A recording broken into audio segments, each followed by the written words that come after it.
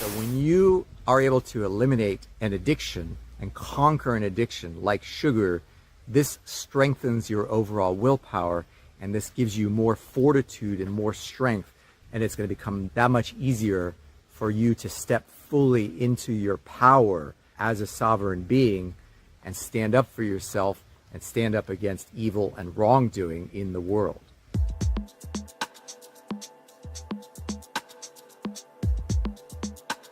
So something cool that I noticed when I was having breakfast today at the bed and breakfast where I was staying, basically I was eating breakfast and there was this family staying there as well.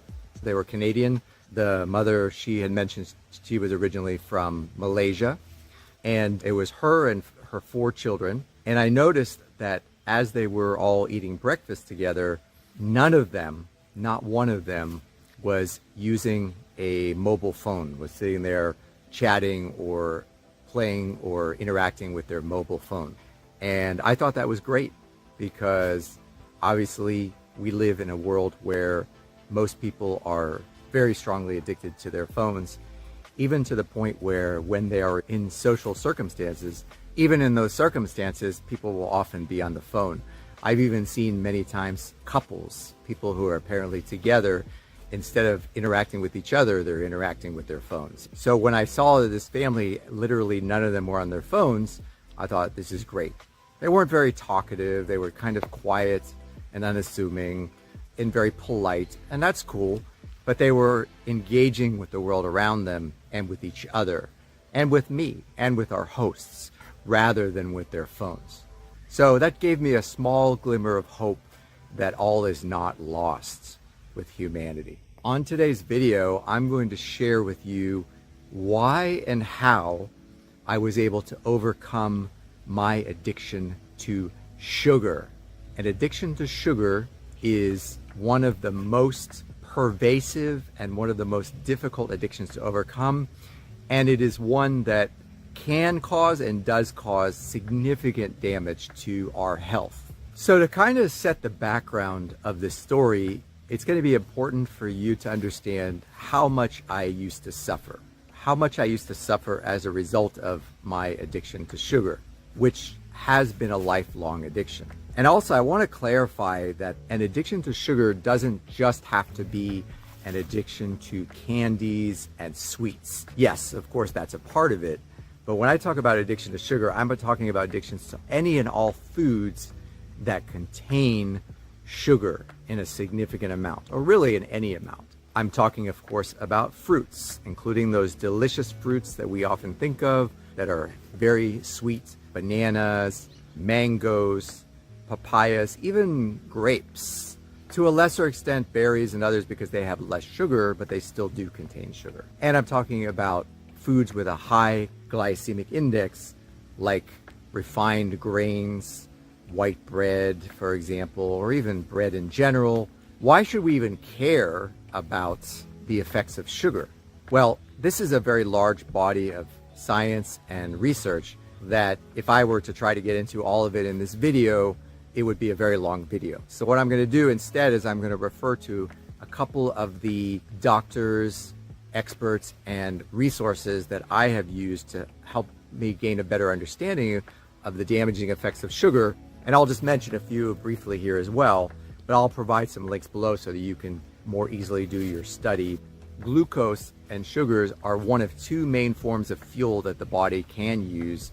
One of them being sugar, in other words, glucose, fructose, and other types of sugar, which get converted into products that the body can use as fuel. And of course, fat through the process of ketosis and generating ketones, which is another source of fuel. These are 2 very different sources of fuel in the body. Sugar being a very fast-acting, that's why you say you get a sugar hit, like a hit of energy. It's a very fast-acting fuel, but it has significant consequences in the body. And ketones, ketosis, the process of burning fats, is a slower process. It is not necessarily even the primary process that the body would rely on, but as we become adaptive, what's called fat adaptive, our body literally starts to use ketones and fat to burn fuel rather than sugar. And literally you can get to a point where you're literally not relying at all on any external sugar sources for your fuel. And this is what people are attempting to do when they go on what is called a ketogenic diet. They are putting their body into a permanent state or a semi-permanent state of ketosis, where literally the body is using the fat burning process for fuel rather than using sugars and glucose as fuel. Glucose has a lot of damaging effects on the body, particularly when you eat it with other substances, because glucose can bind to proteins. This is a process called glycation. Glucose and sugar has been associated with elevated blood cholesterol. There are some research studies about this, so it can therefore be associated with problems with hardening of the arteries.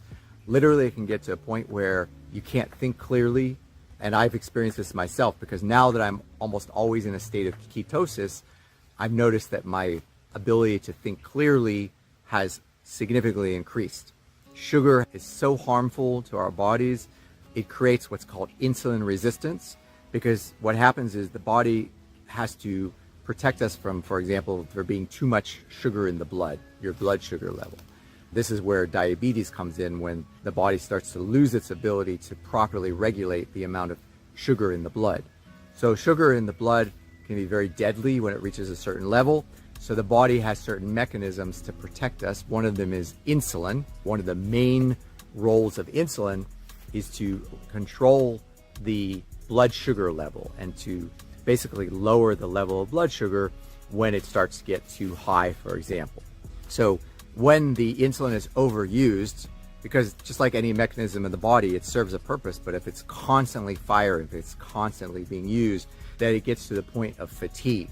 So when it gets to the point of fatigue, it can no longer function optimally, and it can even get to a point where the body simply cannot produce the insulin necessary. And this again goes back into the realm of illnesses and imbalances like diabetes. Sugar can damage your teeth. This is something that I can speak of from firsthand experience. I've had many problems, many dental problems that could have easily been avoided had I not eaten the foods that were so sugar or even acidic. It can affect your mood. You can have big mood swings. That's something that I've experienced as well. So generally speaking, to optimize our health as human beings, it is optimal to either reduce or even completely eliminate sugar. The problem is, of course, because eating sugar and sweet foods is so pleasurable, who doesn't love the taste of even a good fresh fruit like a banana or a mango, not to speak of delicious desserts. The problem is that it becomes highly addictive, because unless we learn to exercise a certain amount of self-control and willpower, it's going to be very easy to succumb to that. The other problem is there's the floodgate effect. And this is basically where, for example, you can't just eat one grape. Try to eat one grape. Try to put a really sweet fruit in front of you, or even in front of a young child, and say, just eat one of them. It's almost never going to happen. And this is because what happens is when you taste that delicious sweet flavor, the body automatically wants more. Because if we were in a situation where we're starving, if we're in a situation where we need a quick hit of fuel, where we don't have anything else and we're literally on starvation's doorstep, then this is going to be a highly prized and highly precious source of fuel, and we're going to want to eat as much as we can. So in those situations, it makes sense. But when we don't exercise that control, we don't really need it because it's not necessary, but we eat it anyway, then it opens up the door to addiction. And addiction is a problem in general because addiction is just generally a lack of self-control. It's generally a principle where we lack the willpower and self-control to restrain ourselves, and we just succumb easily to the pleasures of life. And I've certainly been guilty of that many, many times. That's a big part of my story and basically what led me to suffer for a great part of my life. So I said to myself, how can I overcome this addiction? Another thing that propelled me to do this is I started to suffer more and more. Now, I haven't really talked about this extensively recently on my videos, but over the last, I would say, 2.5 years, it started in earnest right around the start of the scamdemic. So right around the time of the start of the plandemic, I started to experience an increased amount of pain and discomfort in my lower back. At times, I could barely walk even. It would flare up at nighttime. There would be even days where the pain was so constant and so difficult that I was in a perpetual bad mood. I didn't want to do anything. I didn't even want to interact. I didn't want to get out of bed. It was really bad. It was getting to a point where a typical person in typical society might even cave in and go seek out medication or go to a pain clinic or try to get on disability because they would consider themselves disabled, because literally it is disabling. However, I decided to choose a different path, knowing that I had, just like you have and all of us, I had the ability to heal myself internally. I did not need to rely on any external sources, any external authority, or any external medicine or medication in order to either heal or alleviate my pain. I made it my mission to figure this out. I made it my mission to apply these principles of natural law, apply the principles of how the body works and how we heal and how reality and nature works in general, to figure this out on my own and to solve this problem, to basically save myself from this pain and discomfort and figure it out. And it took some time. I'm not saying that it all happened in one day. I'm not saying that it was easy even, but after a lot of trial and error, after a lot of testing, after especially eliminating certain foods and experimenting and going in every direction, sometimes eating more sugary foods and fruits, then going the opposite direction and doing a lot of research and not giving up. Basically, that was the main thing. I never gave up. I finally was able to figure it out. And I finally was able to unlock something very important, and that was the direct correlation between my consumption of sugar, any food that contains any kind of sugar, and this pain and inflammation versus my body being able to heal itself. So now, today, as I'm recording this video, do I still have some pain and discomfort? Pain, I would say I don't have. Some tightness, a little bit of discomfort. There's still some healing going on. I don't know how long that process will take, but fortunately, I was able to sleep very well last night. I'm very grateful. I think I only woke up once in the nighttime, compared with sometimes waking up multiple times in the past. And I woke up refreshed and ready to face the day. So to me, this is a sign that my body, that I am in the process of healing, and these decisions I've made to eliminate sugar are working. They are having an effect. This is the main reason why I personally decided to eliminate all sugars from my diet, because I could see very clearly the direct correlation between consuming sugars and sweet foods and the damage that I was doing to my body and actually preventing myself from healing as part of that natural process of healing. And also all the other benefits that I started to unlock: better sleep, better energy, better mood, clarity of thought, clarity of focus. If that was all there was, it would have already been worth it. What I suspect is, because I'm kind of new to this journey and I've only been eating this way for a couple of months, that probably I'm going to be able to even unlock greater levels of energy and abundance as long as I keep going. I made a very conscious decision that I was going to heal myself, and I was not going to rely on any kind of external force or entity to save me from my pain and my suffering. I was going to accept the pain, accept the suffering as the teacher, as the lesson, and I was going to figure out the solution on my own. I was going to figure this out. I had that determination. Once I made that decision in my mind, and once I really adopted that way of thinking, there was no backing down from that. I was not going to back down. After that, it just became a matter of research and study and learning and observation of what others had been able to do, and gaining the knowledge and understanding of the science behind the foods that we eat, and then kind of putting all the pieces together. So through this experimentation, I would notice that if I went even as little as a day without eating any kind of sugars, any fruits, that I would immediately feel better. Wouldn't necessarily feel completely like a new person. I wouldn't necessarily feel as great as I do now, but I would notice a significant change. Conversely, when I would eat fruits, let's say I would cave in and eat a banana or cook up a sweet plantain, which was one of my favorites, admittedly, or any kind of sweet, or even worse, if I would cave in and eat, for example, some kind of cake or desserts or cheesecake, all these things which they're delicious to the taste, then I would suffer greatly. And oftentimes, especially more recently, the suffering would be almost immediately. In other words, within minutes to hours of eating that food, wow, I could feel the effect in my body, and it was pretty significant.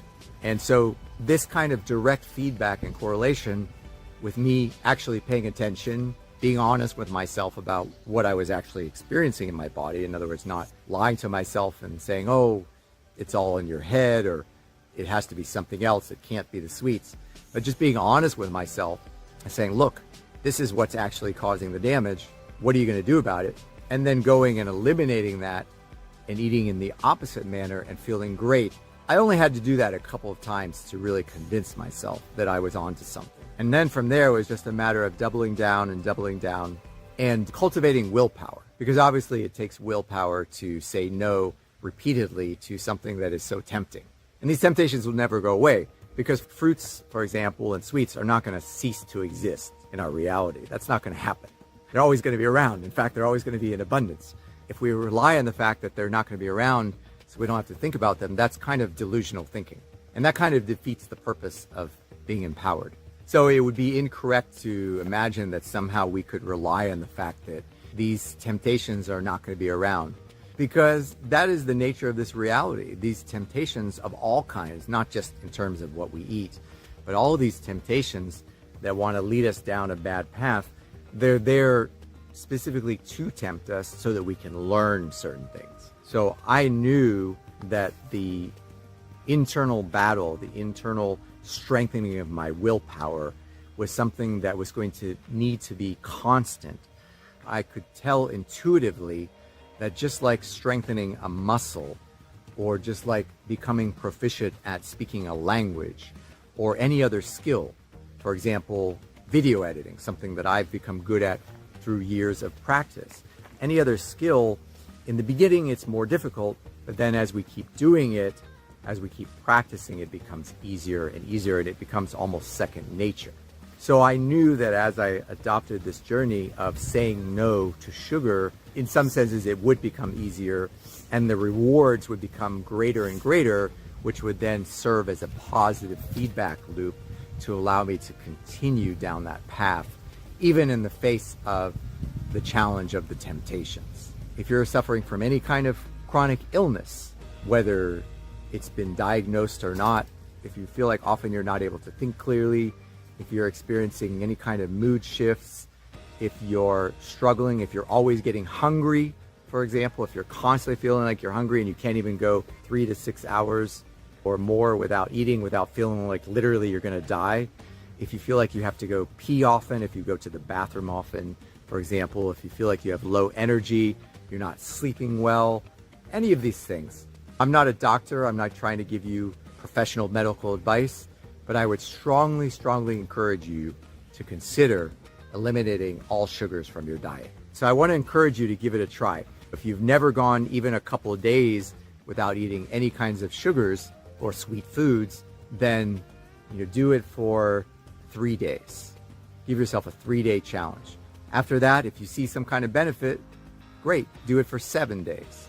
Now, a lot of people, they may not have gotten to the point where they're actually experiencing constant pain and physical suffering, so they may not be experiencing physically manifested or recognizable symptoms. These people can still benefit from eliminating sugars. It may just be that you're young enough that your body hasn't gotten worn down yet where you can feel those effects, like I was for many years before that. Or it could simply be that you're eating a low enough level of sugar that the cumulative effect is not as great as it is on someone else, or someone who has an injury, who already has an illness and it's exacerbating it, right? But we can all benefit from this. I want to encourage you to give it a try, even if you're feeling pretty good already, and just see what it can do. And one of the other benefits is it's going to help you to sharpen the sword of your willpower. We need willpower in order to act rightly in this world, because often doing the right thing, this goes beyond nutrition, but just in general, being a good person, doing the right thing, standing up against evil and wrongdoing, standing up for yourself and for us as a species, this requires willpower. This requires us to act often in ways that are not comfortable or easy to do. So when you are able to eliminate an addiction and conquer an addiction like sugar, this strengthens your overall willpower, and this gives you more fortitude and more strength to face all the other challenges and all the other things that life is going to present you with. And it's going to become that much easier for you to step fully into your power as a sovereign being and reclaim your sovereignty and stand up for yourself and stand up against evil and wrongdoing in the world. That's another reason why it was so important for me to conquer this addiction, because I knew that as a freedom fighter, which I consider myself, I use those labels because it helps to understand this work that I do. So I sometimes call myself a great worker because I'm engaged in doing the great work. I call myself an abolitionist because I'm actively seeking to end our slavery to the predator class, the occultic priest class, which enslaves humanity. I consider myself an anarchist because I know that the proper state of a human being is self-rulership and not rulership by authority, all authority being evil. So I wear all these labels, and one of the things I realized vis-a-vis this addiction to sugar or any other addiction that I have is that for me to be the true warrior, for me to be the true freedom fighter, to really step fully into my power, I could not allow myself, I could not allow my energy to be drained. I could not continue to harm myself by eating improperly, even especially knowing in my own mind that these behaviors were actually causing harm to me. It was a matter of stepping up, bucking up, putting on the big boy pants, growing a pair, and really just making it happen. That is the deeper reason why it was so important for me to conquer this addiction. And all the other things, the feeling great, the sleeping at night, these are all both benefits, but they are also supporting my work that I'm doing because they give me more energy and more fortitude to get up here, to create better videos for y'all, to do this work, to be the best that I can, and to keep growing and being better. Hopefully, just from what I've shared in this video, you've gotten a real sense of why and how overcoming the addiction to sugar is going to be a game changer for you. If you have questions or if you need help on it, you can always send me a message. I will, as I said, share some of the resources of the content creators or the resources that I found most helpful to both understand the dangers of sugar as well as the importance of overcoming it and the benefits. So I'll share some resources in the description of this video. There's one thing I would want to end this video with is to just let you know that, no matter how difficult it seems to overcome an addiction like that, it's absolutely worth it. And I would even go so far as to say that this kind of discipline is a requirement. It is a requirement for us as a species to be free from authority, from slavery, from the control of the predator class. So go tackle this and see what you can create. Thank you very much.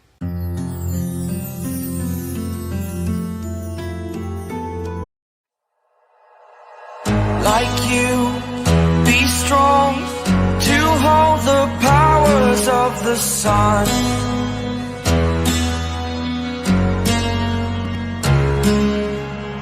To dream, believe in strength. Now I'm the only one, only one.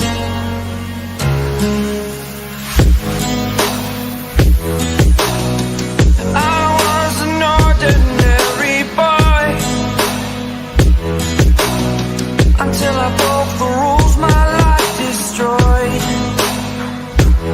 Life destroyed.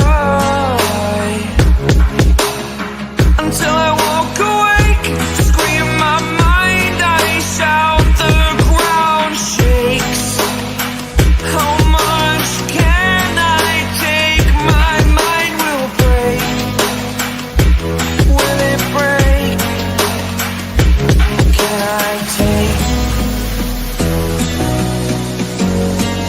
Can I be your superhero? Superhero.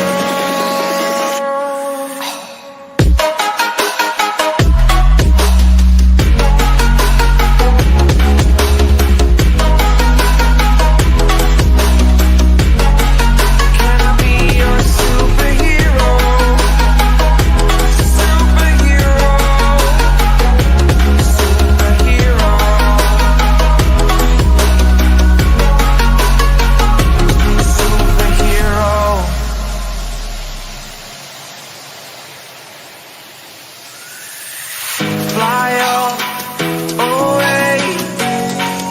It's the first time of today.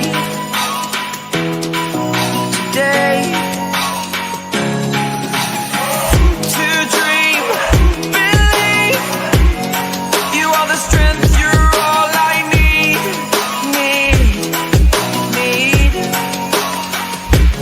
Oh, gonna give it a shot. Only one of me to shield you all from the enemy. You're a superhero. You're a superhero.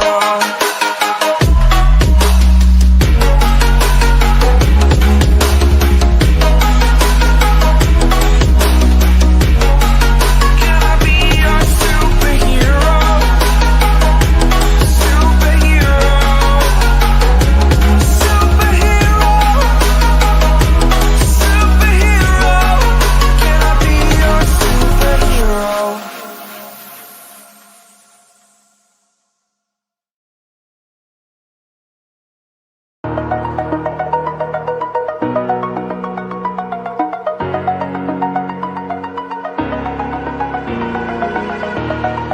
Over the edge, feel like I'm floating through the air. The pain I felt is paid for, all is said and done. Oh, I am restricted, fixed upon the web. I need to kick the habit that my mind is breathing in. Break out, I've got to see. Spent all my life holding all of it closely. I played it innocent, a feel of discontent. I'm finally facing it all, fearless.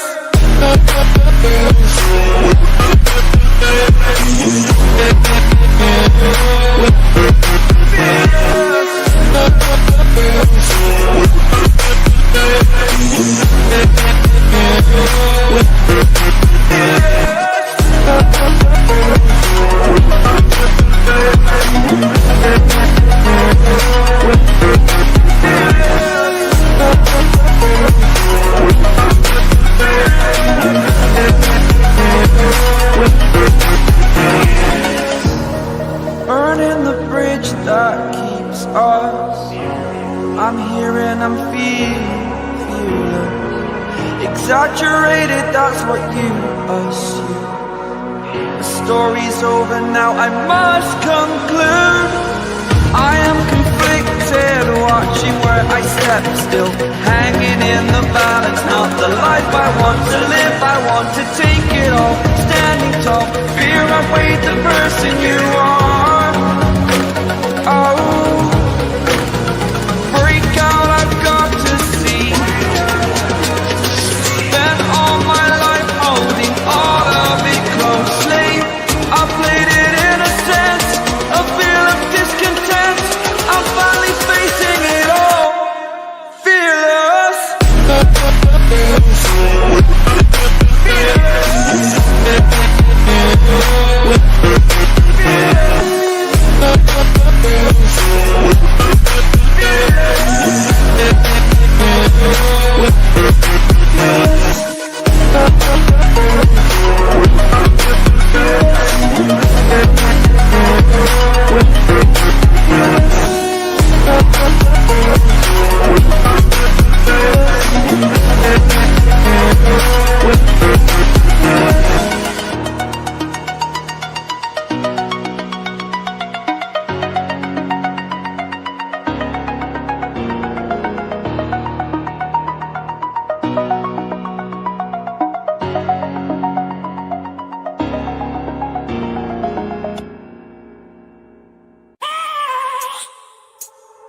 I have a dream, that's all I need.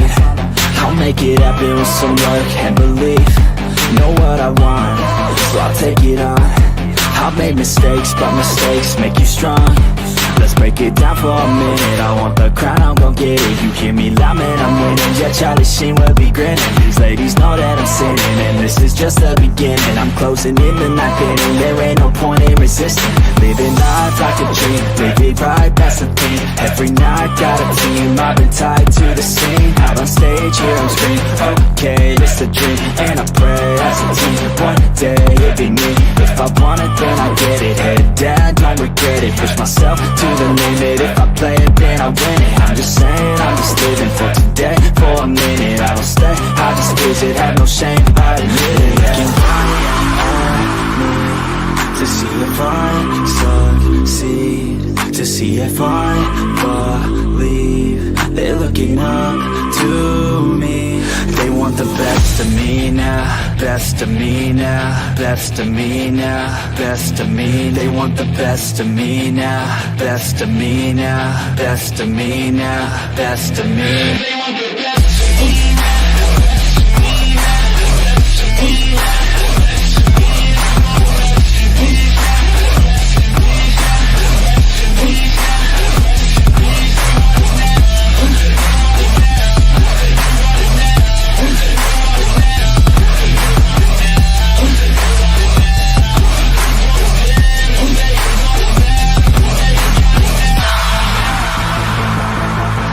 Swear to God, man, I'ma make it soon. Silence all the haters as they see us making moves. I do what I want, so I got nothing to prove. Staying motivated, teaching others what to do. I'm staying focused, my mind is open. They start to notice that I'm in motion. There is no potion, you're not just chosen. It takes devotion to stay composed, man.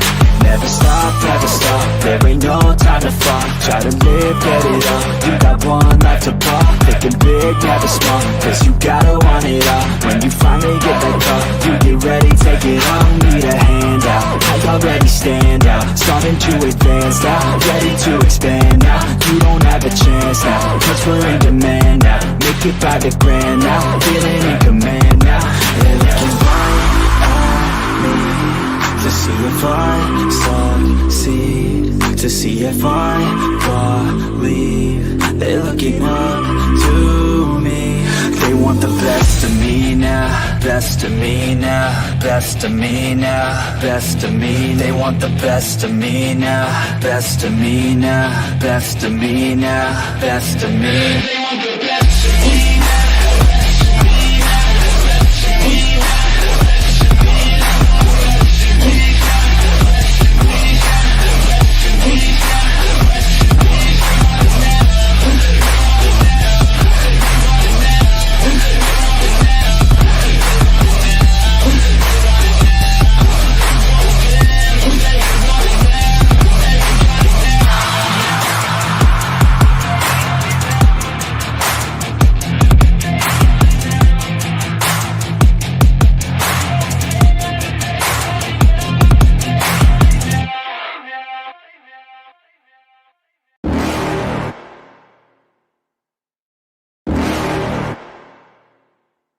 You're never gonna make it, you're not good enough. There's a million other people with the same stuff. You really think you're different? Man, you must be kidding. Think you're gonna hit it, but you just don't get it. It's impossible, it's not probable, you're irresponsible. Too many obstacles, you gotta stop it, yo. You gotta take it slow, you can't be a pro, don't waste your time no more. Who the fuck are you to tell me what to do? I don't give a damn if you say you disapprove. I'm gonna make my move, I'm gonna make it soon. And I'll do it cause it's what I wanna fucking do. Cause all these opinions and all these positions, they come in millions, they blocking your vision. But no, you can't listen, that shit is all fiction. Cause you hold the power as long as you're dreaming.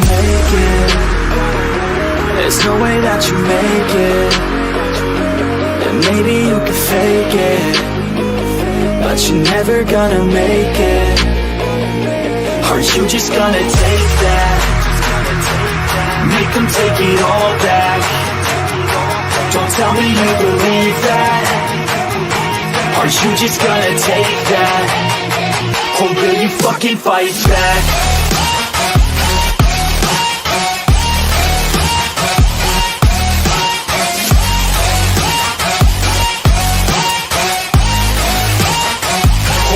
Fucking fight back.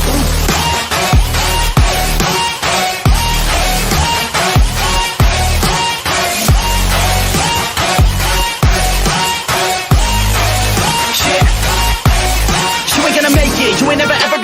it. You can never beat them and they're better than you face it. Thinking that they're giving them, you're not thinking straight, kid. No, they don't give a damn, you got what I'm saying? I'm not fucking playing, I'll give it to you straight, man. There's too many others and you're not that great, man. Stop what you're saying, stop what you're making. Everybody here knows that you just faking. Nah, I don't wanna hear it anymore, I don't wanna hear it anymore. All these fucking thoughts, they are not what I need anymore. I'm about to shut the motherfucking door on all you poor ass haters with your heads in the clouds, talking out loud so proud. You better shut your goddamn mouth before I do more speak out. It's about to head south. You're never gonna make it.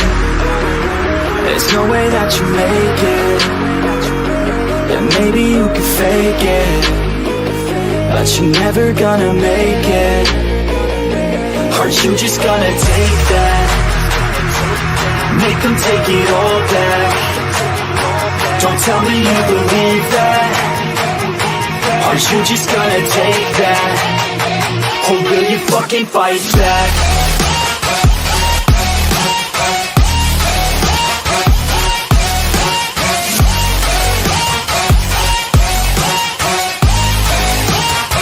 Or will you fucking fight back?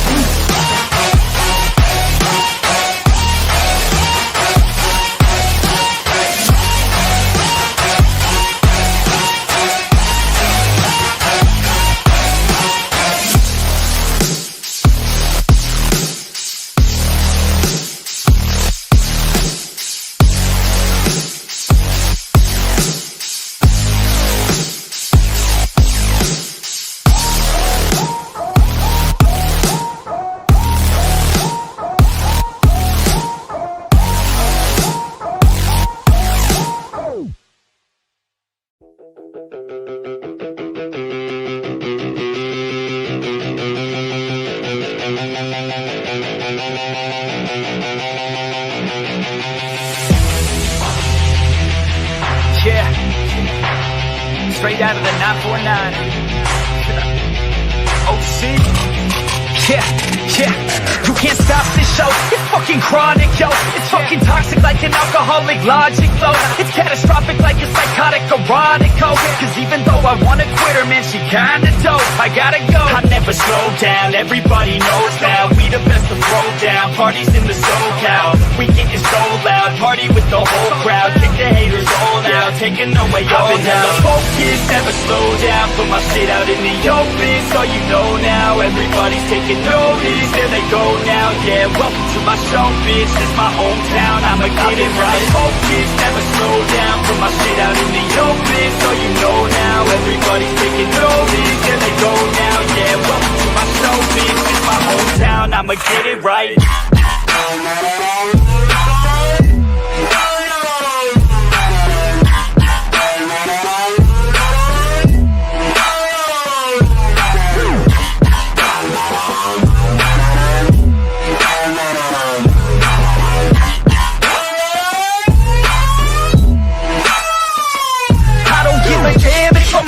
Stereo, I got a fucking plan and you know that I'ma make it. Oh, I'm the fucking man when I'm spitting in the studio.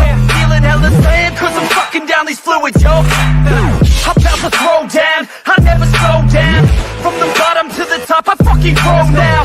Chris Bryant in this bitch, I'm fucking pro now. Hitting home runs at every single show now.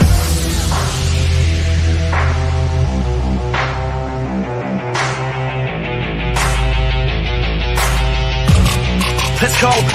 I got a couple shots in my system of that whiskey. I'm the best in fucking town in this motherfucking city. Everybody knows me now cause I'm staying hella busy. Got the ladies all around thinking that I'm hella filthy. Cause I'm guilty, yo. You gon' hear me on the radio. I could give a fuck, but you can't deny this audio. I'm modest, yo, the opposite of dropping dough. Saving up, I'm stopping, no. I'm rocking on this domino and push it till they poppin'. No focus, never slow down. Put my shit out in the open, so you know now. Everybody's taking notice, there they go now. Yeah, welcome to my show, bitch. It's my hometown, I'ma get it right. Focus, never slow down. Put my shit out in the open, so you know now. Everybody's taking notice, there they go now. Yeah, welcome to my show, bitch. It's my hometown, I'ma get it right.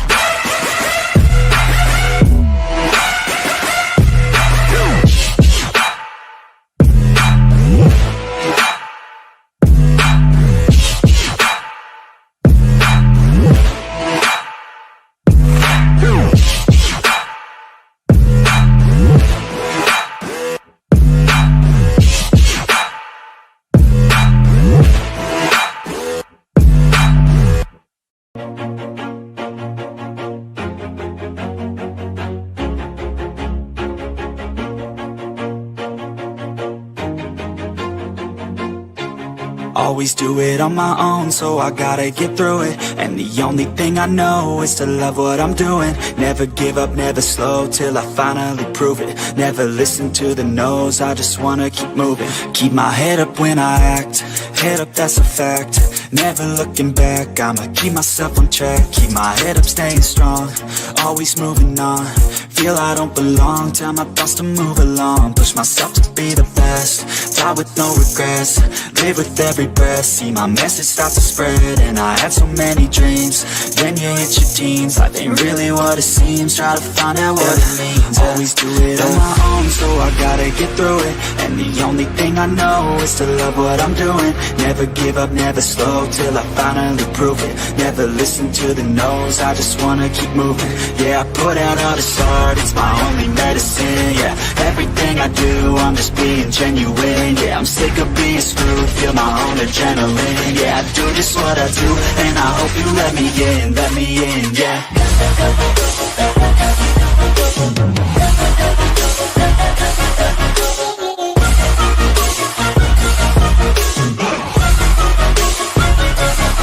I'm grateful, oh yeah, able, oh yeah, I'm stable, oh yeah, no label, oh yeah, you know me, I have only a path, I'm lonely, but damn, I'm going to win.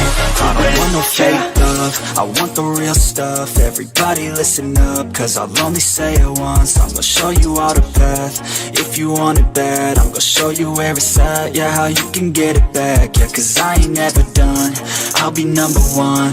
Working hella hard until I get just what I want, yeah. Rises like the sun, yeah, fatal like a gun.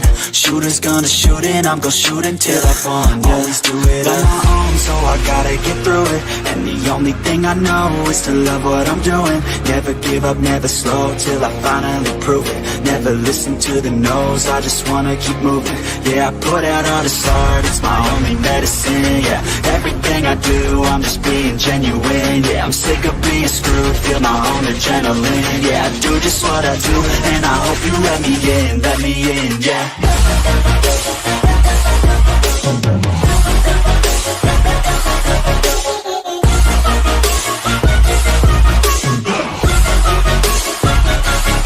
I'm grateful, oh yeah, able, oh yeah, I'm stable, oh yeah, no label, oh yeah, you know me, I have only a path, I'm lonely, but damn, I'm going to win, yeah.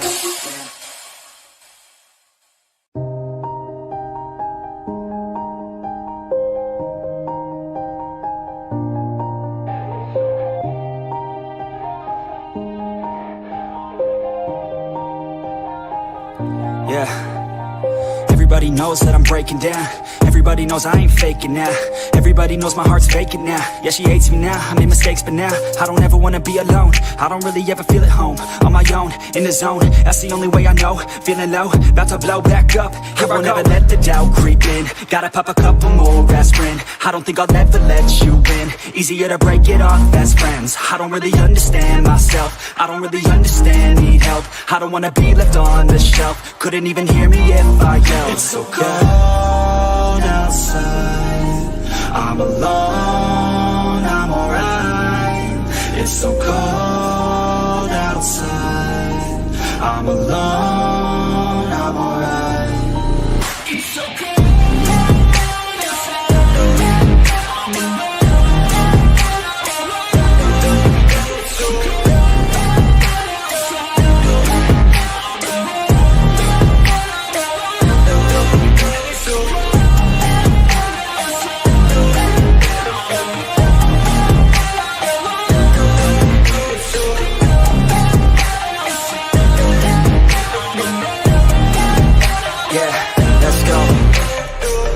Break down, always feel like I could break now, but I never let it take me to that place now. I won't ever let my thoughts get away now. I got better things to do, picking fate now. I just wanna be the best, call me great now. I don't know if I'm okay or insane now. I remember better days on the playground, hoping I can find my way even when I'm feeling down. I fight, even when I don't know what is right. I'ma pick a side, and I'ma take pride. I will decide my fate, and I will never let them tell me who I am. If you try to shape me, I'll be damned. Planet on the ground is where I stand. Never give up, that was always the plan. It's so cold outside, I'm alone, I'm alright. I'm alone, I'm alright. It's so cold outside.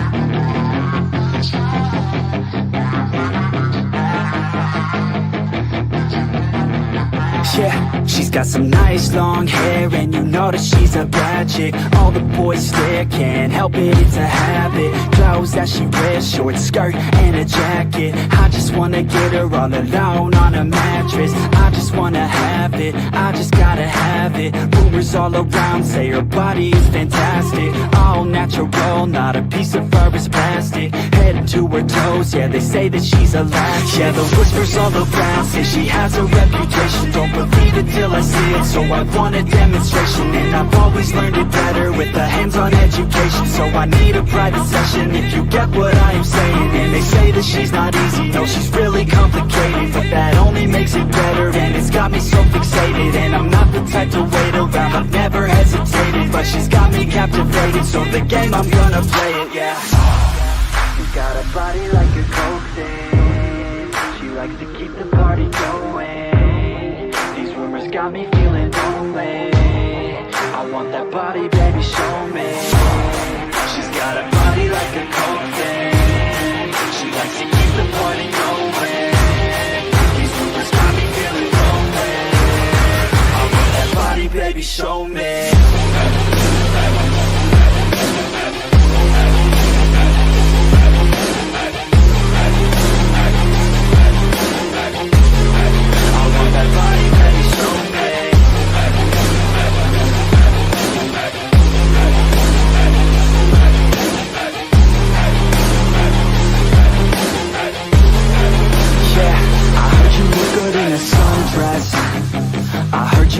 When you're undressed, I heard you like to get away. I heard you like to stay out late. I heard you had a couple boyfriends. I heard they didn't treat you right. I heard you're hated by your girlfriends, 'cause all the guys want you tonight. Yeah, they say she's too hot, they say she's too cold. Where she came from, nobody really knows. They say she looks young, but say she acts old. From everything I've heard, she gets out of control. And all the boys say she was sent from the heavens, but I'm not too sure that this girl is a blessing. She's got the devil's eyes and they'll cut you like a weapon. She's stuck in my mind like a bad obsession. Got bad intentions. She got a body like a coke thing. She likes to keep the party going. These rumors got me feeling lonely. I want that body, baby, show me. She's got a body like a coke thing. She likes to keep the party going. These rumors got me feeling lonely. I want that body, baby, show me.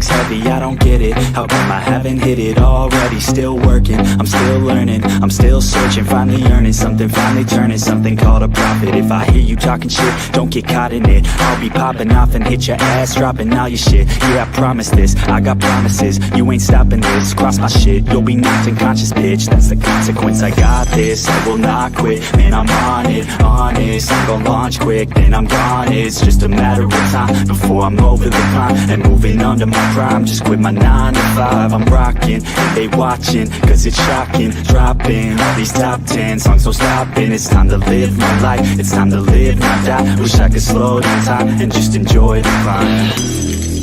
And I'm the one to get it, bro. I swear to God, I get it, bro. So don't just let me get it. Yeah, let's go. I'm gon' get it, yeah. Yeah, I'm the one to get it, bruh. I swear to God I'll get it, bruh. Hey, I ain't never giving up. Said I never give up. I got this, man, I got it. I will not quit, I'm on it. Never rock it. Got the block lit, I'm toxic. Spitting logic, make them nauseous. Honest, man, I stuck this. Never cautious, drop it. I'm the hardest. Knock, bitch, watch it. I'm the fucking king of rock, bitch. Pop it, spitting hot shit. I'm dropping, chronic. I think I'm motherfucking lost it. Back, matter of fact, making racks where it's at. Have my back to the map, not an act, that's a fact. We attack in a back, no react, no react. Think I'm black, off the jack. While I rap, down the step, throw it down, give a crap. We're advanced, I'm the man. Got a plan better than most brands. Goddamn, I'm a rhyme till I die. Never lie, that's a lie. I don't try, I defy. Get the time that I'm right, yeah.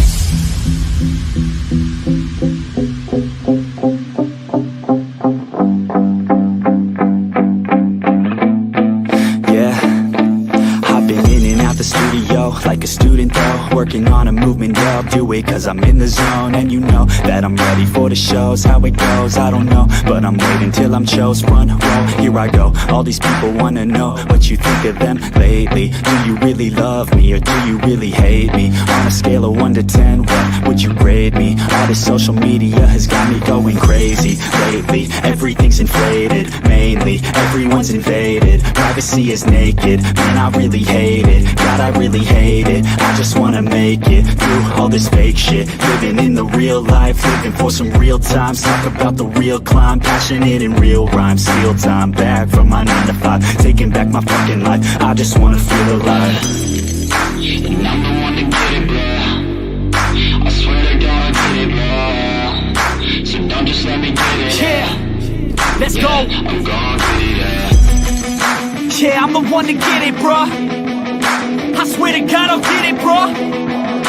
Hey, I ain't never giving up. Said I never give up. Fake it till I make it.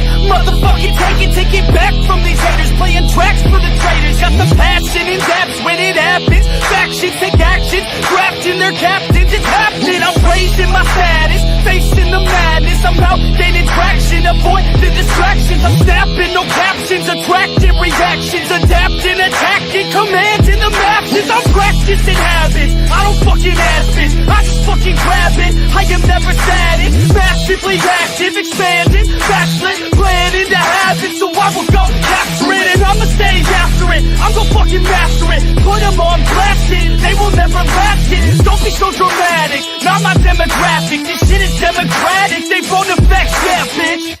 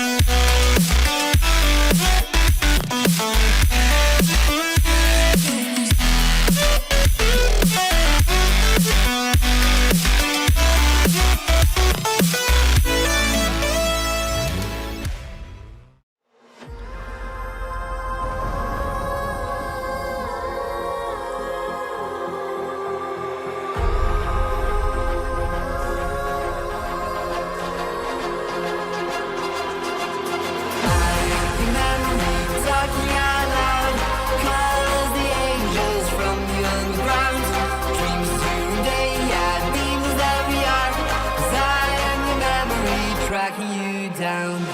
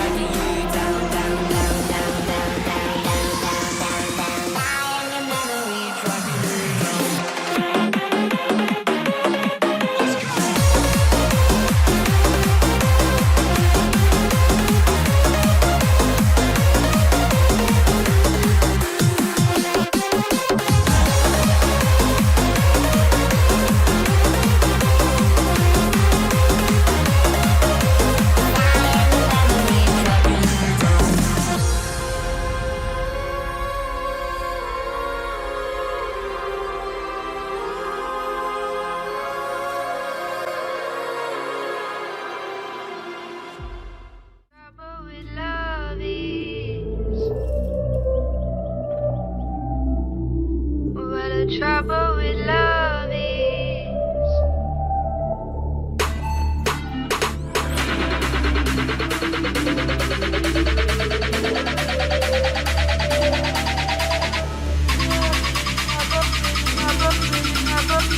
what a trouble with love is.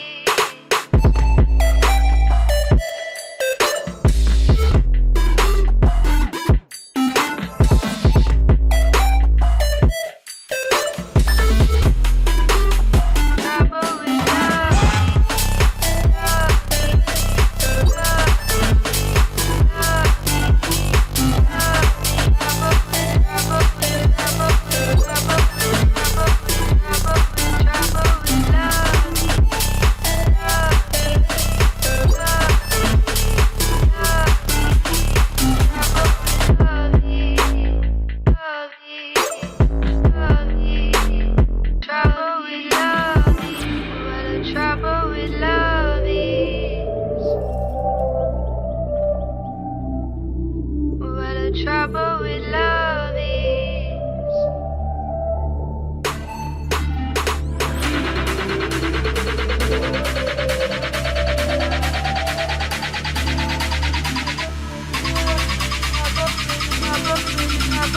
what a trouble with love is. Trouble with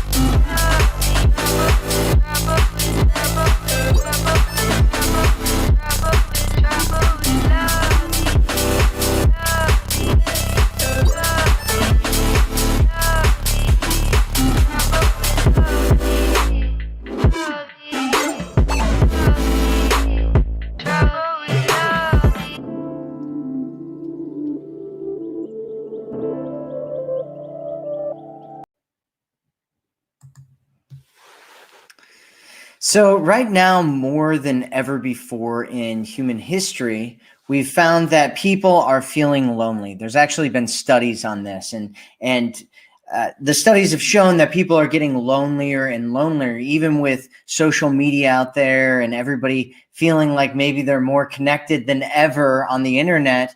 They're actually feeling more and more alone in the real world. And so you may be feeling lonely, you may be feeling disconnected, you may be feeling especially with what's going on right now in the world and all the turmoil and there's a lot of people who are scared and frightened and isolated. And so today I'm going to be talking about how to make yourself happy and enjoy your life and feel good about yourself and what you should be doing every single day, even if you're isolated and feeling lonely right now. Hi, my name's Matthew Coast, and welcome to Commitment Connection. So let's talk about the different things that you want to do. So if you're feeling isolated and you're feeling alone and you're at home, what's the best thing that you can do? The fastest way to change the way that you feel and what's going on in your body, let's say you're depressed or you're angry or you're just feeling down for whatever reason, the fastest way to change that is to interrupt the emotional pattern that's going on in your body at the moment. And the quickest way to do that is to change your environment. So what happens is we get into patterns, and we get into a pattern of how we're sitting. We get into a pattern of the place that we are, the place that we're in can trigger kind of different types of emotions. And then we get stuck in that. And so a really quick way to change that is to change your environment. So go for a walk, go into a different room, just go and spend some time in different types of environments and just change up how your mind is relating and associating to the things around you. That is the fastest way to change how you're feeling in the moment. The second thing you want to do is change your physical position, change how you're standing. If you're sitting, stand up. Like I said, you can go for a walk or do something which will change your body position as well. You can start dancing and singing and doing things that are fun wherever it is that you are. You can do jumping jacks. Just change your actual physical position. Just get out there, stretch your body out, just open yourself up to the world and to your life and to everything. Dance around, move around, jump around, do whatever you can to kind of shake up that emotional pattern that you're stuck in. So that's the first thing that you want to do. The second thing that you want to do is you'll want to change your focus. So what most of the time, if you're feeling bad or something, it's because you're focusing on bad things. You're focusing on things that are wrong, that you don't want in your life. And so what you want to change is you want to start focusing on the things that you do want. Our minds are like a garden, and if you don't tend to this garden, weeds will end up growing. And if they grow for long enough, they'll end up taking over your garden, and you'll just have a garden full of weeds. And so if you want flowers to grow, if you want plants to grow, you have to plant them and then tend to them every single day. Our minds are actually designed for a time when it was important that we learned about what was going on that was wrong and that was dangerous and all that kind of stuff. And now that we have all of this media and information flying into our faces at our fingertips all the time, what we do is we still kind of get stuck and tunneled into what's wrong instead of what it is that we want. And so what's good in your life? Just ask yourself that question. Think about what's actually good in my life right now. What can I celebrate? What am I happy about? What could I celebrate if I really wanted to celebrate something? And what I think you'll find is that there's always something that you can be happy about. You can be happy that you have a heart that's breathing without you even telling it to. You can be happy that you have different senses that allow you to experience the world around you. You have the sense of touch. You have you have hearing. You can hear what's going on right now with what I'm talking about. You can see things, you can see friends, you can see people, you can see the world around you. You can taste things, right? And all of these things can be great if you think about how they work and how great they are. You can think about the great environment that you live in, the great world that you live in, a world where you can get any kind of information that you could ever want at your fingertips just by searching for it. And you can find just about anything you want out there. And it's pretty absolutely amazing right now. The other thing that you want to think about is, what do you want in your life? What do you want to create in your life? What do you want to experience in your life? With most of the women that I work with, they usually tell me that they want some kind of relationship, or they want to make money, or they want a business, or they want whatever. And in reality, what they're really searching for is a feeling, an emotion. So if I ask them, why do you want that? Usually it'll come down to something like, I want to feel loved. I want to feel cherished. I want to feel like I'm important to somebody. I want to be proud of who I am and what I've created in my life. And you can actually create those experiences if you want to. We'll get to that in a second here, though.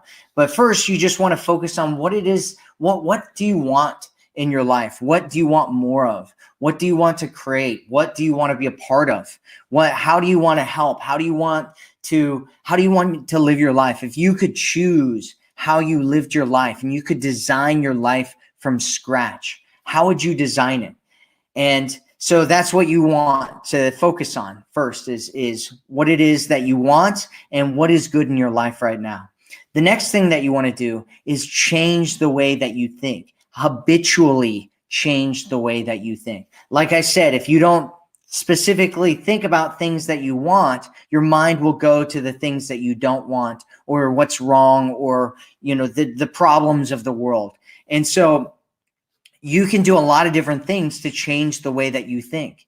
One of the things you can do is listen to inspirational music. Listen to things that inspire you, that make you feel good, that make you think about good things. You can listen to inspirational programs or read inspirational books, or however it is that you like to consume content.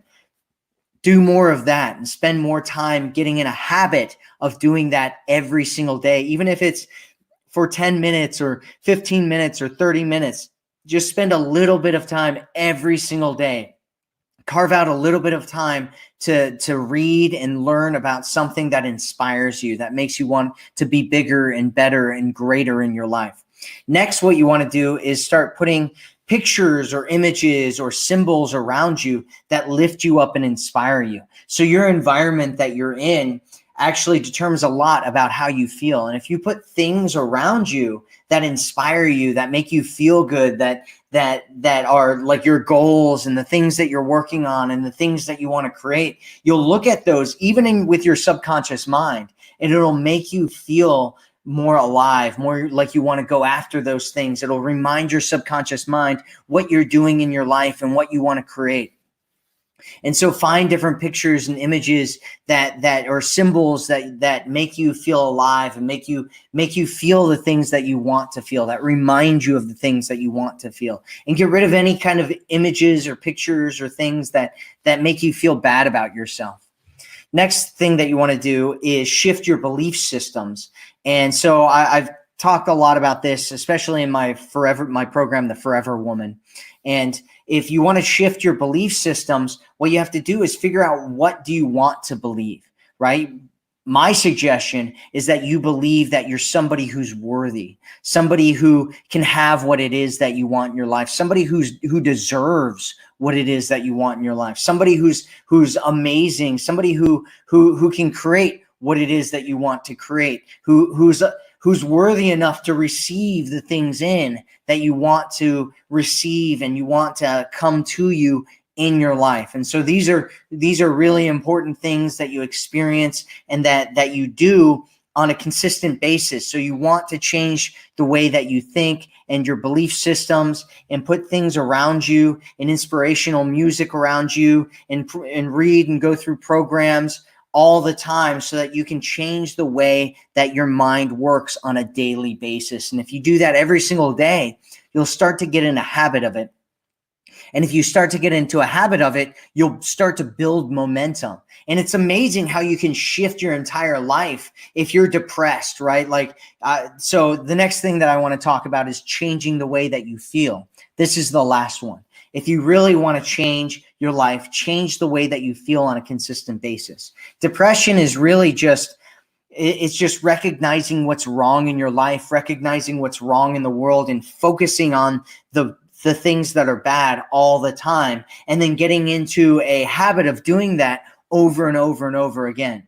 For most people that have depression, that's the reason for it, is because they're constantly focusing on what's wrong, what's missing, what they don't have, what they should have, how the world should be, how politics should be, how life should be, how things aren't fair, and how much they've lost. And if you do that, if you're constantly focusing on those things, no wonder you're going to be sad all the time. And if you're sad all the time and you keep stacking those negative emotions on top of each other, next thing you know, and you do that on a daily basis, next thing you know, you're depressed. And then you're wondering why you're depressed. And then you're taking medicine for that. And it doesn't work any, because you might be changing your physiology a little bit, but you're not actually changing your focus and changing what you think and feel on a consistent basis. And so you need to change the way that you feel on a consistent basis. And what's the fastest way to change the way that you feel? It's to change what you're focusing on. So your focus determines your emotions. And so if you're focusing on something, you're going to feel something based on that emotion. Let's say that you're trying to lose weight, and you focus on the fact that you're too heavy, and that you're too big, and that people don't like you, and that men aren't attracted to you, and all those things. Of course you're going to be depressed. But if you're focusing on the fact that you're making progress, and that you're working towards your goals, and that even though you messed up one time, you're still moving forward, and you're focusing on that body that you want to have, and the way that you're going to feel once you experience having the body that you want to have, all of a sudden you'll start to feel a completely different way. And if you do that over and over and over again, you'll eventually start to get into a habit of feeling a certain way, and then it'll be easy. Right? The way that we feel is actually, it's like imagine a field. And in this field, there's like different trails that go into different directions. Well, some trails are really beaten down and they've been walked on over and over and over again. And it kind of creates this path, right? Maybe you've seen this in the real world, and there's like a field and there's a path that goes through it, and it's really beaten down and it's really easy to walk through. Well, if that path goes somewhere that you don't want to go, but it's really easy to go down that way, you might end up finding yourself walking down that path, even though you want to go in a different direction. And so what you have to do is start creating a new path, start creating a path towards the emotional experiences that you want to have on a consistent basis. And if you do that over and over and over again, eventually the old path will start growing grass and weeds and stuff, and making it more and more difficult to go in that direction. And the new direction that you want to go into, the direction of feeling good and experiencing great emotions, will start getting more and more beaten down, so that it becomes easier and easier and easier to walk through, until eventually it becomes like a street, because it's so beaten down, it's so easy to walk through, and you can just take anything through there if you need to. And so you want to spend time putting yourself into positive emotional states on a daily basis. Every single day you want to do this, because the more that you do it, especially if you're feeling bad, like I said, go through all the things that we're talking about. Specifically, interrupt the pattern, right? First, you want to interrupt the pattern, break things up, change your environment, change your physical positioning, whatever it is that you're doing, change what you're doing, and then start putting yourself into positive emotional states. And so here are some positive emotional states that you might want to get into. The first one is getting excited about your life, getting excited for what's coming, getting excited for everything that you've experienced and that you want to experience in your life. Right? And just think about the things that you could get excited about. Even if you're not excited right now, what could you be excited about in your life? And just spend some time thinking about that. Spend some time visualizing yourself going through the process of getting to that point where you're experiencing the thing that you're excited about. And what you'll start to notice is that you don't need that thing that you thought that you needed in order to feel excited about yourself or excited about life. All you need is yourself, because those emotions, they don't come from the outside world. They don't come from the things that you think that are going to make you excited. They come from your heart. They come from inside. And you can make yourself feel that anytime you want to feel it. And all you have to do is think about the things that make you excited and just feel them and think about them and imagining yourself getting into them and having them and creating them. And that can make you excited in and of itself. Another thing that you want to feel is feeling your own love, right? Feeling the experience of love. And a really easy way to do this is to just think about a time when you felt loved. Just think about a time in your life where you felt loved and really get into that experience, that time when you were feeling so loved. And what you want to do is get a hold of that feeling that you had. And remember that feeling, and remember how you can make yourself feel that way anytime you want to feel that way. And then what you can do is you can say, you can start changing your questions up and start asking yourself things like, how can I experience more of the love that I already have for myself? And when you start thinking questions like that, all of a sudden what you'll do is you'll start coming up with answers. And your answers will start coming out. Oh, I can recognize the fact that I'm taking care of myself. I can recognize the fact that I'm focusing on programs or watching YouTube videos that really make me feel alive and inspired and better about myself. And that's really part of the love that I have for myself. And you can start connecting to that and start realizing that you have a lot of love inside of you already, and that you can experience that love anytime you want to. And the last thing that you really want to spend time feeling is the feeling of gratitude. So being grateful. And so a lot of times I'll talk to people and they'll be like, oh, well, I'm not, there's nothing to be grateful for. My life is horrible and everything sucks, right? And that's fine, right? What if you could be grateful?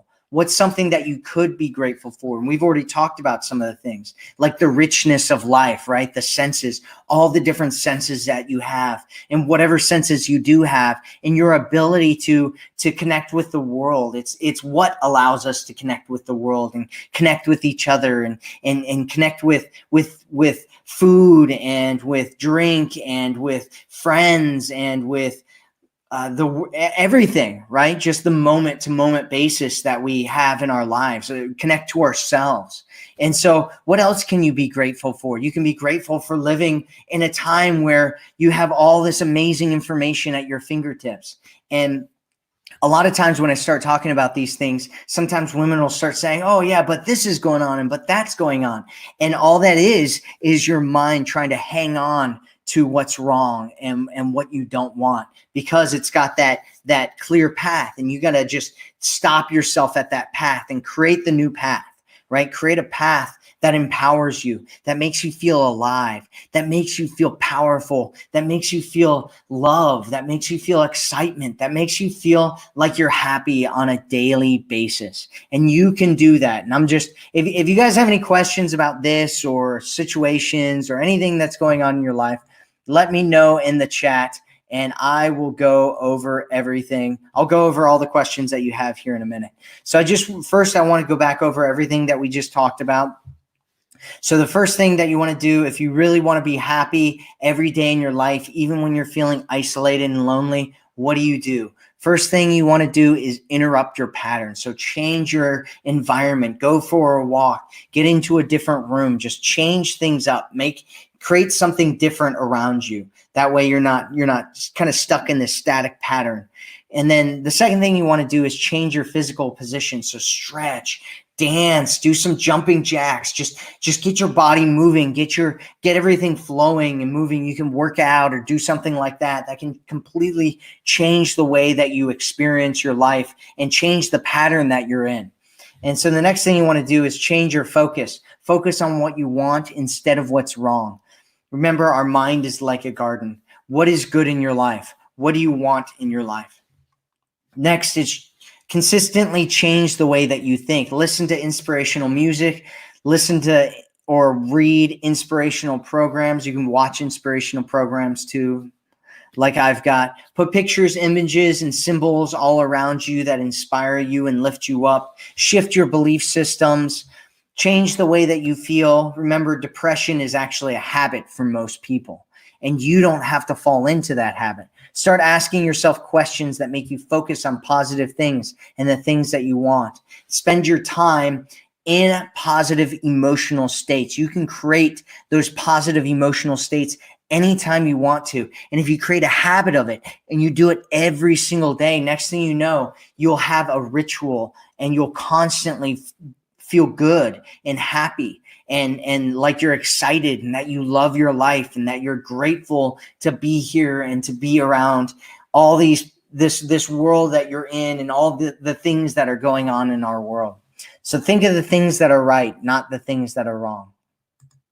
All right, let's see if anybody has any questions in here. Bunny Bunday says, hi, cutie pie. Hey. Sue says, hi, how are you doing? From Sue. Hey, I'm doing great.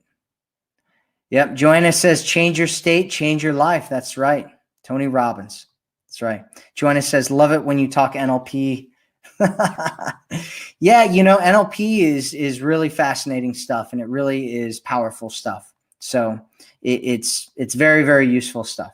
Maria says, I always be happy in my life. Well, good. Should always be happy in your life. That's awesome.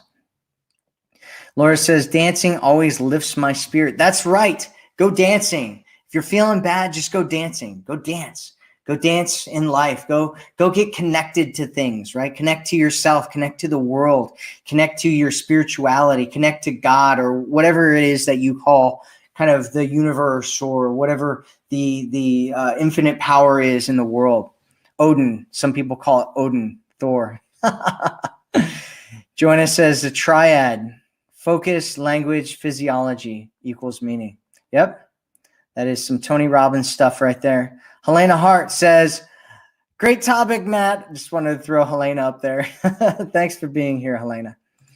So Jenny says, I want more of Christ. All right, well, get more Christ then.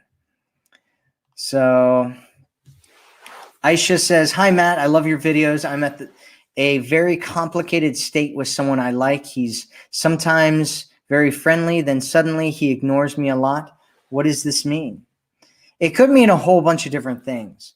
So it sounds like it depends on what's going on and how long you guys have been seeing each other. If you've been seeing each other for a while, it says, I'm a very with someone I like. Okay, so it sounds like you guys aren't even actually dating or anything like that. It sounds like he's a friend of yours and you like him a lot and you want something more, but he doesn't even necessarily know that you want something more. Well, I mean, most guys, if I were you, I'd assume that he's attracted to you. I mean, if he's, if he's very friendly and then ignores you, it's like he's not pursuing you. He's not moving forward with you. He's probably attracted to you, but he feels like there's something, he feels like there's something a little bit missing there, which is why he doesn't pursue you and go after you or try to get you on a date or something like that. And so you just want to be aware of that and realize that that's what's going on. And what you want is a guy who pursues you and chases you and asks you out on a date and values you enough that he's willing to do that and has enough confidence and self-worth in himself that he's willing to go and do that with you. And so here's my suggestion, though. My suggestion is that you make sure you're doing what I talk about in the Forever Woman program. If you don't have that, there should be a link above or below this video. You can go to theforeverwomanformula.com and pick up a free copy of that program there and go through that and start doing what I talk about in there. And then some guy that you like but isn't pursuing you and ignores you, that's not going to be one of your highest priorities if you're doing all the things that you should be doing in there.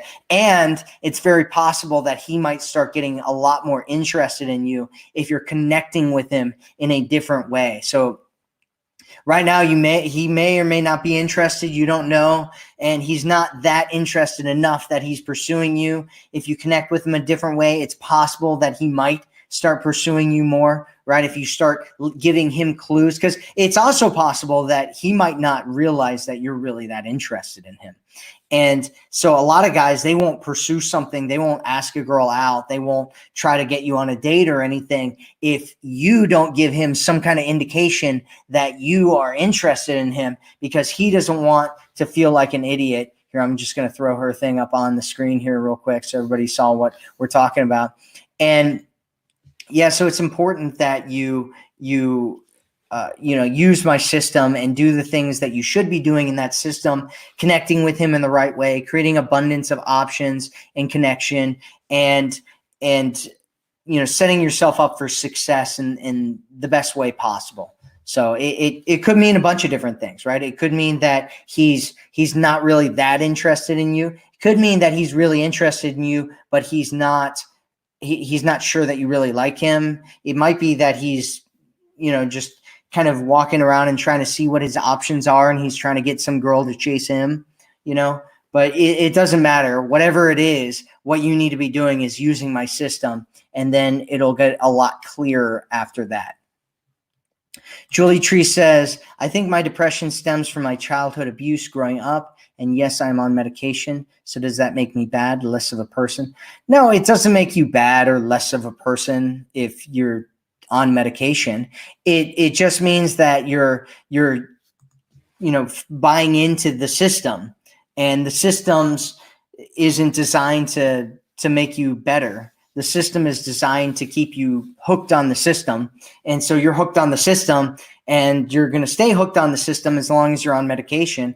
And if I were you, I would change the way that I'm feeling so that I didn't need to be on medication. And you can do that, right? As long as there's not some kind of like actual chemical imbalance that's going on in your brain, right? I don't want to, I'm not a doctor. I'm not trying to give you any kind of medical advice or anything like that. But what I would say is that unless you have some kind of like actual chemical imbalance going on in your brain, then what you're probably going to be doing is just setting yourself up to be hooked on this chemical dependence that you have and being stuck in that pattern over and over and over again. See, Julie Tree says, I'm happy most of the time, but I do have my down days. Yeah, I mean, and that's actually pretty normal. Most people experience stuff like that. So Lori says, Matt, I was sexually abused when I was 4 to the age of 7. Could that have anything to do with the fact that I try so hard to prove that I'm worthy of a man's love? Absolutely. And that's actually a really, really common thing is so depending on what happened to you early on in your life, depends on how you'll kind of interact with people and situations later on in your life. And so if you were abused sexually or physically or emotionally or something like that when you're younger, depending on what kind of meaning you created out of that depends on what ends up happening later on. So if you create meaning that says that you're only worth kind of these certain things because that's what somebody used you for, then what you might end up doing is trying to prove that you're worthy in other ways, and you just continue to try to prove and prove and prove and prove. And you have to break that cycle. You have to break that pattern that you get into, and you have to change the way that you look at your life and change your story, change the way that you think about your story. And I'm not trying to say that any of that should be discounted or anything that you experienced should be discounted in any way. But what I am saying is that the way that you look at that event, because some people will look at that event and say, I'm broken, I'm destroyed, I'm not worthy, I'm, a victim to life. And other people will look at it and they'll say, you know what, this has given me a mission to create something bigger and better in the world. It's put me on a mission to make sure that this doesn't happen to other people, to create awareness around this problem that's happening in the world. It's created a challenge for me to get to a place where I'm not proving myself worthy anymore, and that I know that I love myself, and I know that I'm an awesome, amazing person, and that I'm going to create the life that I want. And so it really depends on the way that you look at it.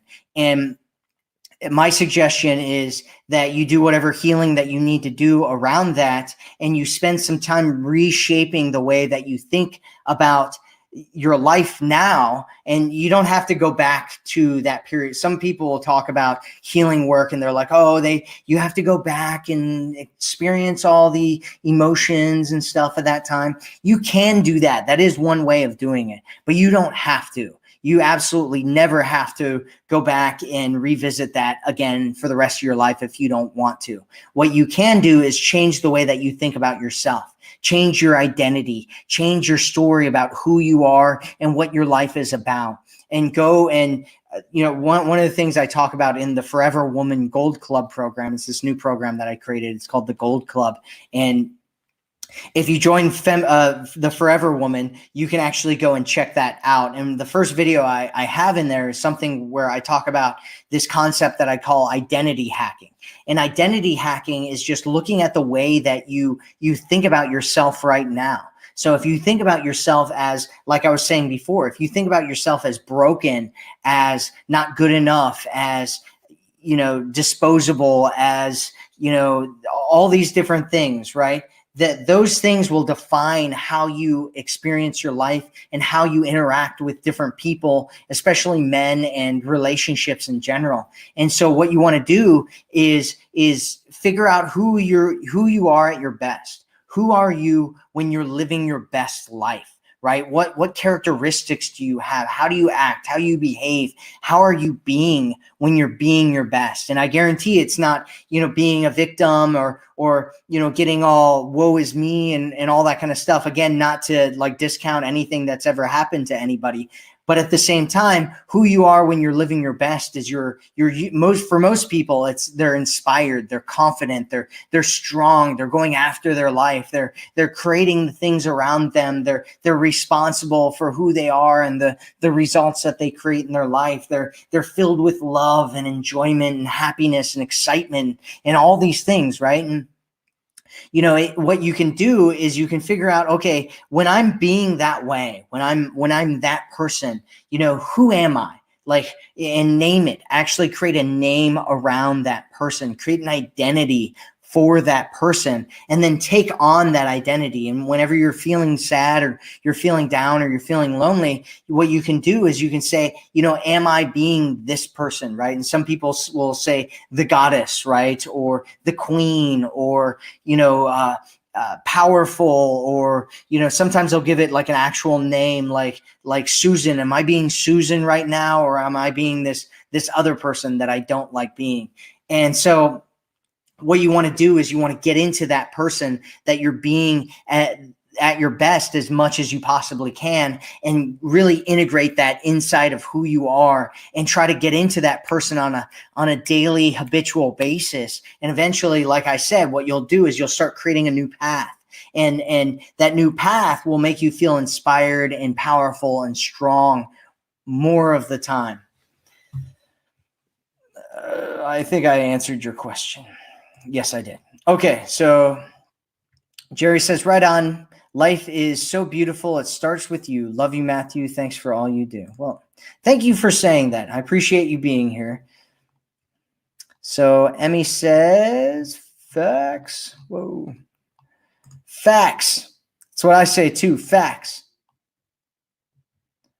Julie Tree says, I'm grateful, not hateful. That's what I'm talking about. Be grateful, not hateful. Facebook user says, I'm excited to get my house cleared out of stuff I do not need. It is a good feeling. I'm excited to be able to relax and read and draw and get back to my creative side. I'm grateful to be alive and healthy and being able to continue and learn and grow. Thank you, Matthew. Awesome. That's what I'm talking about. Whoever you are, anonymous Facebook user. That's exactly what I'm talking about. There you go. Be grateful. Find the things that you're grateful for. And don't just talk about them. Really feel them. Think about the people that are in your life, the things that are in your life, and really try to get into the experience of feeling like your life is blessed, like you have all of this abundance of resources and things that you want in your life. That's what I'm talking about. That's awesome. So thank you for sharing that, whoever that was. Lale says, I'm so down now. I've been depressed for decades. Yeah, well, do exactly what I talked about. Try it out, physically take action and do something different and see what happens when you do that. Joanna says, are you familiar with the Dickens process? Great for making changes. Yeah, I think the Dickens process, I have to go back to look at what exactly the Dickens process was. I think it has to do with going to because the Dickens is from that Christmas movie, right? Where he has the ghost of future past and the ghost of future present and the ghost of future. I don't whatever those three ghosts were, that's I'm pretty sure that's where it came from. And thinking about, I think it's about thinking about how your life would be or something if you you know what, I'm just going to butcher it, so I'll just stop right there, Joanna. I've heard about it. I don't think I've actually used it before, but it's a good thing to think about. So Well Kept says, am loving this, so positive attitude. I love this. Awesome. Tiffany said, 3, hand sanitization protocol when you leave the house. Okay, then you'll be fine. Yeah. When you leave the house, make sure you sanitize your hands. That's true. You definitely want to sanitize your hands. Denise said, I like to go for a hike or get into a house project. There you go. That's what I'm talking about. Yeah, I mean, if you're on here right now and you have ways of breaking your own pattern and getting yourself into positive emotional states, share it in the chat and I can talk about it, and then we can share all the ideas with everybody that's here. So thank you for mentioning that, Denise. Linda says, do I need to lean back in a committed relationship? I'm bringing him to Canada, but he has become cranky and cold. I'm trying my best to be a goddess, just hurts. Do I tell him that? And then, so you're bringing him to Canada. I'm not sure what you mean by you're bringing him to Canada. Maybe you guys have plans to meet in Canada or something like that. That's a really interesting photo, by the way, that you have on there right there. So do I need to lean back in a committed relationship? Yeah, if he starts going cold, you want to lean back. That's exactly what you want to do, is you just want to give him some space.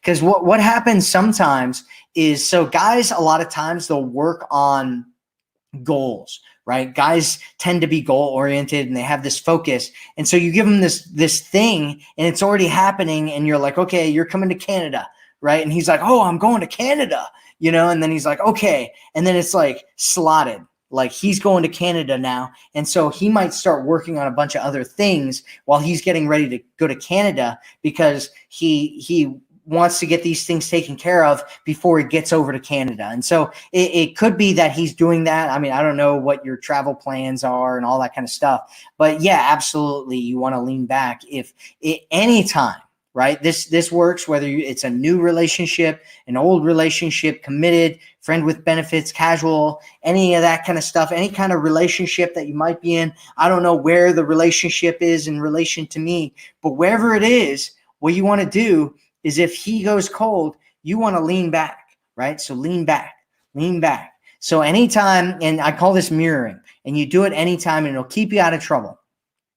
If he's leaning forward, you can lean forward and you can kind of do anything you want. If he's got forward momentum and he's doing things with you and he's connecting with you and all that kind of stuff, then you can lean forward and connect with him and do all that kind of stuff. If he starts leaning back and getting cold and stuff, you want to lean back as well and just mirror his interest level and whatever it is that he's doing. And that way, when he's leaning back and he starts getting cold, he'll start thinking about you and being like, man, I want to talk to and hang out with her and, have these conversations with her again.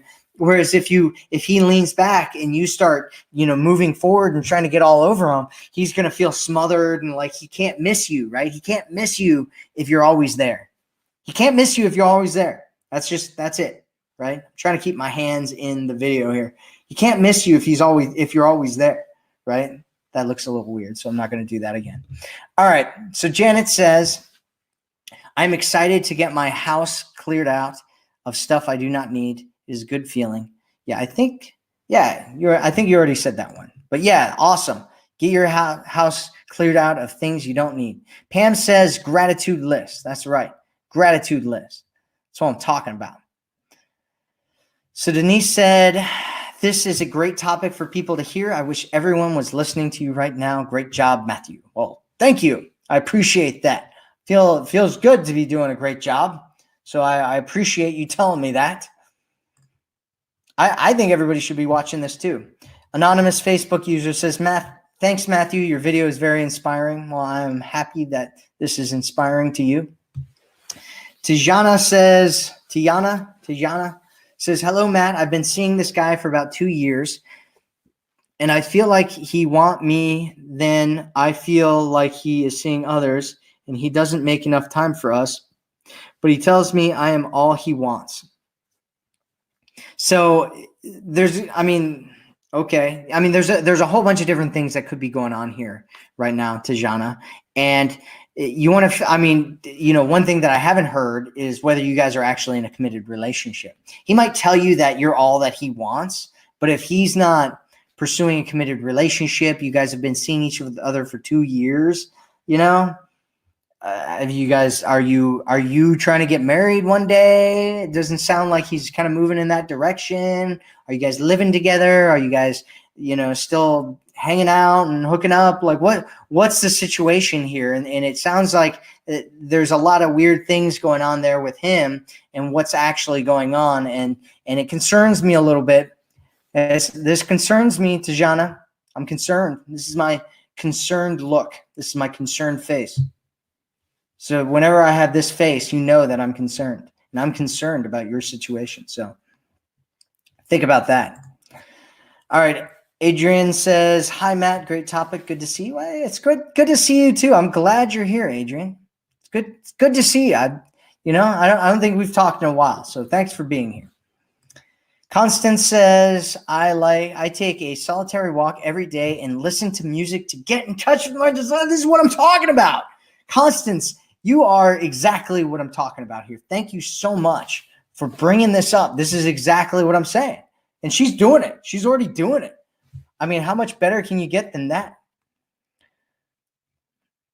So CJ says, what about someone wanting attention or demands attention all the time, every day, and then gets upset when I don't respond to his messages on time or constantly nagging a bit, LDR? Yeah, what that usually says is that he's insecure and that he might have an anxious attachment. And so it's one of those things where you're going to have to get used to this, right? If this is something that he's doing now, he's going to be doing this forever. And so you got to realize that that's what's going on. And you have to decide whether that's something that you want to deal with forever or not, right? That's what it is. That, like a lot of women come and they're like, okay, this guy's doing this, what should I do? And it's like, he's going to be doing that forever. There's no way to stop him from doing that, right? He has to decide that he has to do some healing or some, worthiness stuff in order for him to feel like he doesn't need to, constantly get all of your attention. And if he does that, then he can be in a healthier spot and you can have more of a regular relationship with him. But if he doesn't do that, which he probably won't if he hasn't already and hasn't started doing already, then you have to decide whether that's something that you want to deal with all the time. And there are other issues that might end up coming up because he does that. And it's only going to get worse. It's going to get worse before it gets better, if it ever gets better, which it probably won't. It'll probably just keep getting worse, because what you're going to end up doing is you're going to start pulling back and leaning back and being like, whoa, I need some space and all that kind of stuff. And if he's getting angry about that, it's just he's going to get more, he's going to lose more and more power in the relationship. And you're just going to gain it and gain it and gain it. And he's going to think you're the most amazing woman in the world. And then he's going to start getting spiteful because he's insecure and he's not confident in himself. And then next thing you know, he's going to be blaming you for things and he's going to be angry and stuff. And so if I were you, I'd probably get out of that situation and get into a healthier situation with somebody who's got a better attachment style and who has more confidence and security in himself, because that's not going away anytime soon.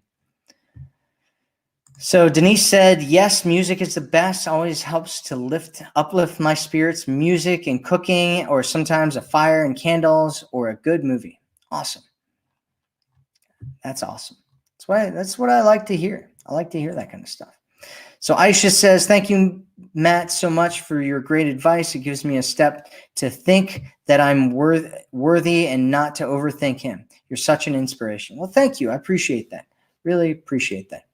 So a Facebook user, anonymous Facebook user, says, exactly whatever might have happened in your childhood, you do not have to continue living as a victim for the rest of your life.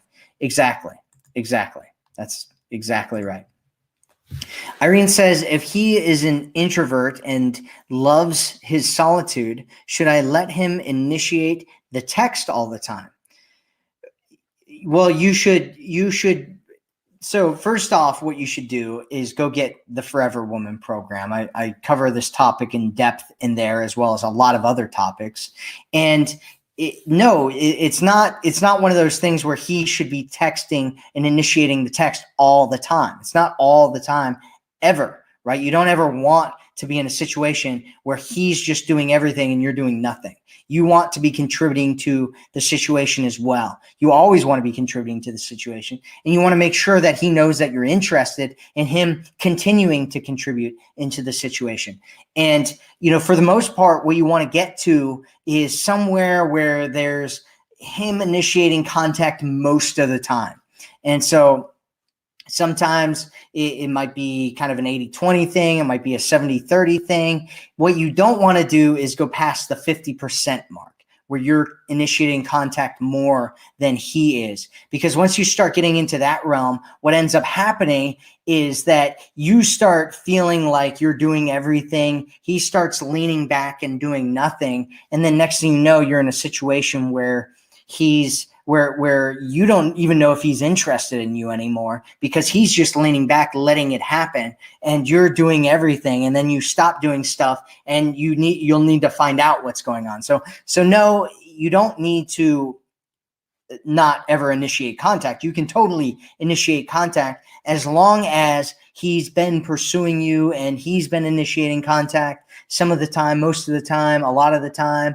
If he's been doing that, then yeah, you can reach out to him and say hi and what's up and how you doing, all that kind of stuff. Is he planning dates? You can reach out. It's not a big deal, right? It's not a big deal as long as he is moving forward. He's chasing you. He's pursuing you. He's investing in you. If he's doing those things, it's totally okay if you reach out to him and say hi or whatever, right? It's not a big deal. He doesn't have to initiate all the time.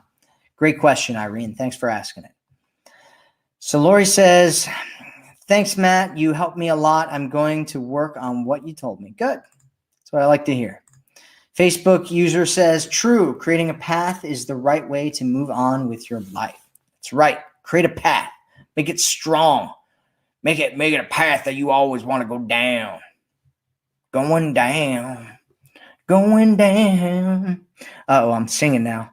I'm singing, guys. I'm singing. All right, what do we got? B. Randy says, I'm about to turn 42, and you're talking about changing about 37 years of abandonment issues and abuse. Yep. It's so daunting to change my thinking. I seem to always get triggered to the dark place. Yeah, and it's one of those things, like if you need help, you should get help, right? if it's really difficult for you, you can get help, and it doesn't have to be like therapy or psychiatrists and stuff like that. There's a lot of programs out there. I think Joanna was talking about Tony Robbins. Tony Robbins has some great programs out there that can help you kind of reshape the way that you look at yourself. I'm a big fan of Tony Robbins. I go to lots of his events all the time. I love his work. He's great guy. And so, yeah, absolutely. You can, it can be really difficult, especially when you have 37 years of abandonment issues and abuse behind you. It can be very, very difficult, and you might need some serious kind of work and some serious leverage to pull yourself out of that and get into a better spot. But you can do it. You can absolutely do it. Anytime they say that you can't teach an old dog new tricks, you can absolutely teach an old dog new tricks if you get enough leverage. I'm not saying that you're an old dog. Not saying that at all, right? All I'm saying is that you can change. If an old dog can change, you can change. You know, amazing, young, spry, you know, got a lot of pep in your step woman like you can definitely change if an old dog can change, right? Am I getting myself into hotter water here? Am I getting myself into hotter water? Okay, I'll just shut up now and move on. Okay, Yolanda says, hi, Matthew. How are you? I'm doing amazing. Thanks for asking. I am fantastic. Thanks. Denise says, I want to find a guy like you. You are awesome. Well, thank you. I appreciate that. So Irene says, what should I do to stop guilt trip him again? To stop guilt trip him again? I don't know. What do you what do you do? Are you guilt tripping him, Irene? Well, just stop doing that. Why are you guilt tripping him? You just replace it with better language and creating a better connection. Get my program, The Forever Woman, theforeverwomanformula.com. Go pick up the program and learn how to talk to a guy in a way that makes him want to connect with you more instead of feeling like he's being guilt tripped. Absolutely. Vivian says, hey, Matthew, Durban, South Africa, you are amazing. I'm loving the social isolation. It's a real gift, but thank you for all that you share, all that you share. Uh-oh, got me singing again. Got me singing, Vivian. Stop it. Stop doing that. Don't want me singing on camera here. Am I crazy? Does anybody think I'm crazy? All right. So Janine says past, present, and future. That's right. Tiffany said, girl, you can't bring him to Canada now. They just closed our border yesterday. Yep. Oh, sponsorship. Somebody's doing a sponsorship. Okay. So Janine says from San Francisco, has been working on her amazing home. Awesome. Marriage. Oh, you get married, Linda. That's awesome. So Pam says, found that my passion for riding motorcycles has made me extremely happy. Yeah, riding motorcycles is awesome. I love riding. It's one of my favorite things. What kind of bike do you have there, Pam? What kind of bike do you got? Yolanda says, hi, I want to know you more. He, he, he, he, he. Well, watch my videos. You'll get to know all about me.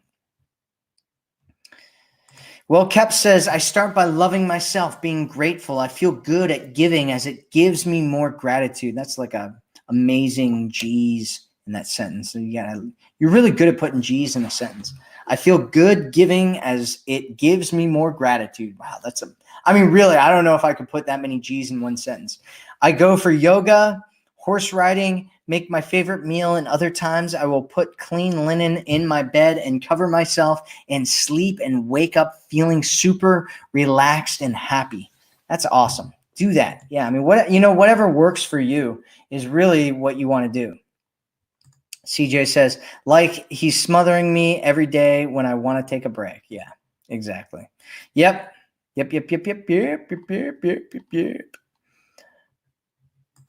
Megan says, really enjoying the long distance make him miss you video, Matt. Well, thanks. I'm glad you enjoyed that. And if anybody is in a long distance situation right now and they need to get some help, I have a program. It's called Long Distance Allure. You can get it at my website. I didn't put the link on here, but maybe I'll put it on later. But you can check it out. It's called Long Distance Allure. Go to my website and go to my programs, and you will see it as one of the first programs. Just came out with it recently. It's a great program. You can, if you're like, hey, I'm struggling with this long distance relationship thing, I give you exactly what you need to be doing in a long distance relationship to make sure that not only do things work, but that he craves you and that he misses you and that he can't wait to see you again. Molly says, are you single? The answer is no, I'm not. I'm taken. I'm in a relationship. I'm not available to anybody. I'm not available. All right. Okay, so Pam says, how do you tell your guy what you want and need without sounding needy? Well, there's a whole bunch of different ways to do that, actually. One is to have a real conversation about it. Have you ever heard of the love languages? I actually talk about this in my long distance relationship program. It's called Long Distance Allure, again, if you're interested. And basically, one of the conversations that you can have is a conversation. So one of the things that you want to do is do the love languages thing and find out what your love language is, find out what his love language is, all that kind of stuff. It's a great book, 5 Love Languages. Don't remember the guy's name at the moment, but it's a great book. Next thing you want to do is you want to find out exactly what makes him feel loved, right? What makes him feel like, he is feeling loved, or what he appreciates, what he likes. And you can just ask him that. And usually guys might be like, oh, and if he's like, oh, I'm not really sure, what you can do is you can tell him, you can go first and just talk about what it is that makes you feel loved. And then you will be telling him, and you'll let him know, right? But you can't rely on that. You can't rely on that. Unfortunately, you can't, right? Because guys, what happens when you tell them things that are important? They go in one ear and out the other, right? This is what happens with a lot of guys because they're, I don't know why. It's just something that happens. I'm really bad with birthdays. So if you have a birthday coming up, you got to put it in my calendar if you want me to remember it. I'm sorry. It's just really difficult. I've been trying to remember my brother's birthday for years. Every year I call him like 2 days afterwards and I'm like, hey bro, was it your birthday already? He's just like, dude, I hate you right now. Just like, dude, I love you, man. I love you. So we had that strong bro love going on. But so what you want to do, the next thing that you want to do, sorry, I was getting off track there. The next thing that you want to do is you want to start framing it. And I talk all about this in my Love Frames Toolkit, if you're interested in that. And basically what you do is you start talking about what it is that you like in terms of it being attractive or unattractive, right? So if there's something that you like him doing and he does it, then you want to give him a positive association, right? So we associate with different things, right? It's called neurological emotional anchoring. And what you want to do is you want to anchor in to his mind things that you think that you want him to do as attractive and making him feel more attractive, because everybody wants to feel attractive. I want to feel attractive. I worked really hard on my hair before I did this video here, right? See my hair? It's great, right? This is long, hard work on this hair right here. So we all want to feel attractive. And if you want him, and so what you want to do is you just want to, if he does something that you like, you say that you find it attractive, right? You think it's hot, like, oh, it was so hot when you did that. It was so attractive when you did that. It was so sexy when you did that, right? Or what you can do is you can just talk about it in terms of different things that you like, I love it when you do this. I love it when you do that. I think it's, it's just, that other day when you did that one thing, like that was so hot. Like it just, I don't know. It just turned me on so much when you were doing that. It was such a man thing. It was so cool, and basically what you're doing is you're teaching him what it is that you want him to do And so you just do that over and over and over again for different things. And eventually he'll start associating it, right? Because he'll be like, oh, she thinks that's hot. You know, she's getting turned on. Oh, I love that, right? And I want her to be more turned on more often. And so he will start getting excited, right? That hits his emotions when you tell him that. You're like, oh, that was hot. And he's like, whoa, she thinks that was hot, right? And so next thing you know, he's thinking about it in that way. And so you just do that over and over and over again. Or you can have that conversation where you talk about those things.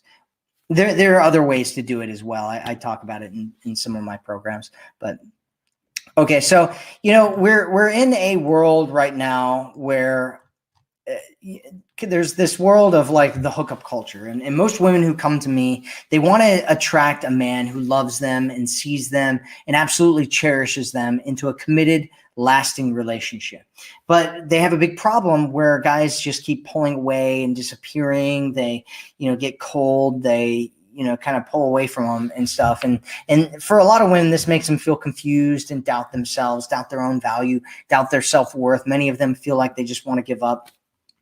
If you're having a hard time with men and dating, it's really not your fault, right? Right now, we live in a culture that encourages superficial relationships and discourages anything meaningful. And I believe that there's a better way for men and women to get into and stay in relationships that last. And that's why I put together a proven path that will help you get into the relationship that you want to have. And if you're in a relationship and you want to change things around, this will help you do that as well. It's called the Forever Woman.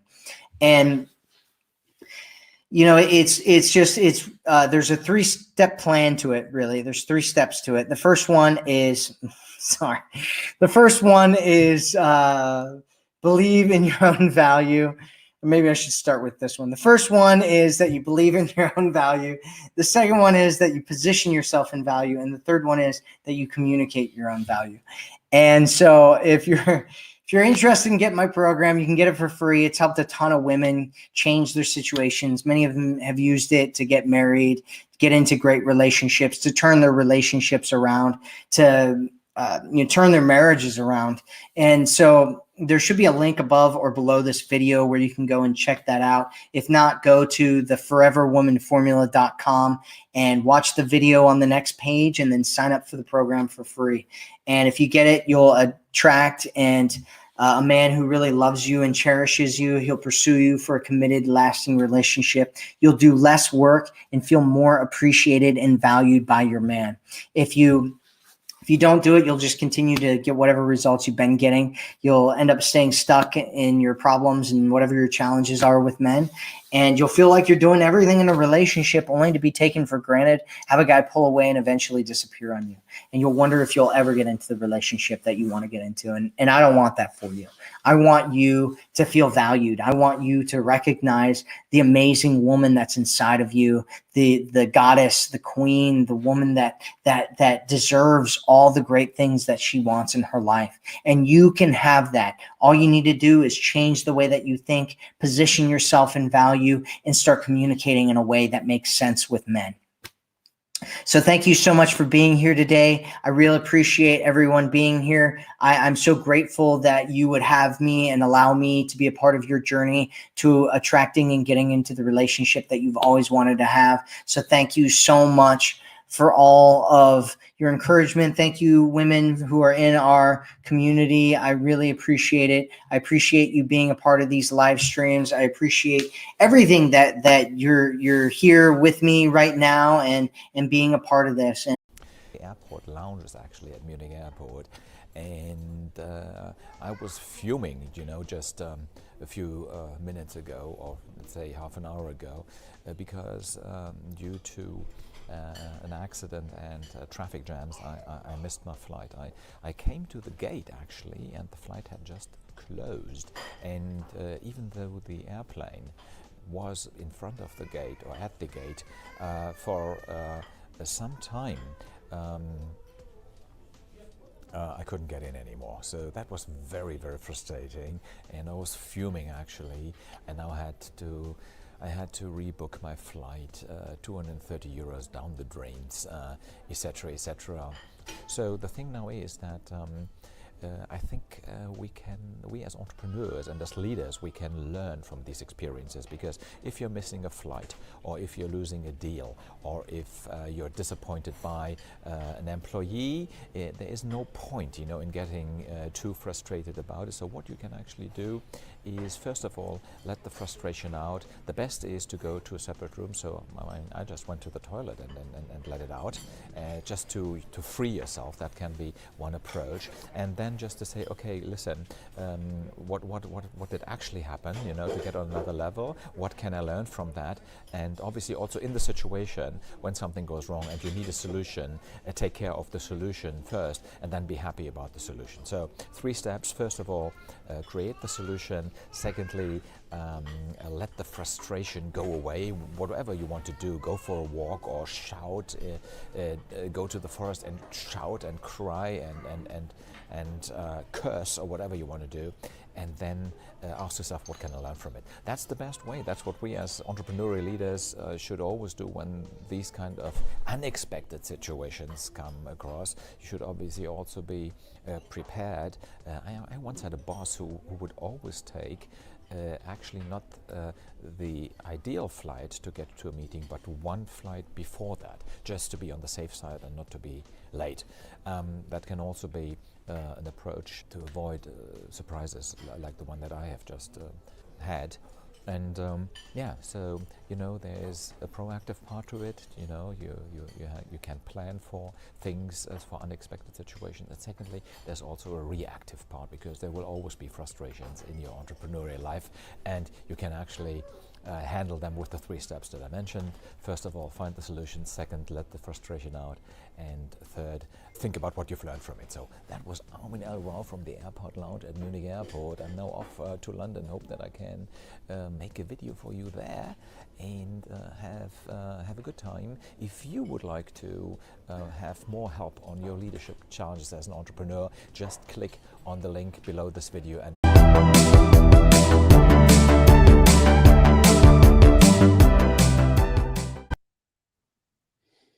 well, hello, everybody.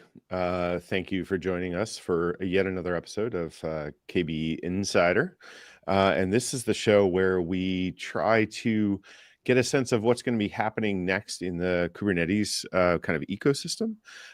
As I've often said on this show before, and as I'm sure many of you have experienced, getting a sense of where open source projects are going can be a little challenging, because the engineers, or the people who kind of work on the project, not just engineers, docs, tests, release engineers, et cetera, have a lot to do with what actually gets shipped. Sometimes in alignment with groups like product management, and sometimes not so much, because it's an open source project. They can just kind of deliver what they also are interested in, maybe on nights and weekends. There's no set code base. So as long as the community thinks it's important, it can be added to the system. And so for this show, what we like to do is interview people who are kind of actively contributing to the work in various ways, so that we can try to get a sense of what's going on. So by way of introduction, so this is the Cube by Example Insider Show. So if you go to cubebyexample.com, you can find us under community. And we do an episode every month on the last Tuesday of the month as a way to remember what it is, at obviously this time, 10 a.m. Eastern, other times elsewhere, as you might imagine. And I'm Langdon White. I'm a clinical assistant faculty member at Boston University. I basically teach introduction to data science, as well as support a bunch of practicum classes. Currently this semester, I'm working on a class with a bunch of students called Data Science for Good, which is a bunch of social science students, as well as a bunch of tech type people. And they are working to build a system to help do police accountability. So that's kind of what we've been working on this semester. And I would like to introduce my co-host, Daniel O, who had some technical challenges this morning, but hopefully are resolved, in his lovely home, which, sometimes it's a toss-up whether Daniel's actually at home. And then we'll introduce Andrew. So Daniel, who are you? Hi, everybody. Yeah, thanks. I'm so sorry. I'm so sorry about that. I'm really late joining because I got technical difficulties this morning. But yeah, everybody always have the technical difficulties. So, yeah, my name is Daniel Rowe. I'm based on Boston, and I'm working for Red Hat as a developer advocate and pretty much like a CSF ambassador to help many people to build their own CS, like a cloud native stuff. Awesome. And Andrew, why don't you, because I worked at Red Hat for a long time, I am well aware that it is a terrible idea to try to figure out exactly what your title is or what department you're with, as it regularly changes. So if you want to introduce yourself, and then we can maybe start talking about the Kubernetes. Absolutely. Thanks, Landon. Thanks, Daniel. Hi, everyone. My name is Andy Blanc. I'm a distinguished architect at Red Hat's Services Global Office of Technology. What does that mean? It's a kind of a mouthful. It means that I not only work with customers globally to implement Red Hat solutions, but I try to unify all of our solutions across the board. So what we're doing here in North America is the same in APAC, in EMEA, and wherever we happen to have our delivery teams working with our customers. And very much into working with open source projects and in the community, and we can talk about a number of the projects that I'm working in, and I guarantee, especially if you're in the Kubernetes ecosystem, you've probably used at least one of them. Right. And of course, as we were chatting a little bit before the show, so where are you currently? I am in Houston, Texas, in our Edge Solution Center. So this is not fake. This actually is real. If I go ahead and if you throw something, it may break something instead of being a virtual background. So, yeah. And so just by way of a little bit of context, I don't think the term edge has actually pervaded terribly well in kind of our industry. So can you just say what you mean by edge computing? Edge computing really depends on the context. Holistically, it's basically anything outside of a traditional data center. So in the telco world, it could be a facility that has a couple of 5G antennas. It could be a back store of a grocery store. It could be a device on a platform in the middle of the Atlantic, an oil rig. Gotcha. It can be anything. It's basically anything that can be outside the data center traditionally. And at least, what I think is, why it kind of gets its own category, not just for buzzword effect, right? But also it changes how development works, right? Because you have, it's actually like a lot of the problems we had, because I'm going to date myself here, in the 90s where, things like throughput and RAM and, network access and all that stuff can be much more limited. And so as a result, you kind of have to change some of your development approaches. Think about it. We have our phones and we're tied to it constantly. Think about it when you go on an airplane. You have to either turn it off or you have really, really, non-trusted connections. You may come up and may go down. You have to design your solutions so that there is no guarantee for network access, as well as other considerations regarding the amount of footprint that you can actually put on these devices. Those of us who take these devices for granted, that have gigs and gigs of memory, that's not necessarily the case when you're working in edge workloads and in edge environments. Right, exactly. I actually just gave what we call a tech talk on about edge computing at BU the other day, and when I was preparing for the talk, I realized, oh my goodness, a lot has changed in the last 3 years since I really looked into this particular space. So I think it's particularly interesting. It might be something that we should probably delve into more in a future show. But maybe today, I think we wanted to talk to you specifically about Helm. And if you could, maybe we could start with can you describe a little bit what Helm is for people who don't use it? Yeah, so Helm itself is a package manager for Kubernetes. Think about when you're trying to deploy any resource to Kubernetes, you're going to have a set of manifests. It's going to be a deployment, a service, maybe a config map, a secret, a couple different objects. Traditionally with Kubernetes, it's always been a challenge to deploy these resources. They're all independent. They're not necessarily packaged into a single atomic unit. You can install each one of these manifests independently. But what Helm brings is a way that you can package all those resources up together and manage dependencies accordingly. But in addition to that, it also gives you a templating engine as well. So you can add dynamic capabilities to these resources. They're no longer just flat and static. Gotcha. And so why, or let's kind of change it all around. What are you expecting to see happening with Helm over the next, 6 months or a year, or what would you like to be seeing with that? So I particular joined the platform? project really focusing in one area specifically, and that is around OCI integration, the Open Container Initiative integration. Helm integrated and introduced a concept where you can store charts inside OCI registries. An OCI registry you can think of as as a container registry these days. So Docker Hub, Quay, your Artifactory, Nexus, your local corporate repository can do more than just store container images. You can actually store other resources. So one of these resources are Helm charts. You can distribute Helm charts a couple different ways. One of them is storing them in a traditional HTTP server, but a newer way that's still easier is to store them all within the same same registry that you store your container images. And I came into the project to really focus on bringing it over the finish line from what they were calling experimental status to full GA, and then we were able to actually achieve that last year.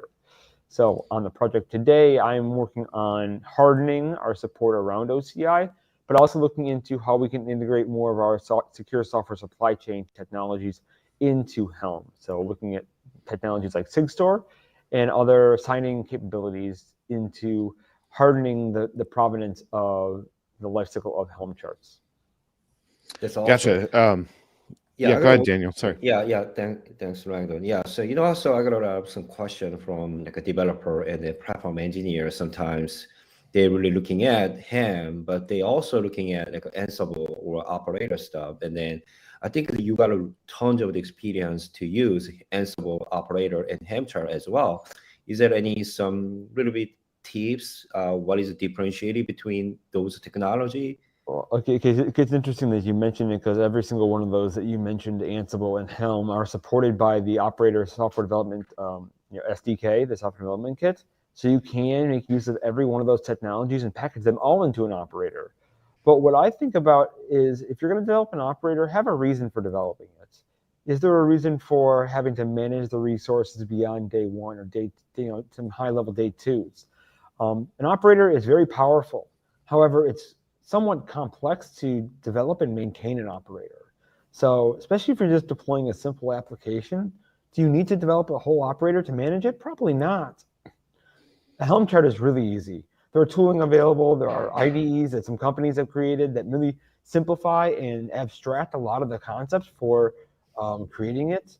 Monocle is one type of company and technology that I've worked with in the past that offer an option to make the process of managing Helm charts easier. If you look into OpenShift has an entire user interface that allows you to manage the lifecycle of your Helm charts, as well as includes a number of Helm charts that come out of the box. For those of you who have worked with OpenShift for a while, you may remember templates in OpenShift.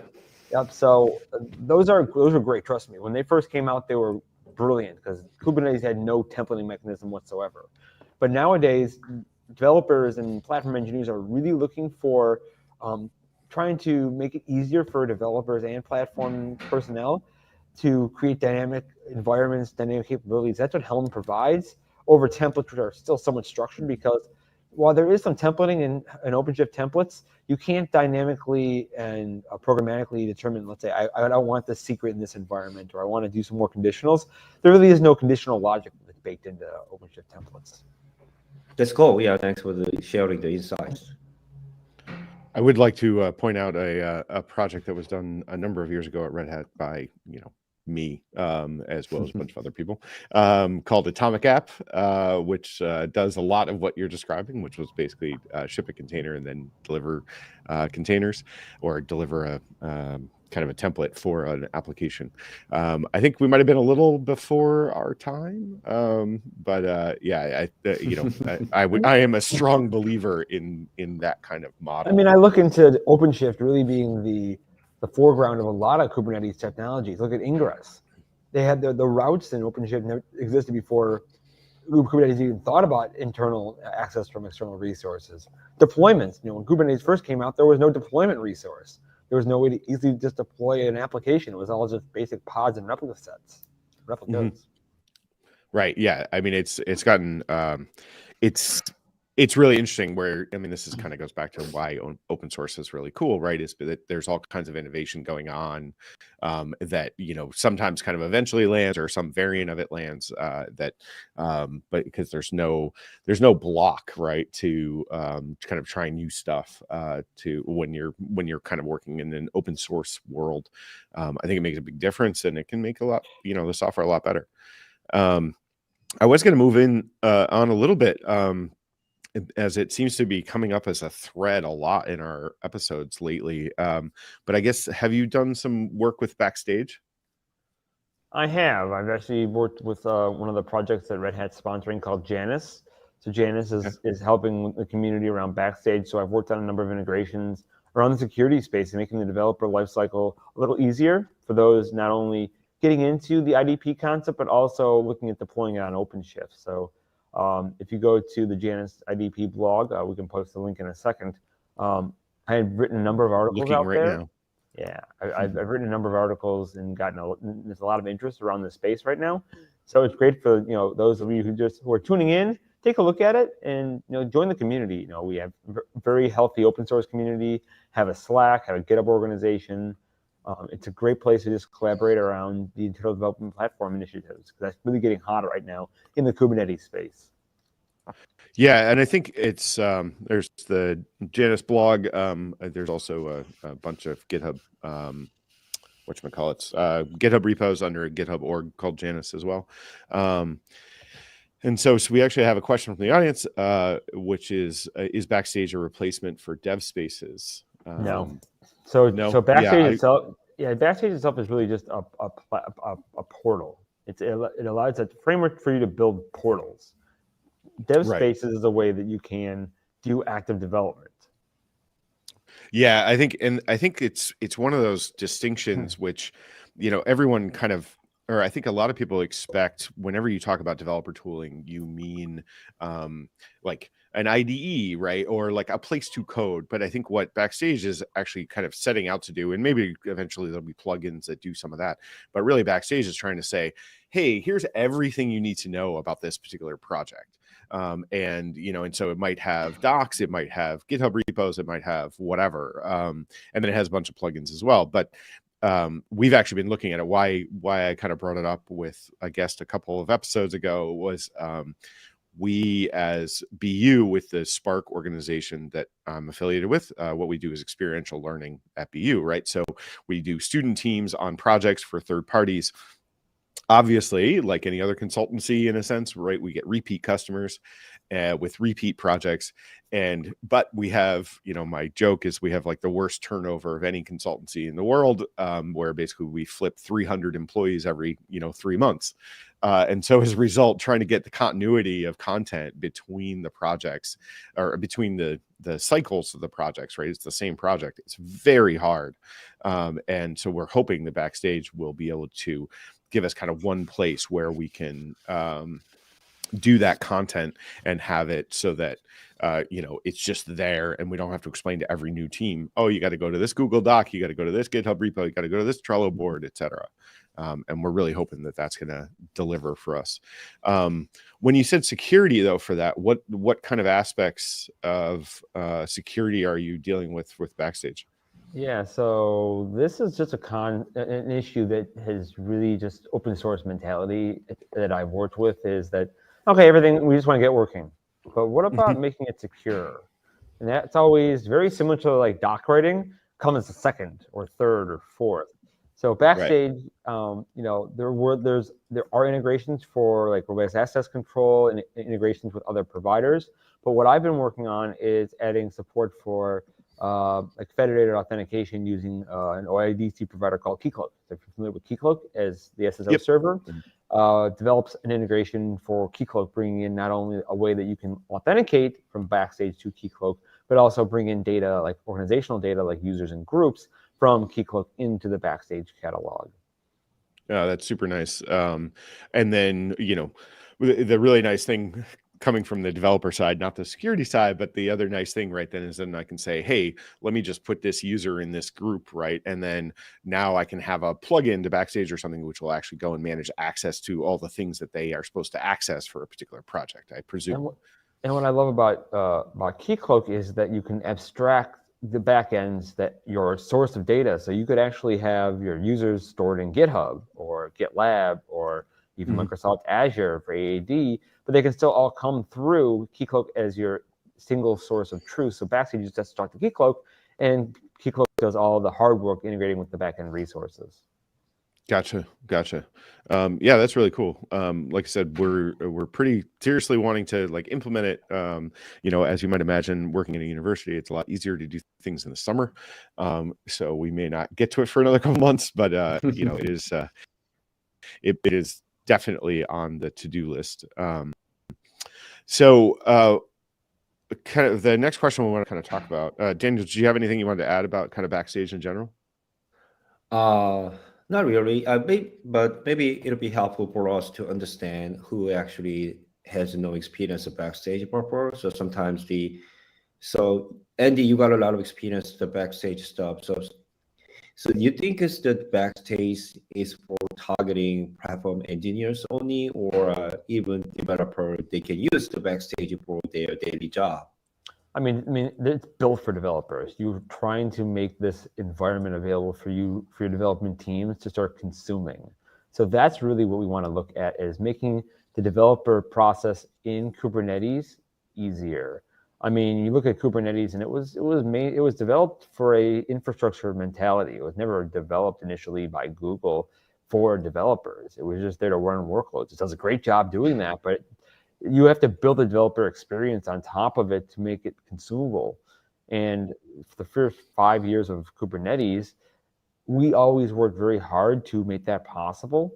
And we made some strides, but it can certainly continue to be improved upon. And Backstage and other IDP tools, I don't want to just say Backstage is the only one out there. There are plenty of others out there in the space. I mean, I went to the last KubeCon, and like everyone was talking about IDPs and internal development platforms. I can only imagine what it's going to be next month or a month and a half. When we're all together in Amsterdam for the next KubeCon, how many companies that either exist now or going to announce something at it? We have a lot of the vendors who have been in the Kubernetes space. Are they going to announce something? That's always something that's always good to see when you have conferences like this. Yeah, that's cool.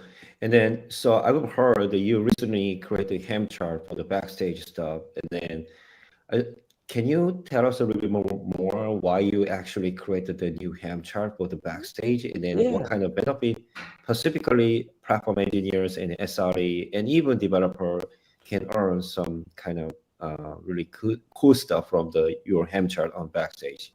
Yeah, so when I first got into the Backstage community, probably 6 to 8 months ago, there was no easy and streamlined and holistic way to deploy Backstage. It was everyone and their brother created their own Helm chart or deployment mechanism. So while working with some folks from the Spotify group, because they're the ones that originated Backstage, it's in their GitHub organization. It was initially worked with them and the community to create a canonical Helm chart. Because the Janus project, we created our own just to have something out there as well. Because like everyone, we had to create one since there was no centralized one. So what we've done is we've worked with their communities to take some of the concepts and best practices from a number of the different charts and communities that were out there deploying Backstage using Helm, and brought it into an actual chart that the community can start to leverage.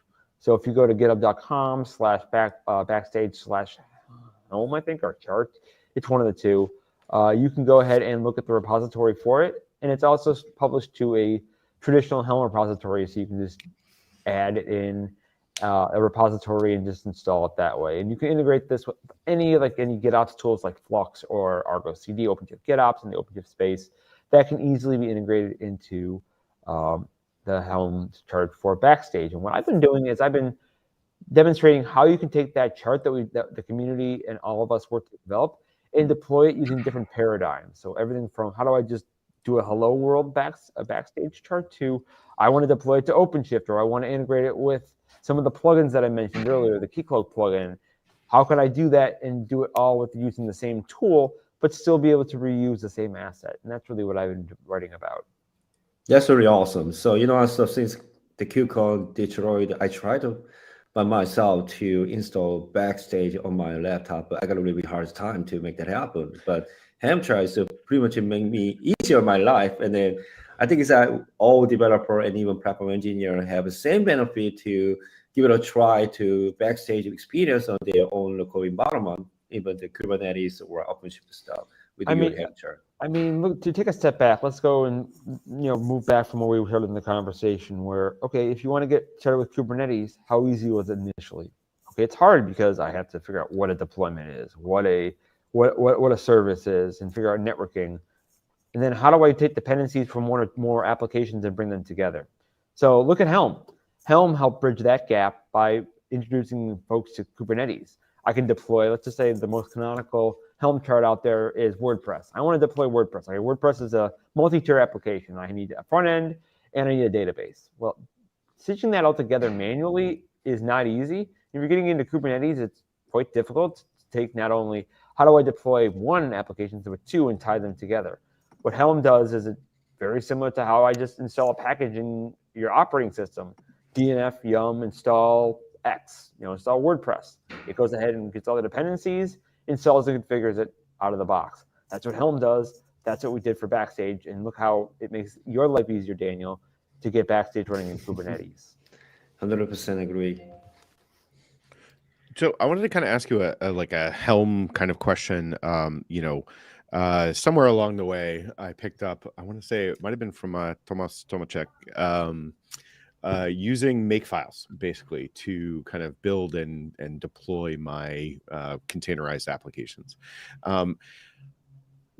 I've kind of played into, I've kind of tried around kind of getting into Helm to, kind of do the casual things that I'm doing a lot, right? Another kind of similar concept, right, or whatever, is like Docker Compose kind of model. Every time I've kind of looked at Helm, I didn't find it as simplistic as doing either of those kind of choices. Obviously, Helm is bringing a bit more to the table about ensuring how those deployments happen. But do you think that has it started to get to that level of simplicity, or like what can I do, or where can I learn how to make it so that I can kind of in my casual tool chain or whatever, or even less than casual, we've been working on deploying a containerized application to do basically data set management that we want to offer as part of our organization to the public. How do I get there kind of, or how do I get started with Helm such that I can make it as simple as if I have some Docker Compose experience or I use Makefiles or whatever? Any ideas? I always just start with just getting started with Helm, looking at the documentation for the getting started experience, talking about how to install the CLI. There's a CLI that comes with Helm. So that's how you interact with Helm. Helm initially was a client-server model. There was a server-side component that you had to deploy to Kubernetes. And that was a bit of a security concern because you had to give it elevated permissions to be able to manage the Helm charts across multiple namespaces.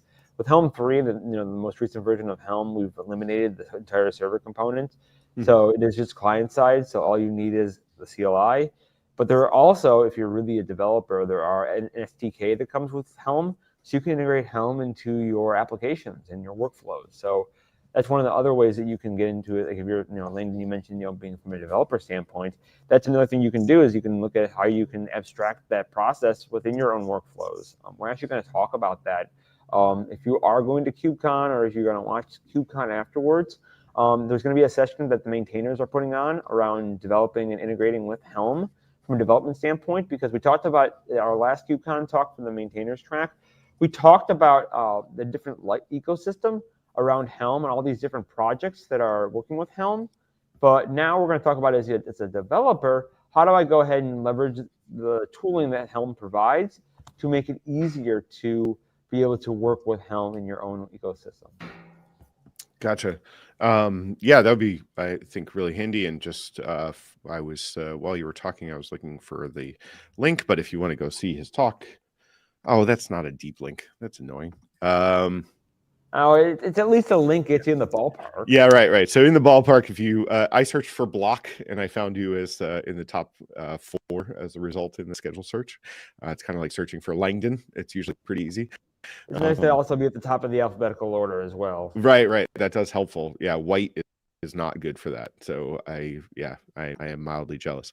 So yeah, I think that's also one of those things where kind of going and listening to, or like kind of watching somebody demo it or workshop it or whatever can be really helpful. And that's exactly what we try to do is with these maintainer talks, we want to make it so that we invite a welcoming community. So that if you are involved with, Helm itself, want to get interested in not only active development, but just from a consumption standpoint, how do we organically grow the ecosystem around making it easier to deploy your applications to Kubernetes? That's what we really want for Helm. That's the mission of Helm is how can we streamline the process for deploying apps to Kubernetes? Right. So my next question, of course, is like, because I'm going to toss those guys under the bus. Have you talked to the Podman team about kind of adding to their generate feature? Because right now they'll generate kubeyaml from Podman. So the nice thing about Podman, right, is that you can actually create pods in Podman intuitively enough.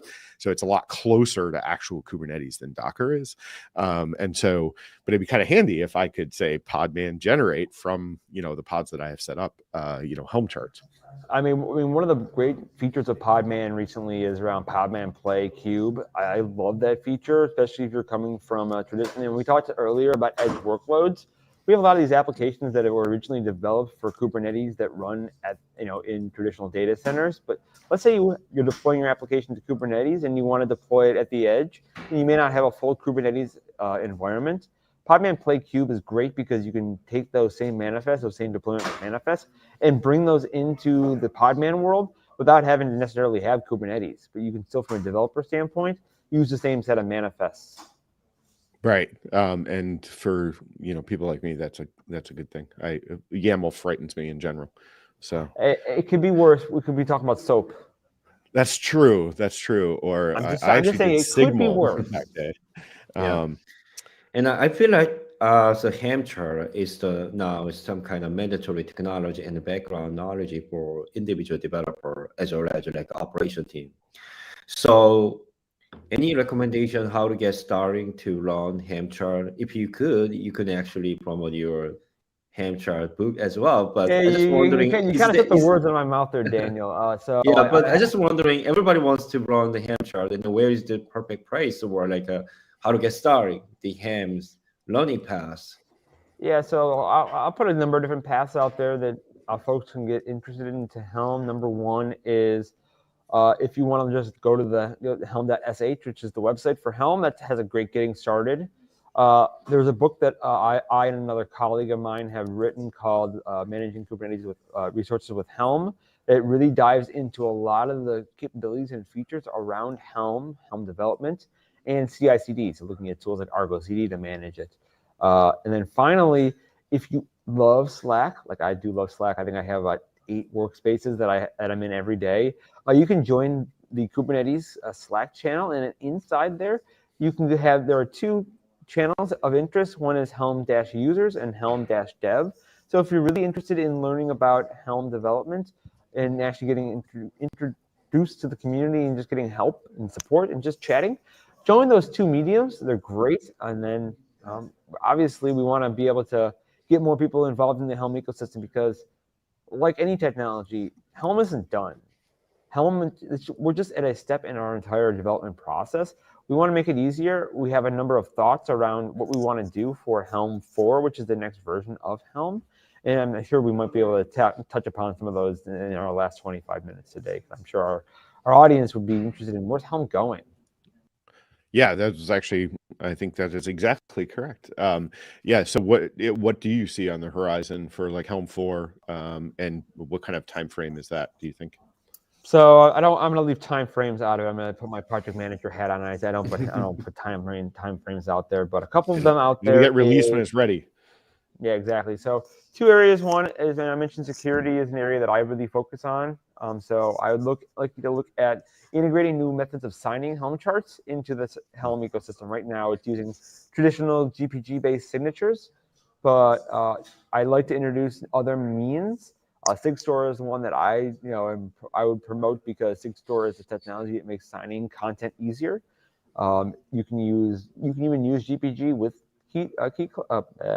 Sigstore, and we have a plugin in the Sigstore community that allows you to take a signed Helm chart in the traditional sense, and make use of some of the Sigstore technologies like Rekor, the transparency log. So you can go ahead and take a signed Helm chart and publish it to the transparency log and do verification in a similar process that you can do in container images.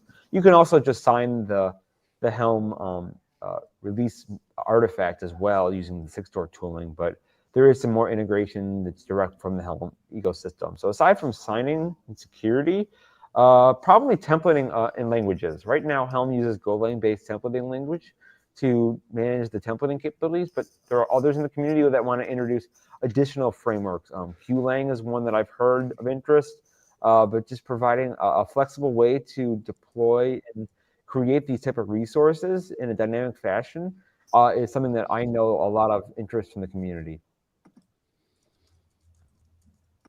I was just going to post as well a prior episode we did about Sigstore, because I think that is definitely another one of those kind of up and coming technologies that is. Did we have Luke Hines potentially speak?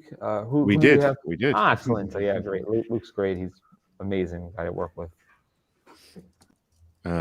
Sorry. So I was typing, so I got a little distracted.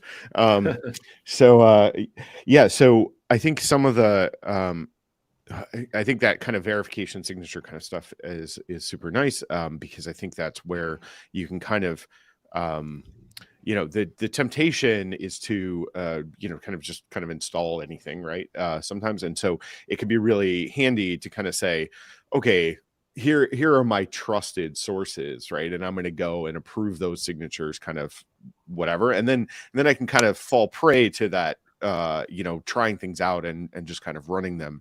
But then if I get prompted, hey, this is a new one, do you really want to go there? I think that's a really nice way to kind of give you that freedom of kind of exploration, but also, hey, this may not be as far into the woods as you want to get to today. And when we talk more about Sigstore, more into now how we actually gating what gets deployed to our deployment resources. So in Kubernetes, do I want this container image and these deployment manifests to actually go out to my environment?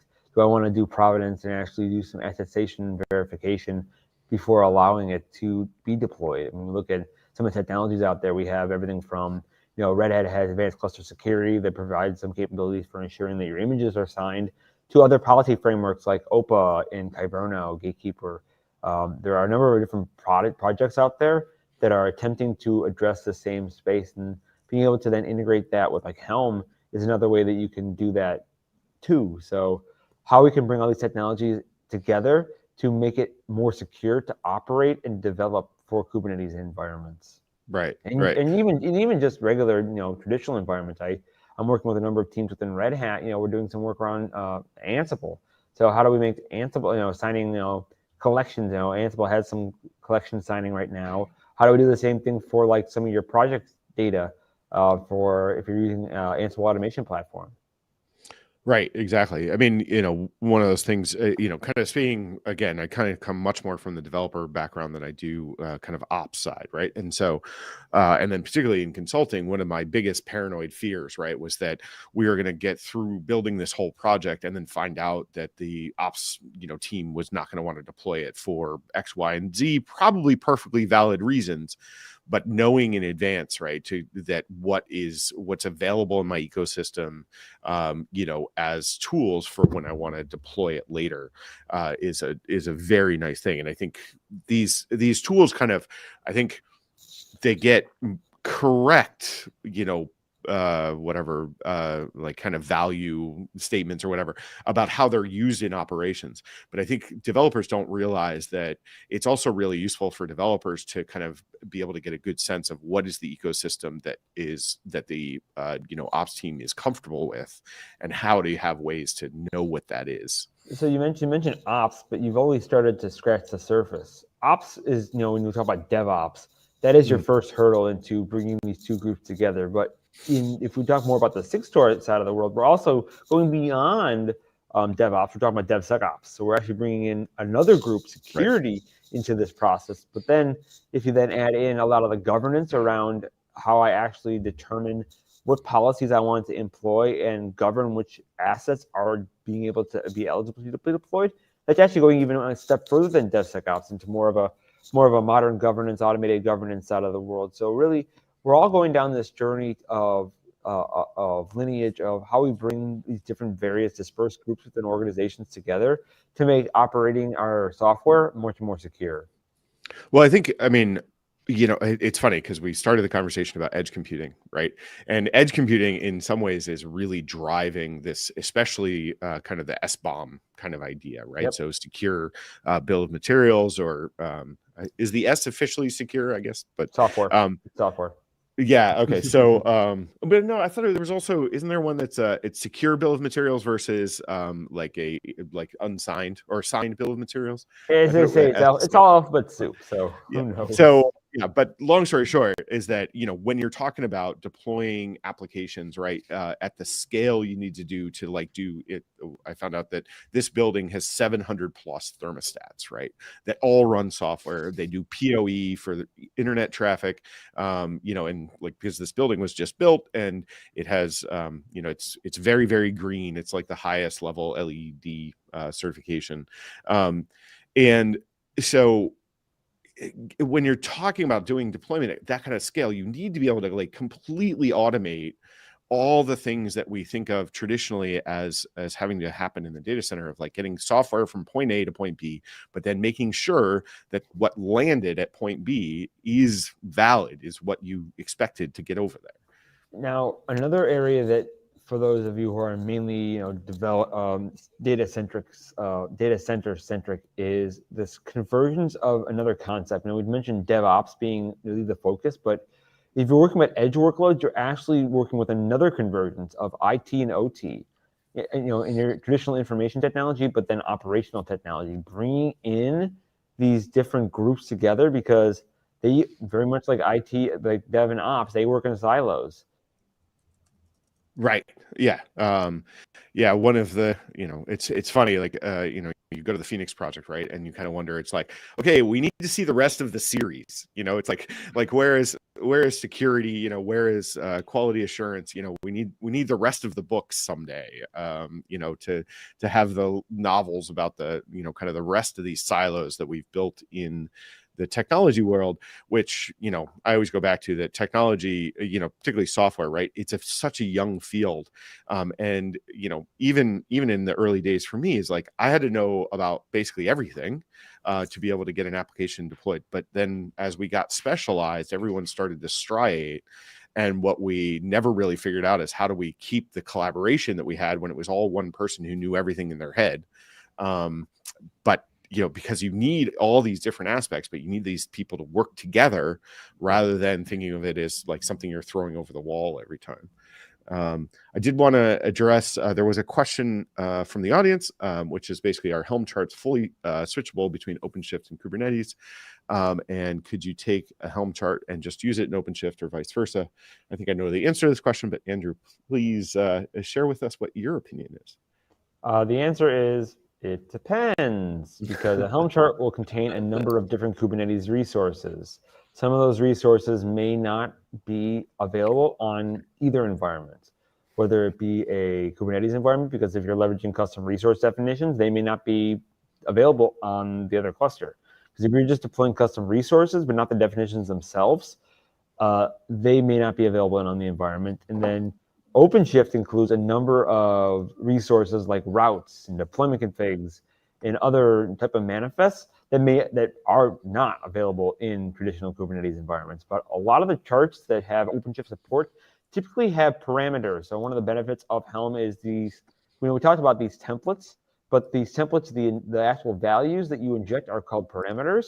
And they usually have parameters that have toggles for OpenShift. So there are features that will actually be enabled. Chart developers are actually creating opt-in and opt-out of OpenShift features. So that makes it really easier. I look at Istio. Istio is one great example that has specific support for OpenShift. You can actually use one of the values to turn on OpenShift, and it'll go ahead and configure the chart with OpenShift support. Gotcha. So like so few things in the technology world, the answer is usually it depends. So did you want to add anything else kind of about Helm or where you think Helm is going? No, I think that's at least the starting point. What I have seen, so I've been around Kubernetes for a while. I've been here since the pre-1.0 days. Helm had a slow burn in terms of popularity. Operators, probably about 3-4 years ago, got really hot because it was this concept like, oh my goodness, I can manage my custom resources. Kind of like when custom resources started taking off too. But I've actually started seeing Helm popularity. The uptick has gotten much greater recently. And I think it just means it's either because of one of two things. One, teams are starting to reflect where operators and other more complex workflows are, because it toil, as I mentioned, to have to manage a lifecycle of an operator versus I just manage a Helm chart. But they also see that more not only developers are getting into the Kubernetes ecosystem, but more vendors are starting to distribute their applications in their content via Helm. Gotcha. Yeah, that's, I think, one of the really nice things, right? I mean, that in some ways, that's what really made Red Hat Enterprise Linux take off, right? Was the ability for vendors to have a well-defined way of distributing, even proprietary software to a platform in a well-known way that was enterprise ready, et cetera, et cetera. And I think that when you have it's like, it's always all about the ecosystem, right? So, it's super useful if you have well understood ways of building and deploying, even proprietary applications on, kind of that infrastructure, such that you can run it in ways that you want to as your enterprise, rather than some custom, mess or whatever that, some proprietary vendor has decided is how they're going to distribute their software. And especially if you're working with teams, and like you have like one lead platform engineer, well, if he either gets hit by a bus or plays musical chairs and decides to head to a different company, then you're left with some proprietary way of deploying software. Versus Helm, very rich community, very easy to get support in terms of the community. Some vendors are starting to provide more support around Helm too. So being able to look at a tool that can be supported regardless of either your workforce situation or just the technology, aptitude of your teams. Right. Although I will say I do prefer the wins the lottery versus the hitting by the bus metaphor. But the wins lottery works too. But someone like myself, they would say, "What would you do if you win the lottery?" Nothing. What would I do different? Nothing. I know. Yeah, I'm kind of with you. Yeah, it's hard being a nerd. But we love what we do. Sorry. Yeah. So we have to close out with we know you travel a lot, and we know where you're going to be in April for KubeCon. But is there anywhere else that you're particularly looking forward to that's coming up for you? Yeah, I'm actually going over to Romania in a few weeks. It's the first time I've been in that part of Eastern Europe, so looking forward to that. I'll be in London early April. Be in Copenhagen next week, so doing a lot of European travel, but then I'm probably going to focus a little bit more on the APAC region in the U.S. summertime as travel opens back up and I'm starting to reconnect with more of the teams and customers in these different regions. So I have taken on more of a newer role within Red Hat in the last year. So we had some of our work muted because of the pandemic, but as more of these regions start to open back up, more customers are looking to have more of the partners come work with them, being able to actually get out to meet these folks and actually hopefully not with not only our customers, but also the community. So I love speaking at some of these, developer days that are out there. So trying to coordinate my trips also with these different community days and seeing the Kubernetes community starting to have more of these Kubernetes community days out there and aligning with that. We actually talked about those last episode, I think, with Chris Short, and the contributor summit was the main focus of the episode, but we were talking about the community days, and I helped to start the DevOps days in Boston, and what was so nice about DevOps days, right, was there was like a pre-packaged whole website and everything else, and you just kind of like set it up, and then you went out and kind of did the conferencey stuff, but you didn't have to do what I think a lot of people who want to run a conference find difficult, which is kind of the building all the marketing tools and that kind of stuff. And especially like you wouldn't have any idea how to run a conference. You only do that in August timeframe. Right. Yeah, DevConf US. Let's see, but DevOps Days was actually before all that because I think I helped start that in. I don't know, had to be 10 or 15 years ago. So it's been a while. But yes, is it at least easier now?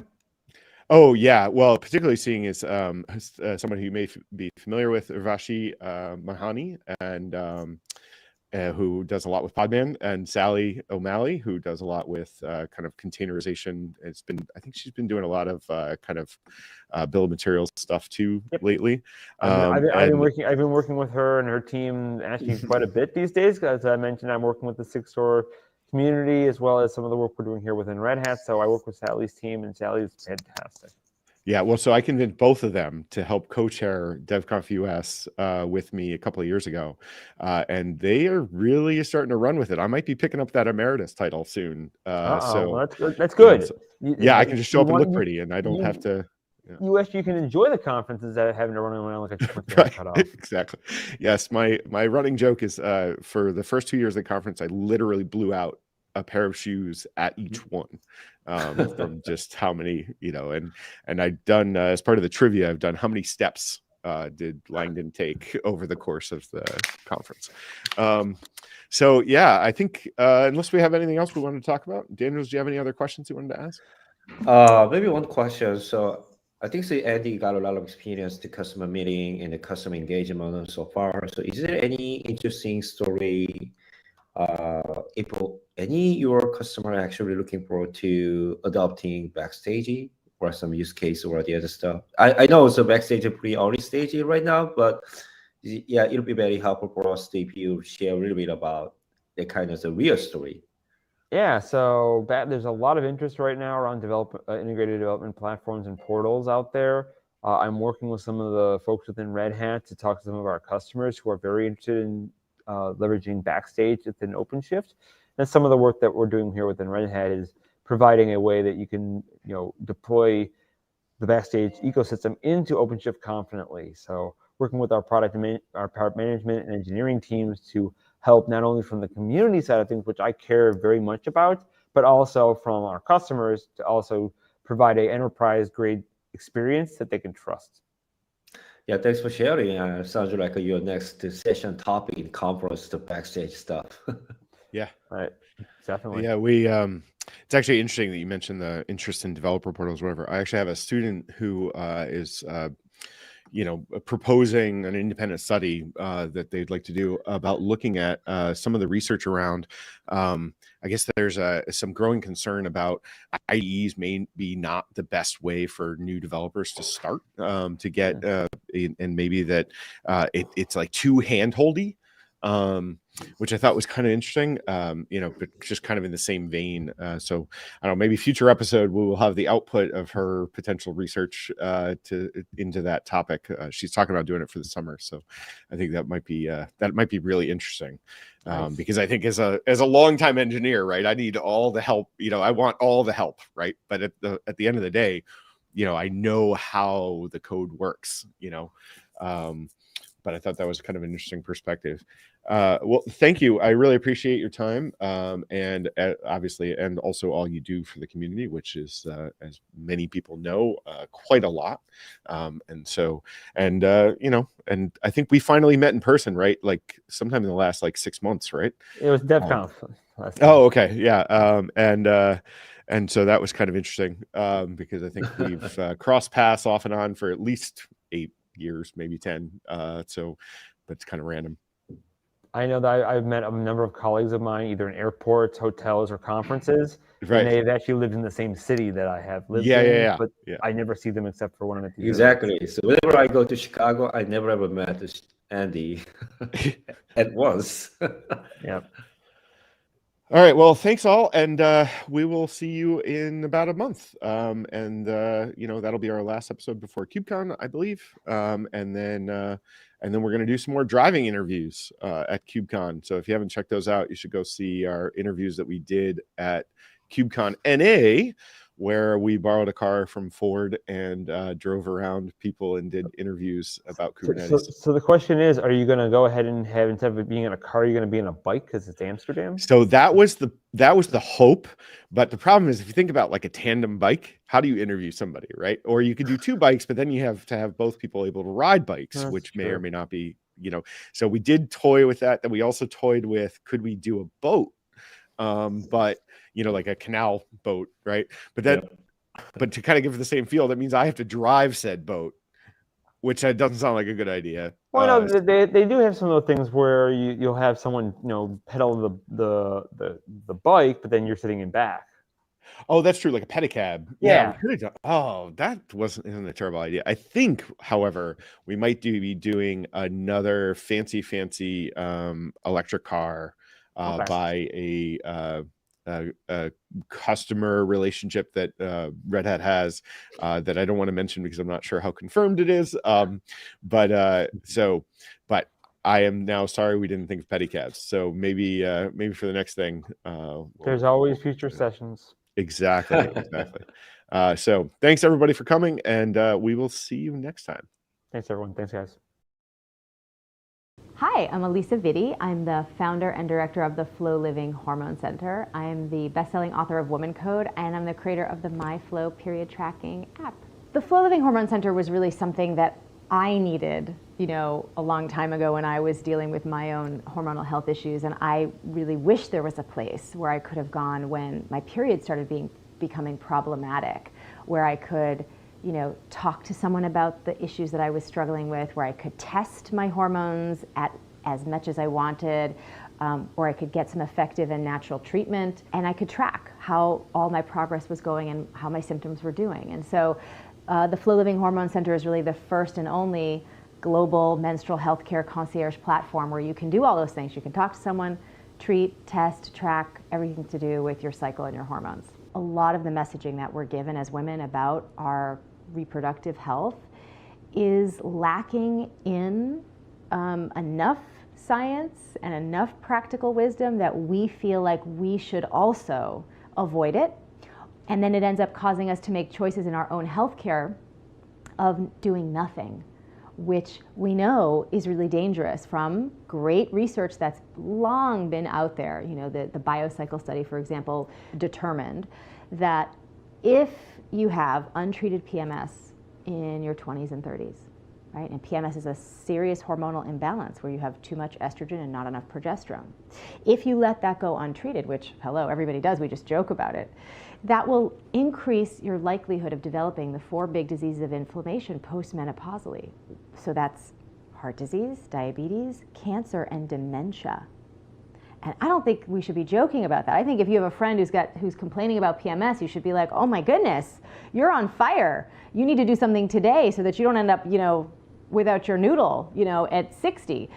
So I think it's really important for us to understand how our bodies work, to get really practical, useful information about what we can do to interact with our endocrine system to optimize its performance, and to understand how to troubleshoot things along the way, because it is not complicated, it is not mysterious, and your body is so responsive to the right inputs, and it's just amazing. My experience of watching my body transform is not unique. I've been doing this now for nearly 17 years with tens of thousands of women around the globe. This is every woman's story.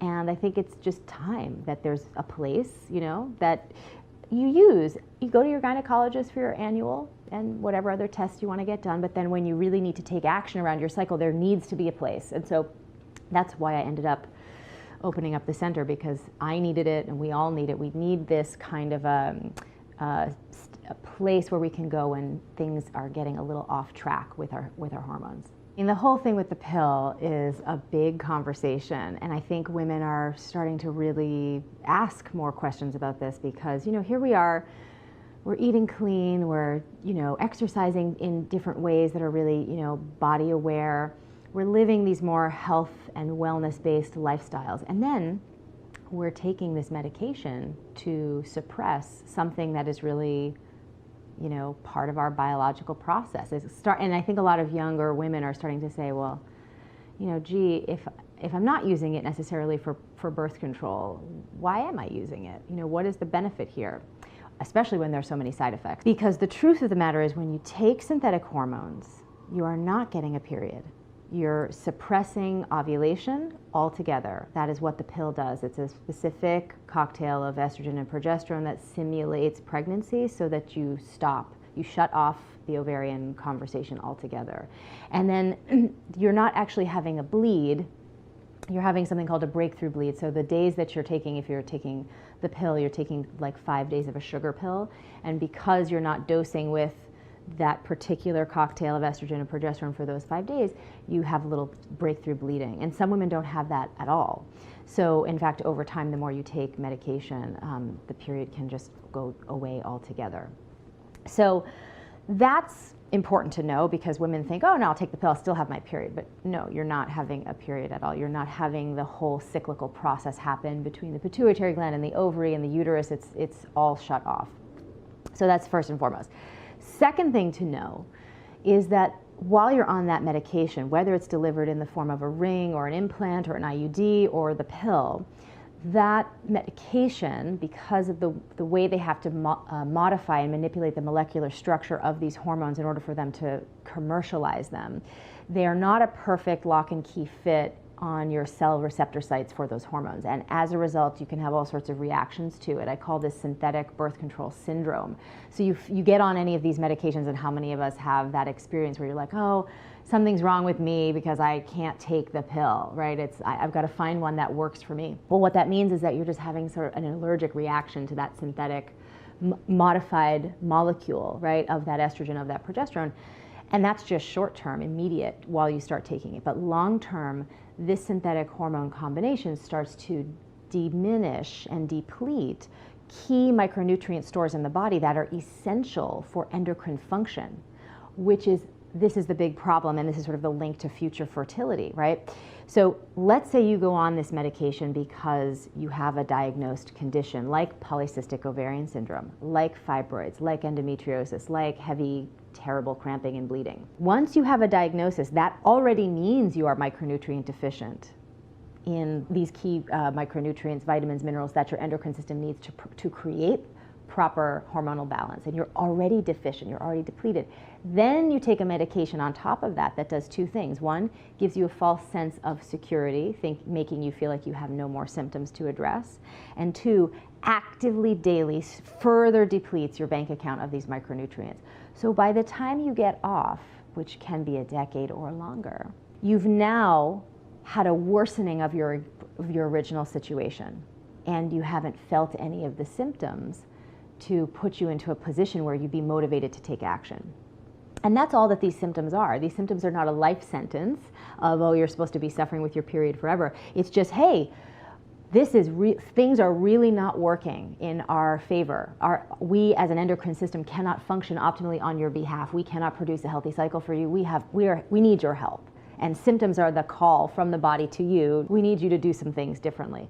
But when you're taught, we live in this culture that says, oh, I don't know, you just have some bad period luck, and the best thing to do is just medicate it and forget about it, then of course you do nothing and you don't feel those symptoms, and then there's this worsening of that pre-existing condition. And so for that reason, it's really frustrating, and I see this unfortunately all too often, where women then at like 35, 37, they've been on the pill for 10 to 15 years or longer, 20, and they've had something going on that has been unaddressed. Then they go off and they want to get pregnant right away, and now they have to recover, major recovery time from all that depleted micronutrient stores and address the original hormonal imbalance, and it takes time. The longer you are on the pill, the longer it takes to recover. So, this is one of the reasons why I created the Balance by Flo supplement line, because after 17 years of researching sort of what are these essential micronutrients that every woman needs for her endocrine system to function optimally, I just wanted to create a set of formulations that would do that for women. They're there for if you have a diagnosed condition, or if you're taking the pill, or if you really feel like you need it for preventing pregnancy or any of the devices. Make sure that you're supplementing adequately so that you're not further becoming depleted. Your bank account isn't going into the red, right? You can at least end the day with a neutral balance. So your fertility is something that you don't want to take for granted. We live in an environment that is sort of replete with endocrine disruptive chemicals that are really already compromising your body's ability to do the thing it's designed to do if you choose to reproduce. There are chemicals in the environment, chemicals in your food, chemicals in your home, chemicals in your makeup that are actively disrupting your body's ability to produce balanced levels of hormones that over time can erode your ability to have, regular ovulation and a healthy cycle. From the point of view of men, sperm production worldwide in the past 50 years has gone down by 50%. So these chemicals are not just affecting women, they're affecting men. And on the flip side, in terms of children, now there's a rise. There used to be just precocious puberty you would see in young females as early as 9, but now we're seeing that also spill over into the males as well. So precocious puberty is on the rise, which means younger bodies are being exposed to these synthetic estrogens, chemicals in form of pesticide on lawn care and in the cleaning detergent at home, and of course pesticides and growth hormone in food. And it's stimulating the endocrine system, too quickly in a young person, and they'll start developing at 9 when that should be more like 12 or 13.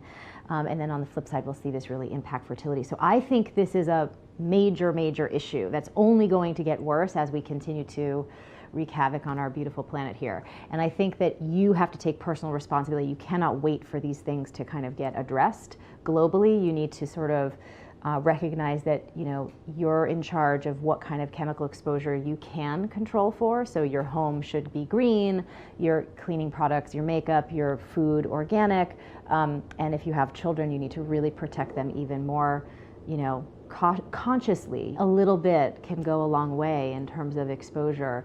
Even the choices of hand sanitizer you use, the triclosan, this antibacterial chemical that's been put in hand sanitizers and toothpaste and dishwashing soap. It's a known endocrine disruptor in men and women, and the FDA made such a statement, but so it's not allowed to be in hand sanitizer anymore, but it's still in a lot of toothpaste, which you'd think you'd use toothpaste a little bit more than hand sanitizer. So just be educated.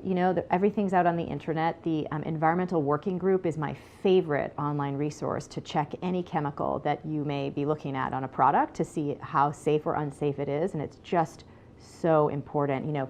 As important as putting the right inputs into the system is important for endocrine health and hormonal balance, making sure the wrong things stay out is an equally important job. And when it comes to fertility, you and your future child will thank you for the work that you put in today to preserve your reproductive function and protect your egg quality, your genetic material. This is a great thing about your body as a woman. You have early warning detection, right? Those little period problems that are cropping up in your teen years, acne and bloating and PMS, the red light is flashing on the indicator dashboard saying, hey, something's not working. Taking action in your early 20s and getting your hormones set up, because your body's going to heal so much more rapidly anyway because of your youth, is such a gift to give yourself.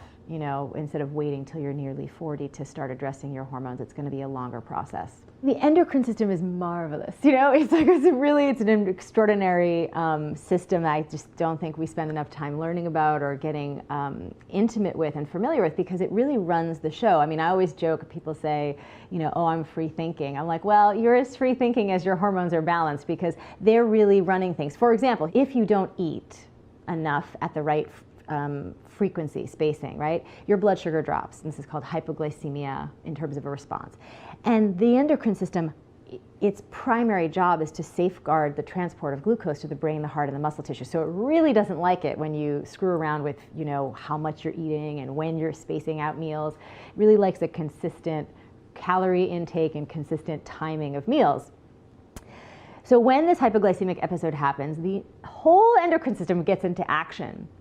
Cortisol, insulin, things will start moving. Even thyroid can be involved, and just to make sure that your body starts to get access to glucose if you're not putting it in through dietary means, right?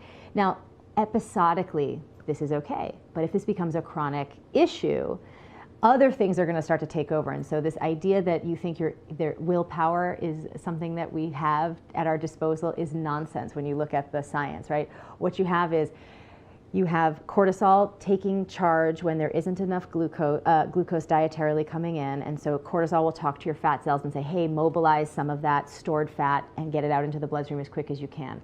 But over time, the body doesn't like that either. So then it starts to have some neurotransmitters come into play. It starts sending out more ghrelin, right? And saying, okay, we're hungry, we're starving, we're craving, chips and whatever it is, just to get you into a place where you can be eating more calories to bring that blood sugar up. You're not in control in those moments the way that you would like to think that you are. So your hormones are really trying to guide you into right behavior so that you and your body can be healthy. So it's not like they're running things, but they're trying to help nudge you along in the right direction. If you want to just be a person who is up to things in life, right, who's not feeling like you're behind the 8 ball in terms of your energy, your mood, and other aspects of your health, and you want to be proactive, productive, creative, inspired, doing things, you need to set the groundwork, you know, physiologically for you to do that and biochemically to do that, and hormones play a huge role in that. So for me, balancing hormones, you know, the short-term payoff is, of course, you get to get rid of all those annoying symptoms that plague you chronically throughout the month, and you get to feel better.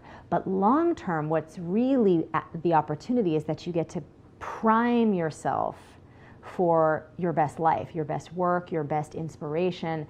You get to really use your body as a tool to master your life, and that's really what it's about. I went on Dr. Oz and did a demonstration that I had been doing for years by using fruit juice to simulate the different colors of menstrual blood on little white dishes to show women how they can use their monthly bleed as a blood test, right? You can do this, you use it as a blood test, it's blood, the specific color of it can actually tell you very clearly the ratio between your estrogen and progesterone, and you would want to know that because it would tell you why you're having PMS, why you're maybe not being successful with your fertility journey. You can watch that change, the color and texture of your bleed month over month. It's the best, easiest, most user-friendly self-assessment that you can do, is really looking before you flush at what's coming out of you from a menstrual point of view. So this is so important that we actually built a free tool. We just think every woman should have access to this. So it's the period type quiz. You can just go to the flowliving.com homepage and answer 7 questions about the color of your period and the texture and the things that we need to know. And it will tell you what's wrong with your hormones, which is so empowering because then you'll know what to do. And it also tells you what to do, what foods to change, and how to get you in action right away. Because what's really exciting is once you start to play with your food a little bit, and then you see what's happening next cycle, you start to notice, oh, some of my symptoms are diminishing, and look, I'm seeing changes in what I'm seeing in terms of color of the bleed. There are only, 4 different things that it could be color-wise, right? So you can have sort of what I call the brown type, the pink type, the red type, the blue type. Those 4 colors really determine whether or not you have not enough progesterone, too much estrogen, not enough estrogen, or you have that perfect balance between the two. And that's really valuable information that every woman should know every month because it's not static, right? You could have things happen over the course of a year. Holidays, stressful situations at work, family, stressors, changes in your diet, changes in your lifestyle, major episodes of traveling, all illnesses, all sorts of things, because of the link between the immune system and the endocrine system, can impact what shows up for you monthly. And the best way for you to gauge how well your body is responding to all of these different situations that arise that are external to your endocrine function and how it's impacting them, that's really where you can see it show up. And it's such a useful tool because then you can start to troubleshoot. Because then a lot of women then ask me the question, well, how do you know what to do? It's so easy. That's what we developed the app for, so that you can learn why you're having a symptom and then learn which foods to eat to make it better and make it go away within a month or 2. And that's the thing I just love, letting every woman know that if you make food changes that are appropriate for your particular set of hormonal issues, you can bring them to resolution within 3 months, typically. You can have a really wonky period today and 3 periods from now have it be what it should be. That's not a very long time. That's not a lot of commitment. Think about things you commit to for far longer and you don't get results. This is something that has major responsive action in the body, and it's encouraging. The more you do, the more you see your body performing better, the more you're going to take care of your hormones, and that, of course, is a perfect biofeedback loop that we want to encourage. I think for me, I'm tracking things daily. I don't wait for a monthly kind of report exclusively with the color of my bleed, although that's like the final exam. If you were to think about it, you want to take daily quizzes, you want to look at how your body's performing daily, but the final exam, how you really, if you did it right that month, that will show up in the actual bleed phase.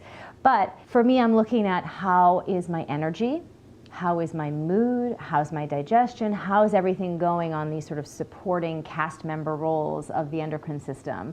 And then if I've really gone off, which I don't do because for me I'm so hormonally sensitive, I really cannot, I'll notice that I feel a little bit crankier or more tired, you know, but I'm pretty committed to the program. I mean, it's why I'm able to still have a period and have a healthy cycle. The protocol works if you're on it 80% of the time. You don't have to be perfect, which is great news. That's how resilient your body is.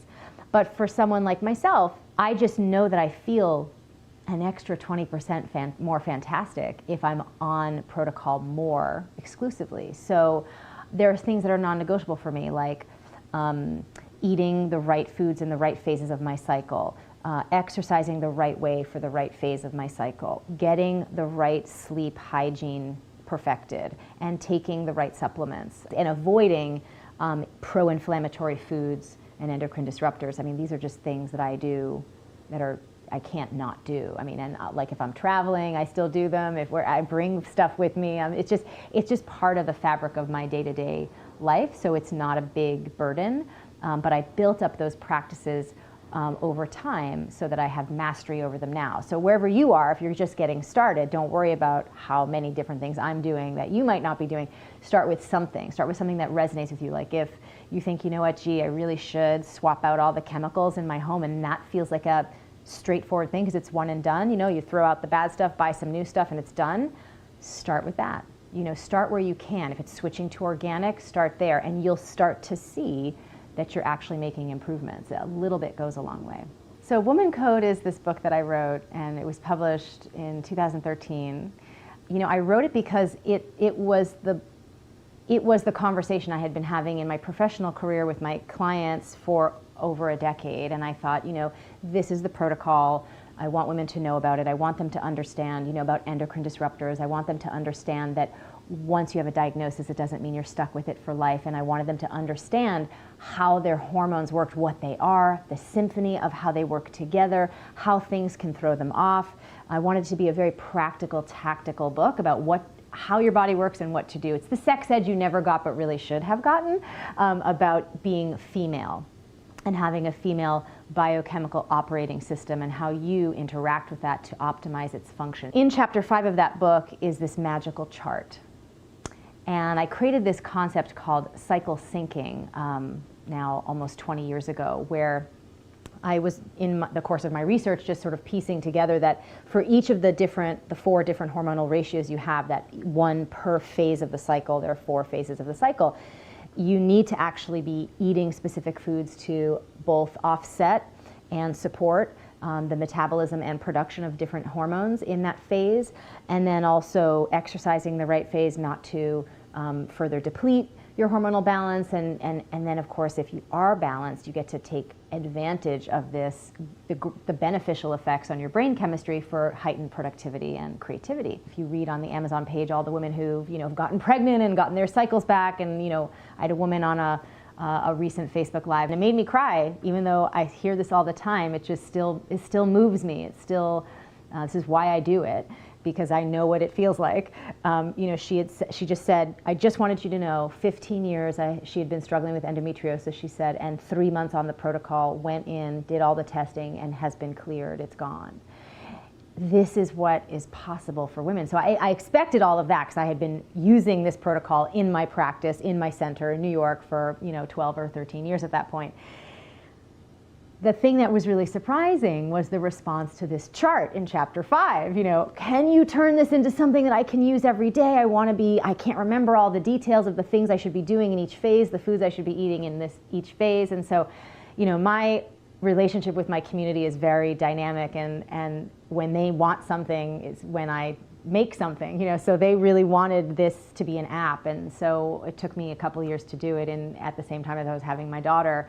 But we launched it just at the beginning of 2017, and the response to that has been remarkable. So the MyFlow app, it does, tracks your period, and it's the first functional medicine period tracker where you learn why you're having a symptom and what to do about it with food and supplements. I mean, that alone is fantastic. It will tell you where you are in your cycle, what activities to select that are ideal for that phase, how to eat, how to exercise, all those things, and then you just tap what you want, select, and schedule it into your own calendar. It's really about liberating ourselves from the oppressive construct that we somehow have to fit our personhood into a 24-hour male circadian paradigm that really optimizes for their hormonal patterns.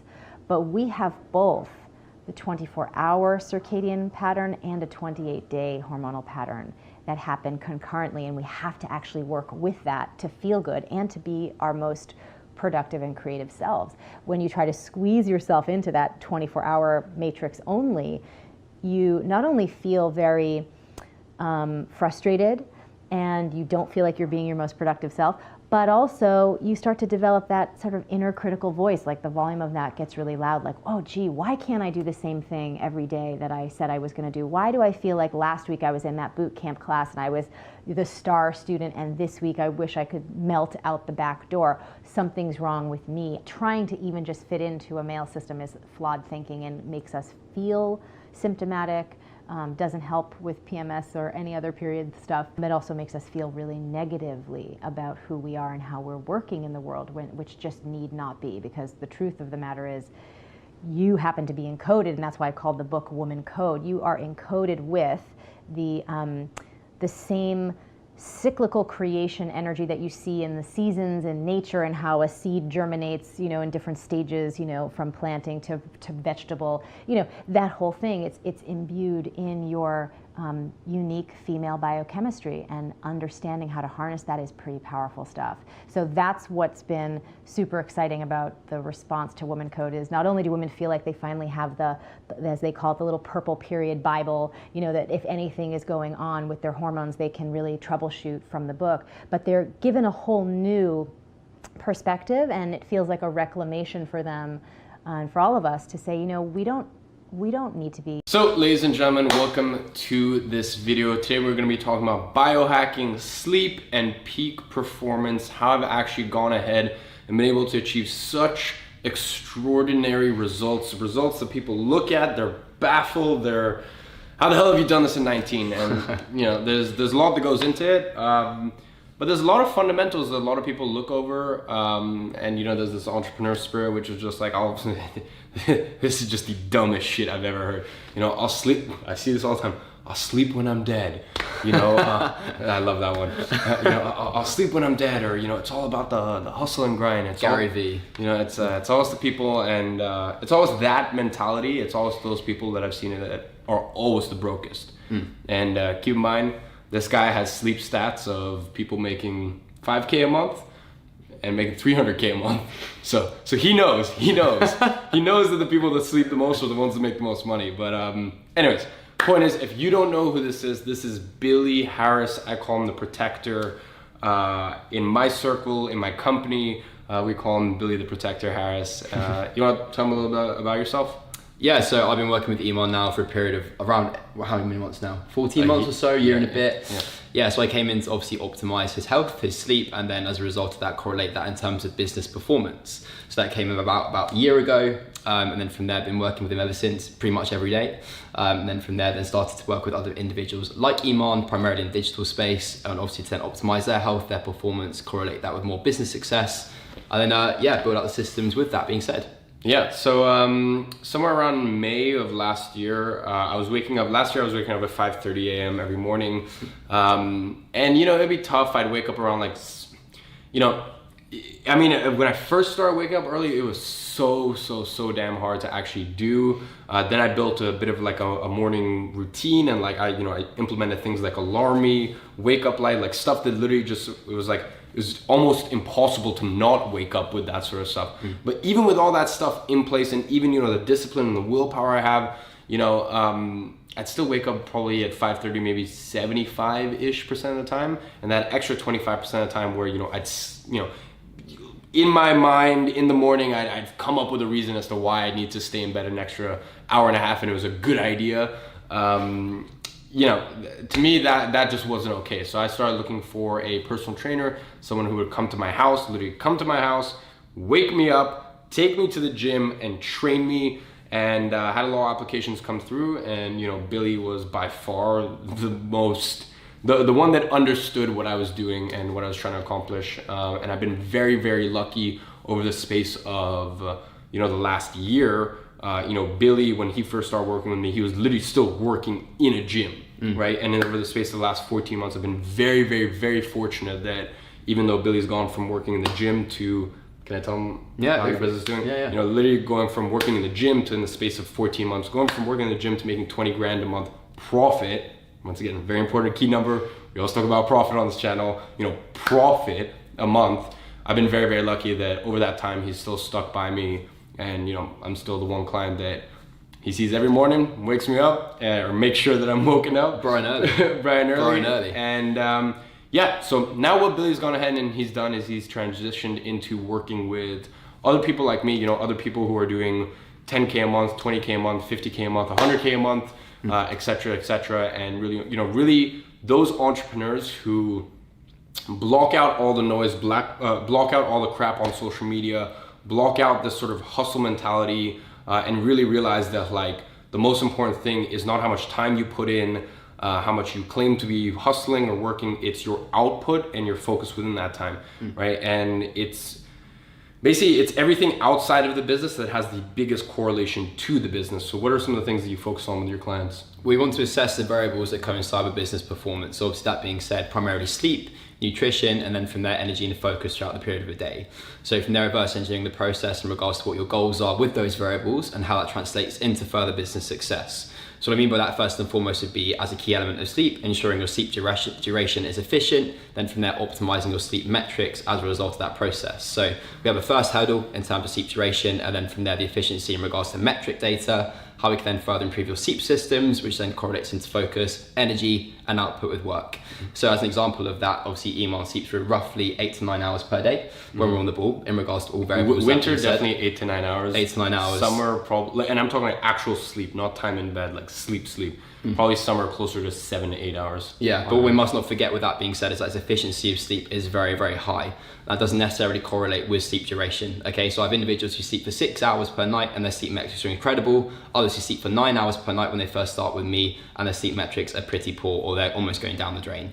As a result of that, their business performance is pretty minimal, or it's not where it should be in that regard. So as Iman said earlier, it's not about working in terms of time duration, but efficiency with that being said. So mastering your sleep is one of the most important variables in terms of then optimizing performance and work, and then from there focus and output as well, especially with energy. Yeah. And for me, like sleep is probably the biggest thing. Like maybe it's also because I'm young or younger. I feel as though if I eat shitty food when I'm like 40, it's gonna have a bigger effect than here at 19. But like honestly, for me, like sleep, I would take sleep over like nutrition any day. I take sleep over like training any day. Like for me, like if I have crappy food that day for whatever reason, I can still kind of push through. If I don't train that day for whatever reason, I can push through. If I don't get a good night's sleep, I just know my day is just totally messed up. Yeah, totally. And primarily from a cognitive perspective, in terms of brain function capacity. 100%.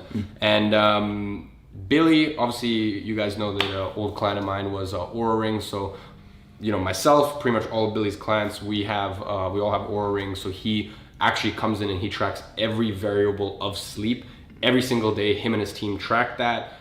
For me, I don't know if you do it for any of your other clients. I don't think any of your clients use Muse, but for me, it's the same thing with meditation. We track my meditation, we track my screen time, because the lower the screen time, the better. And that has a direct correlation to the amount of focus I have, and the amount of focus has a direct correlation to the output I have, et cetera. So I think one thing that's definitely like a real mystery for most people is sleep. And we take sleep to, between us, we take sleep to such an intense level where we're looking at like EMF, where I literally just bought this thing for $5,500. What was it? The Newcom, right? And that thing's a beast. It's coming in a couple of days. I'm super excited for it. Don't want to get into that because that stuff's super complicated. What are just like 3 simple, very practical sleep tips that you can give them? For sure. So you want to observe the lowest hanging fruit in terms of variables. So with that being said, don't focus so much on the supplementation element of things. From there, even obviously then observing things like a bed jet, for example, you want to focus on first and foremost is the basic principles of sleep.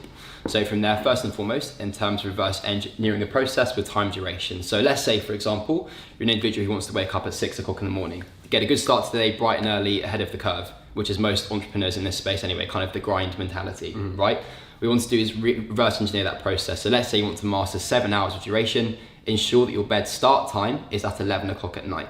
Okay. Now, with that being said, your sleep start and your sleep end time are two very, very important variables in regards to maximizing your sleep and efficiency with that. Primarily based off your circadian rhythm and the alignment with that too. Okay, so if there's disruption in terms of your sleep start and your sleep end times being all over the place on a daily basis, your sleep efficiency is going to be really, really poor for everyone. That's just, no matter who they are, it'll be very, very poor. Okay, primarily from a hormonal standpoint in terms of melatonin production, also cortisol production in the morning.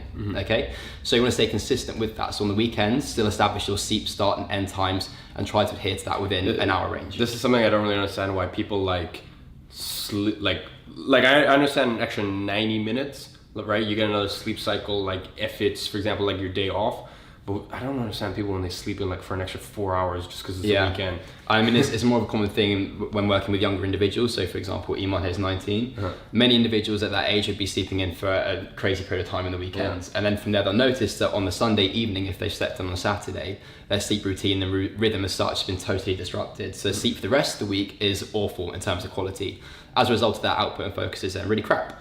And then the final variable I'd really focus on in terms of 3 key variables would be then utilizing a tool like Oura Ring to then assess your metrics. So without assessment of variables and assessment of efficiency, we have no idea how we can then progress and move forward. It's like saying, I want to make my bank account bigger, but you have no idea where your bank balance is right now. It's simple as that. That's actually a lot of people though. A lot of people. And I mean, it's one of those things which seems painful at first in terms of actually observing that and seeing the things that you're weak at and really poor at. But in order to improve that, you have to assess it. So that applies in this variable too. Yeah, and it's so funny. Like I've even had, just sort of outside of this sphere, I had one of my old clients, and I catch up with, old clients I keep on good terms. And this client was with me, I think 2 years ago at this point. And I kept telling the guy, I'm like, dude, you got to get like an Oura Ring or some, form of tracking mechanism. He's like, no, I know I'm getting good sleep. And it's just like, it's always the people who are like, oh, I'm already getting good sleep, or I'm already, if you're watching this right now and you're like, oh, I'm already getting good sleep, or I'm already like, doing well in the gym, or like, my business is already doing good enough, blah, blah. I'm like, I'm making 20K and I'm like 20. It's like, like those are always the people that need it the fucking most. Those are the ones that desperately need it, right? Because the thing is, you don't know what you don't know. And it's like, we've even seen it, right? And I've even, as I said, Billy works with all of my team members as well. So, we've even seen it, or I've even seen it where like, at times I thought my sleep was going to be good, but it's actually shocking. And like, you've seen it, I'm sure, with your clients where like, they think their sleep is incredible and they're getting incredible sleep. And then they actually find a way to tangibly track it. Yeah. And it's just like, not that at all. Yeah, there's no consistency or anything like that in terms of efficiency either. But because it's, you don't know what you don't know, right? You don't like, I guarantee there's people on the other side of this where like you are just giving up, and I pretty much guarantee everyone is just paying too much in taxes. And, by that sense, I mean, if you don't, you don't know what you don't know. So if you don't know that you could have been more streamlined and more efficient here, you're literally giving up thousands, multiple 5 figures for some of you guys, maybe even multiple 6 figures a year, just because you don't know what you don't know. In the same sense with Billy and the stuff he does, it's like, you don't know what you don't know. So, until you actually start getting someone in there, until you start getting someone in there to make it a priority for you and really watch over your numbers like a hawk, you're gonna think you're performing at a high level, and then that paradigm is just gonna be completely obliterated when, as I said, when you get someone like Billy and his team to come in, audit everything, tweak things, see what the results say, tweak it again, see what the results say, and as I said, in 6 months, like you're gonna be, and I've seen it even with his clients, like you're gonna be performing at a level that you wouldn't have even believed was possible. For me, I can literally knock out, and not to say that I do, but I can knock out a 4-hour workday and get more done in those 4 hours than someone, in 12 hours, because that person in 12 hours, their sleep, they might have even slept 7 or 8 hours, but their sleep is just so horrendous. The sleep is so horrendous that, in terms of their willpower, they're giving into things that they shouldn't be. They're checking their phone too much, social media too much, because their willpower is drained because they don't have enough. They don't have enough energy from the night before, etc., etc. They think they're doing well in the gym, yet they're not even performing to the level they could be. There's no structure, there's no plan to their training routine, their nutrition. They're eating shit that like they don't even realize is draining them of energy. And even if they have a system and a strategy in place, being held accountable to that is a different matter. So from there, if you have all variables that you think are correlating with your goals, but you don't have anyone to assess that from a third eye perspective, then there's quite frankly, there's an area of room where you can grow, or there's certain capacity for growth. With that being said, I think that's really important to assess as well. And I think it's super important, the fact that like, if I get a crap night's sleep, he's on it, right? He's on it in a flash. If I don't meditate, he's on it in a flash. I can't hide. You know what I mean? Like back before I could hide, you know, but when you have someone looking at your stats, when you have someone, you know, when you have someone looking at your stats, when you have weekly accountability calls with, you know, Billy and his team, right, that he's built up, assembled and trained, when you have that, it's like, there's no running anywhere, you know what I mean? Like, you can't hide, and this is such an important part. To me, this is the most important part of your business outside of your business. And honestly, I think it's on the same level, because the thing is, like, we all have the same 24 hours, right? It's just like, why does one person accomplish more than the other? They're working more efficiently, more effectively, and they probably have more energy, right? That's the thing. Like, everything you create in your life is because you have energy, and you put energy and time into that, right? In order to put that work, that effort, you need more energy, right? So that's why, as I said, that's why someone like me, I've gone to the point where I can literally work 4 hours a day and, you know, be making multiple millions a year, while someone else is working 12 hours a day and struggling to like make like 3K a month, right? Now imagine me at 4 hours, right? Which I don't do. Now imagine me at 8 hours, right? With that same output, right? So that's why, you know, I've even had people be like so baffled as to, you know, why are you like, how have you accomplished that, you know, how have you managed to have such a ridiculous growth curve? It's because I didn't just look at the business aspect of it, I looked at everything outside of it. Now, you work with pretty much exclusively online entrepreneurs, online entrepreneurs, digital marketers, stuff like that. Like that's pretty much your niche. Yeah. What are some other common mistakes, f-ups you see that people are making? From a whole health perspective, or just from a sleep perspective? From nutrition. I mean, we've talked a lot about sleep now. From nutrition, training, et cetera, et cetera. So from there, the first mistake that most individuals make when I come into work with them in an online space is actually their food template in terms of meal timings and also in terms of frequency of eating. So most individuals think that eating healthy consists of eating 6 meals per day, starting from 6 in the morning, first thing, ramming some food in, maybe oats, fruit, yogurt, all of the above. Then from there, consuming 5 or 6 meals on top of that in order to ensure that their glycemic variability is controlled as such. That is not the case. So the individuals I work with, we implement an intermittent fasting protocol, primarily involving around a 16-8 fasting window. 16 hours fasting, 8 hours consuming meals. So in regards to how that correlates with your work block, what you would then do is you may train first thing in the morning if you get up at 6, then from there work in terms of your first work block until, let's say, 2 in the afternoon, 12, midday, whatever. Then from there, consume your first meal.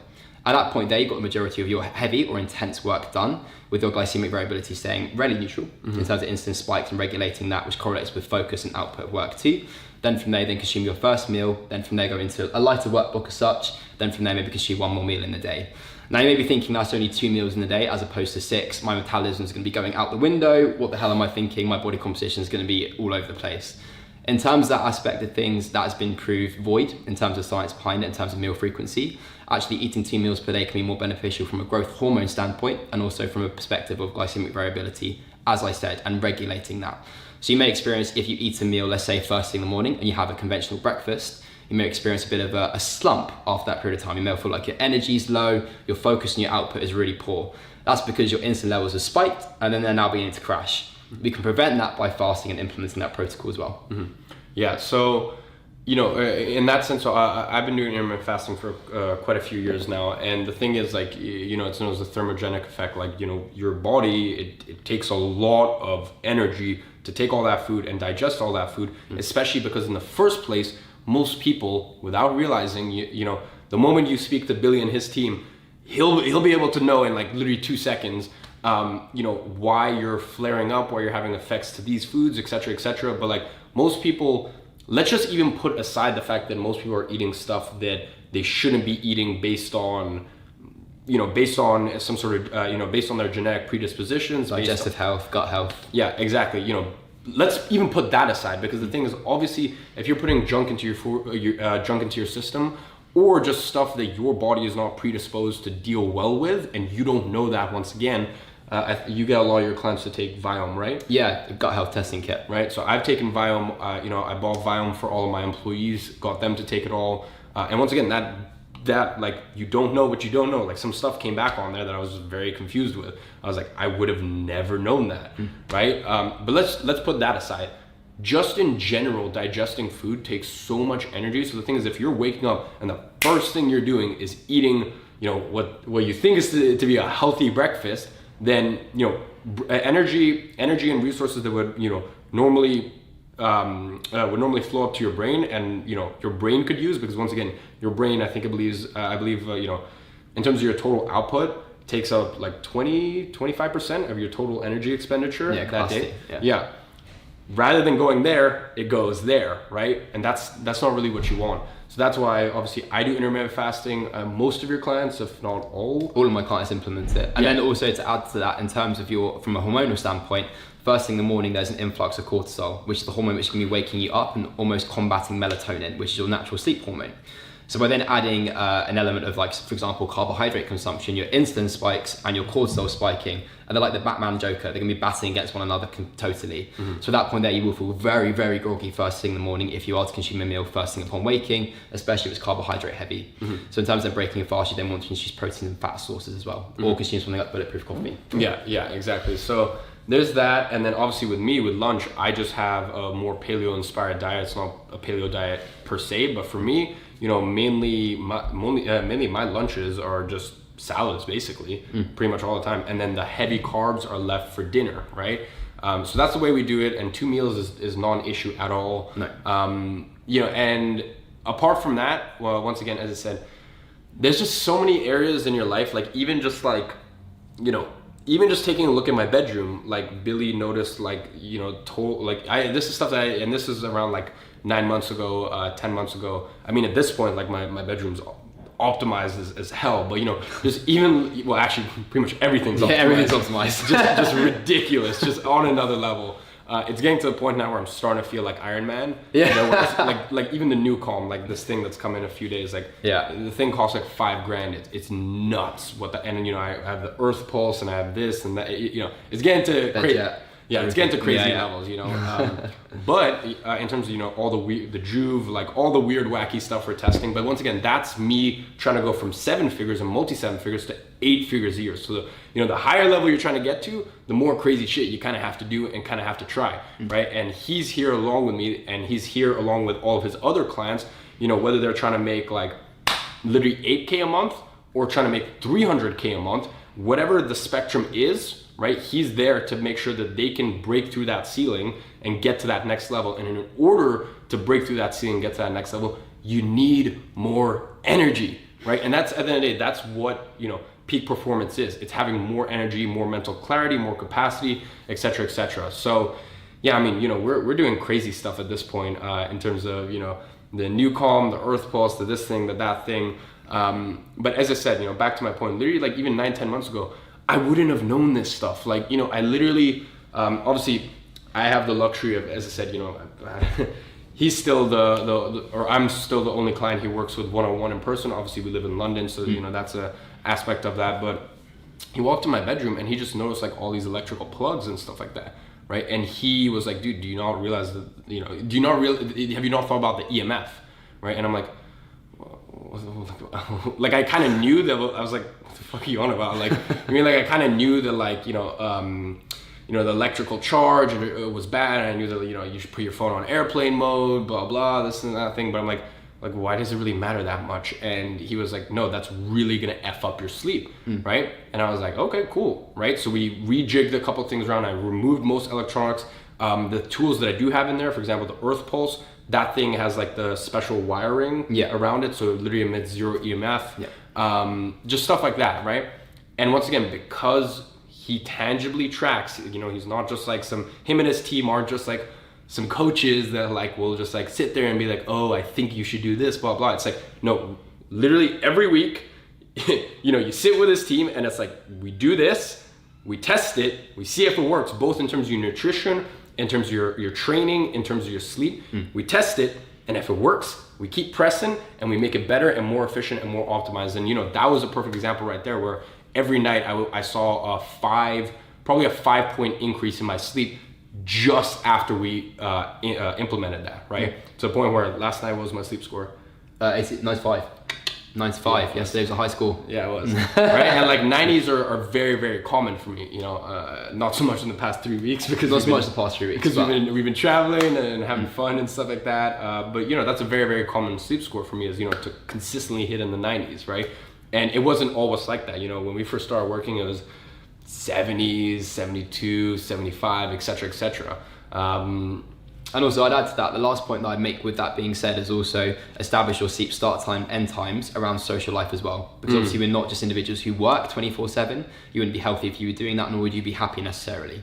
So from there, in terms of sleep start and end times, most individuals I work with at first will do the 5:30 wake up. That's actually such a key point, because the thing is, it's like, you know, even like a lot of personal trainers, like, you know, outside of peak performance, like personal trainers you work with, like we even had you know, with one of my good friends, he started working with a personal trainer, and the personal trainer would work him so hard that he'd get home and he'd need to sleep.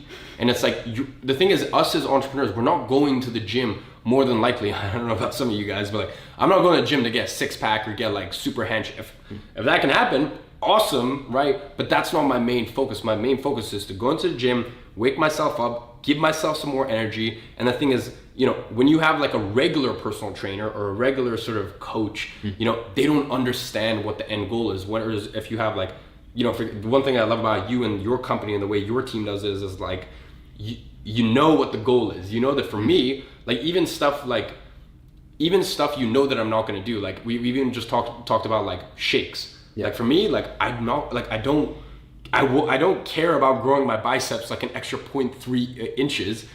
If that means that like I have to remember to have a protein shake, and like I don't like protein shakes. Like, so the thing is, like, that's very, very important. Yeah. This is like the fact that, you know, working with you, it's like you keep my lifestyle in mind, which I really appreciate. You keep my lifestyle in mind, and that's why even, you know, you can tell them about how we moved from 5:30 and then... Yeah, exactly. So that's what I was going to say. So when we first started working together, Iman's wake time was 5:30. So I was often here by 5:30. I'd be getting up at 5. We'd then go straight to the gym by 6, finish by 7. Now, what we found in terms of keeping that consistent was it's very hard to do so, primarily from a social perspective here. So, well, we kept it consistent. It's just getting good sleep consistently. Yeah, increasing the performance in that regard. We found that it was very much flatlining in that point. So and it was really hard to get 9 hours, because the thing is, if I wanted to wake up at 5:30, I would literally have to go to bed at what, 8:30? Yeah, 8:30. Yeah, like in the summer. Yeah, it's like, just, come on. And also as an 18-year-old guy, very, very difficult. Yeah. So from there, in terms of assessing that, we then moved our sleep end time back further. So now it's actually 7:20 in the morning. Well, previously it was 6:20, now it's 7:20. So we actually made that step forward as well. Yeah. So in terms of then understanding that, and from a social perspective, if for example Iman has a business dinner or a social dinner he has to attend to, if he gets back at let's say 9 o'clock, at that point he can still adhere to his night protocol, his evening routine, and then from there still optimize his sleep and efficiency, as opposed to compromising that by thinking, I want to grind hard, get ahead of the curve, be in the gym by 6 in the morning. Yeah. Which is a common attitude carried by most individuals in this space. So yeah, that's really important to assess as well. Yeah, you want to implement all this stuff and get the low hanging fruit, but you also don't want it to be like, if you you know, if it feels too tough, too draining, like we're not gonna do it. You know what I mean? And yeah, especially with that wake time, you know, moving it from 6:30, and then now, as I said, we literally moved it from waking up at 6:20, because 6:20 was fine, because even to get 9 hours of sleep, you know, I'd have to be in bed at 9:20. You know, sometimes I would have dinners, you know, and 7.5 hours is totally fine, right? So I knew that if I had dinner, I get 7.5. 7.5 is still fine. I can still even hit the 90s easily with a 7.5 hour sleep time. But now that it's summer and it's like literally it's like light out at like 9:30 or whatever, it's just 10 even. It's ridiculous. Yeah, it just means I could never get 9 hours sleep. So we even made the decision like a couple days ago, I'm gonna start waking up at 7:30, because that way it gives me the option to have 9 hours of sleep, like legitimately. And with that being said, sunlight being a precursor to obviously then actually falling asleep as well, and obviously disruption with that being said as well. So assessing those variables is very, very important, and make sure you're happy with actually getting up at a certain time as well, because obviously in terms of this process, enjoying the process is very much important to you without having too much resistance in terms of facing it. Otherwise you're not going to adhere to the protocol.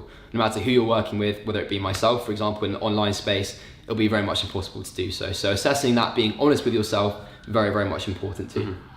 Yeah, well, I don't want this video to drag out too long. We've literally just touched really just the tip of the iceberg. Like there's, like, I mean, I'm just thinking back to potentially a list of 20 or 30 things that we've actually implemented, whether that be paid, free, like literally small, just tiny little changes, moving a couple things around, like 20, 30 things that have literally taken me from like, you know, my output being average when I look at the other entrepreneurship space to an output that is like, that I'm very proud of at this point, right? Ridiculous. Let's be honest. And as I said, it's because I've been able to have someone there that's constantly testing, optimizing in the same way that I sit down with my team and we're testing and optimizing every single part of the business, both for the agency and the education company. You guys know what I'm like. If there's a leaky hole, it pisses me off so much.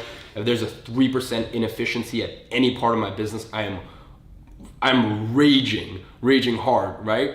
Yet I don't have the time and attention to, I don't have the mental capacity to take that same, effort and then apply it into, the other areas of my life, nutrition, sleep, blah, blah. I can do it decently, but when you have a dedicated person for, for you to do that and a team. And also the cool thing is now you're literally like, you got like 12, 13, 14, 15 clients you're working with. And these aren't entrepreneurs, making like 2K a month. These are entrepreneurs literally clearing, some of them 8K a month, some of them 50K a month, 100K a month, 200, 300 G's a month. Yeah. These aren't like small, these aren't small players. These are heavy hitters, So the thing is, he has that knowledge. He knows what works and what doesn't work, and his team literally has the data to know what works and what doesn't work. So as I said, this is really just the tip of the iceberg. If you want to learn more, I strongly encourage you. I'm going to leave the case study link down below. I think that's like what, 25, 30 minutes? Yeah, that's 25, 30 minutes. That'll give you some more information. And then I strongly urge you guys, hop on a call. I've referred so many of my clients to Billy. So guys, sorry that cut out at the last minute, but anyways, I was saying I've referred so many of my clients, so many of my, trusted peers. I've referred, obviously, Billy works with not only me, but my team as well.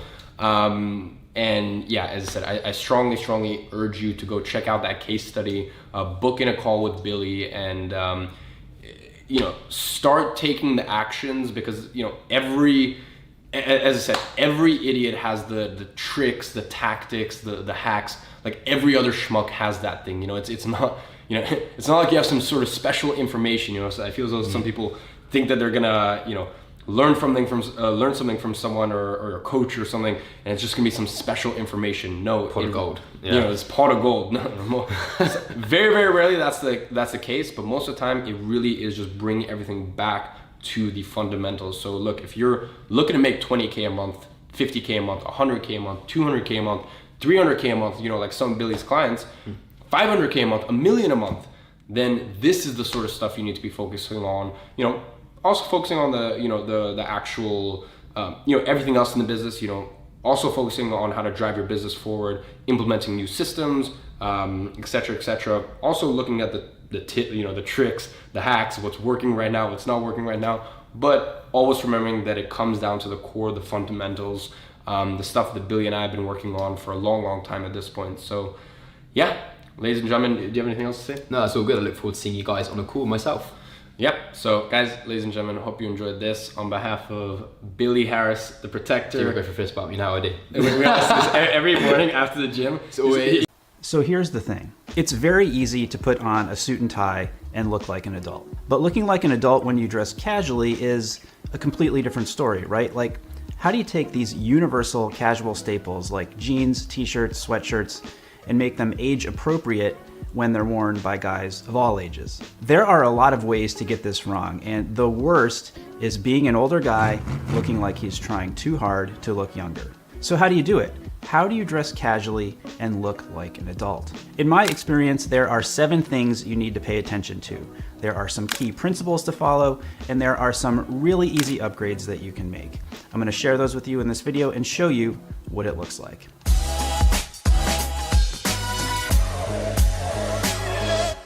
I'm Brian Sacawa, you are watching He Spoke Style, and this channel is dedicated to giving you all the advice and inspiration you need to dress well, develop your personal style, and gain more confidence. Before we get into it, I want to take a quick commercial break to let you know that today's video is sponsored by Keeps.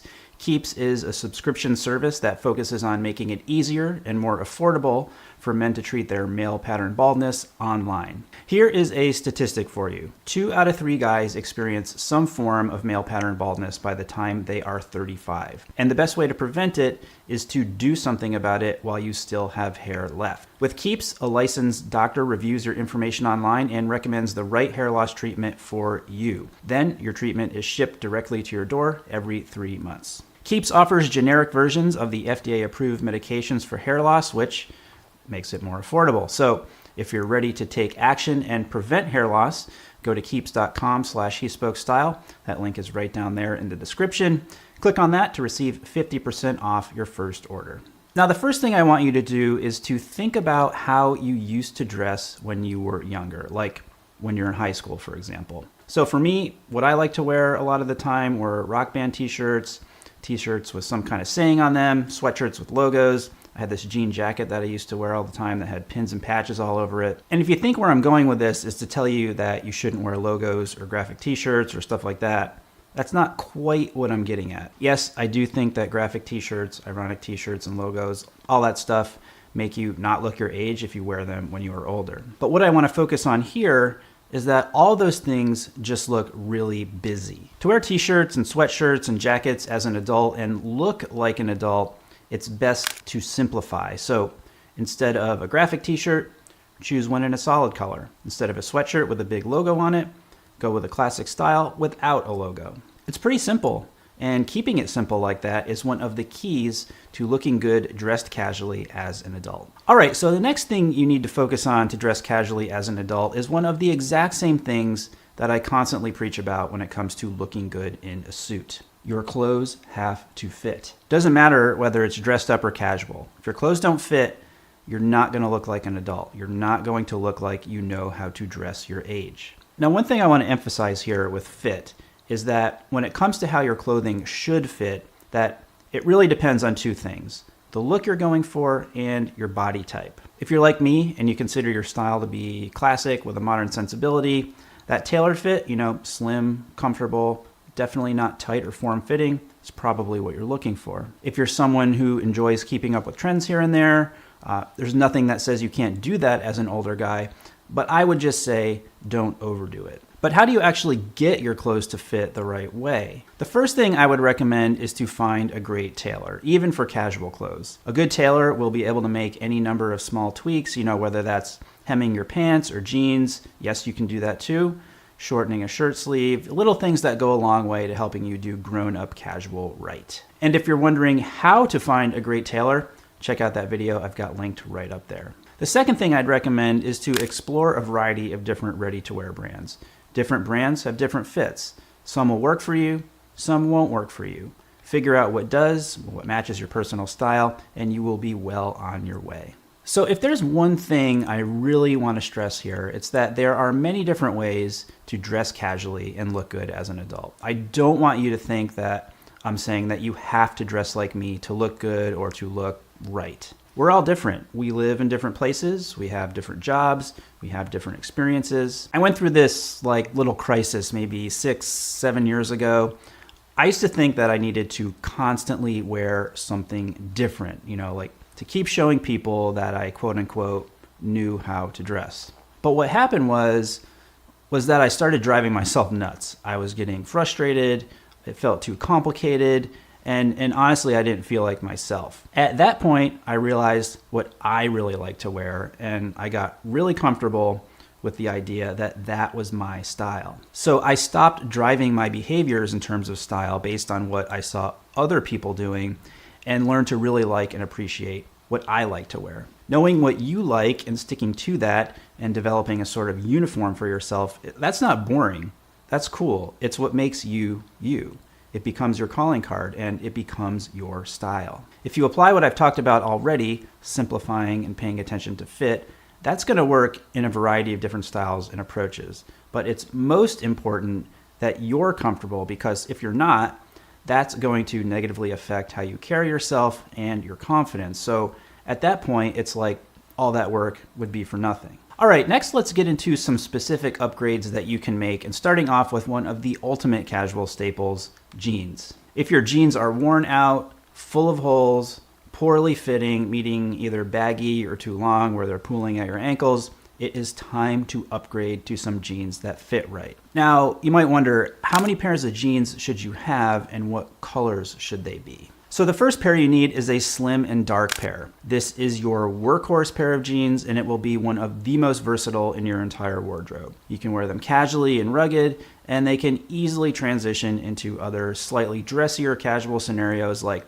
a date night or even business casual depending on your workplace. The second pair I recommend is a pair of black jeans. Of course, black jeans have those rock and roll connotations, but as you get older, they take on some other properties that I think are beneficial. They're slimming, and they're very easy to dress up casually with just a t-shirt and a casual jacket. The third pair I recommend is a light wash pair. They're sporty, great for the weekends, and work with a variety of shirts from t-shirts to polos to button-ups. And if you're comfortable with it, you can go ahead and add a white pair in.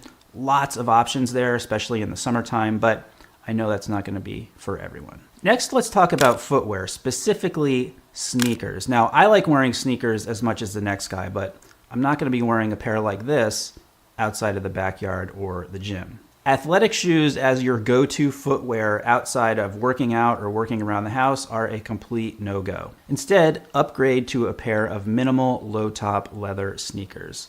They're still sporty, but help make a casual outfit look a little more put together and considered. I'll talk about and show you some other footwear options later on in the video. As you get older, you look more mature, and your casual dress should also look more mature. An easy way to do this is to upgrade some of those classic casual outerwear pieces that you have in different materials, textures, and colors. So, for example, classic denim jacket.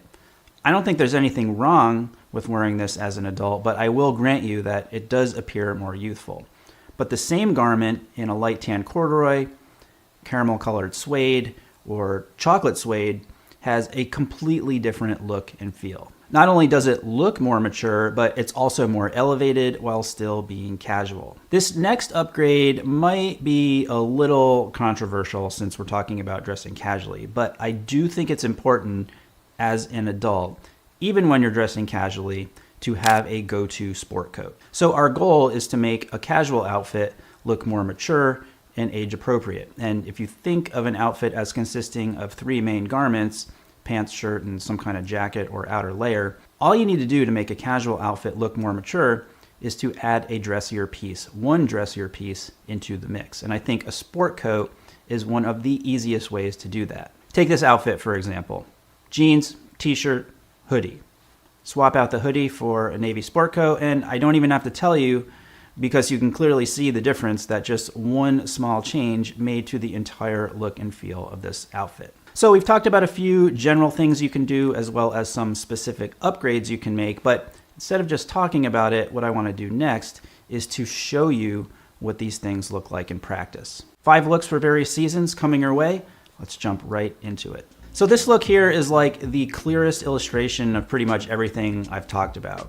2 real simple casual pieces, light gray sweatshirt, light wash jeans, classic sporty combo. Over that, I've got a lightweight navy suede jacket from a brand called Valstar.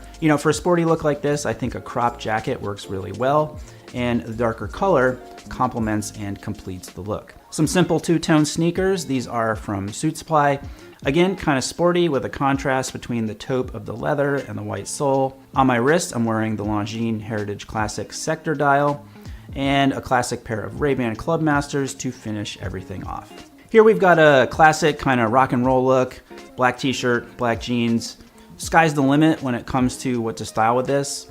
I kept it simple, but with some pretty big contrasts. Starting with the jacket, it's a classic trucker jacket style, but in a gorgeous caramel color and buttery smooth suede. Both the color and the texture elevate the look and really make it stand out. More contrast to anchor the outfit with some white Common Project sneakers. I'm a fan of the white against black for me. I think it just creates more visual interest and kind of like a visual layering. On my wrist, got the Speedy on a black NATO, and then keeping the rock and roll vibes here with some Jacques Marie Mage shades. All right, next we've got a summertime look to illustrate that casual doesn't always mean jeans, especially in the summer, when you're not really gonna want to wear jeans. Very easy to substitute a pair of khaki cotton pants. Going with a simple brown gingham button-up shirt here, Both the shirt and the pants are from our collection, available in the shop. And I mean, it's a real simple combination.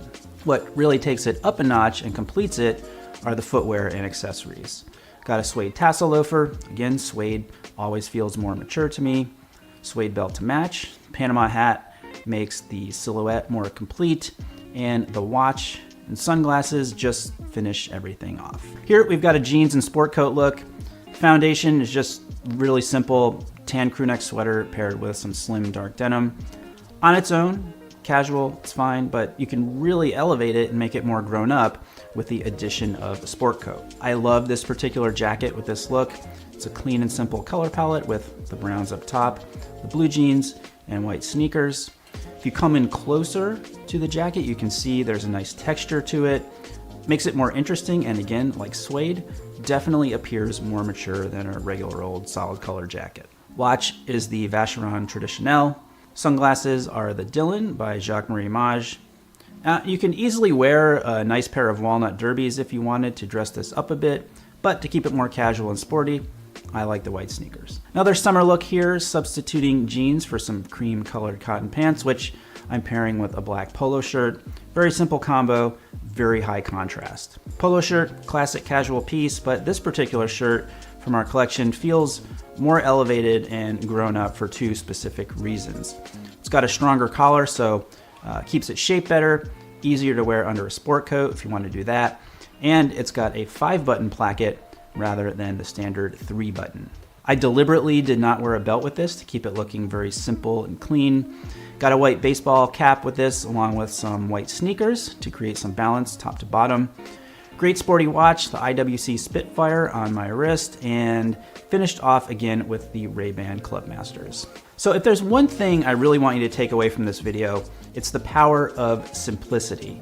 Your goal shouldn't be to have lots of clothes. It should be to have less clothing that you can do more with. And the capsule wardrobe concept is a great way to get started. Click on that playlist over there because I have 6 different capsule wardrobe videos, including the ultimate beginner's capsule wardrobe, a business casual capsule wardrobe, professional, and one for every.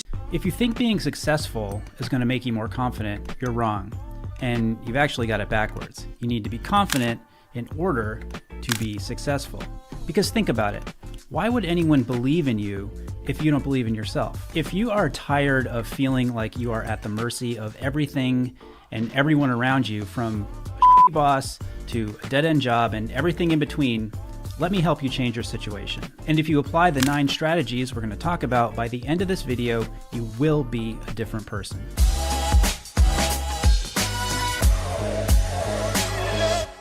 I'm Brian Sacawa. This is He Spoke Style, advice and inspiration to help you dress better, develop your personal style, and yes, be more confident. The first thing I want to do is to dispel the myth that in order to be confident, that you've got to be loud, extroverted, and aggressive. It's easy to think this because people who act this way often do appear confident, but the way they're presenting themselves is actually that person compensating or overcompensating for their lack of confidence in themselves and their abilities and their insecurities. Confidence or a lack of confidence is something that's created throughout your life. The opinions of your parents, your teachers, your friends, all help to build up that confidence or destroy it. And the reason is because we care about what people think.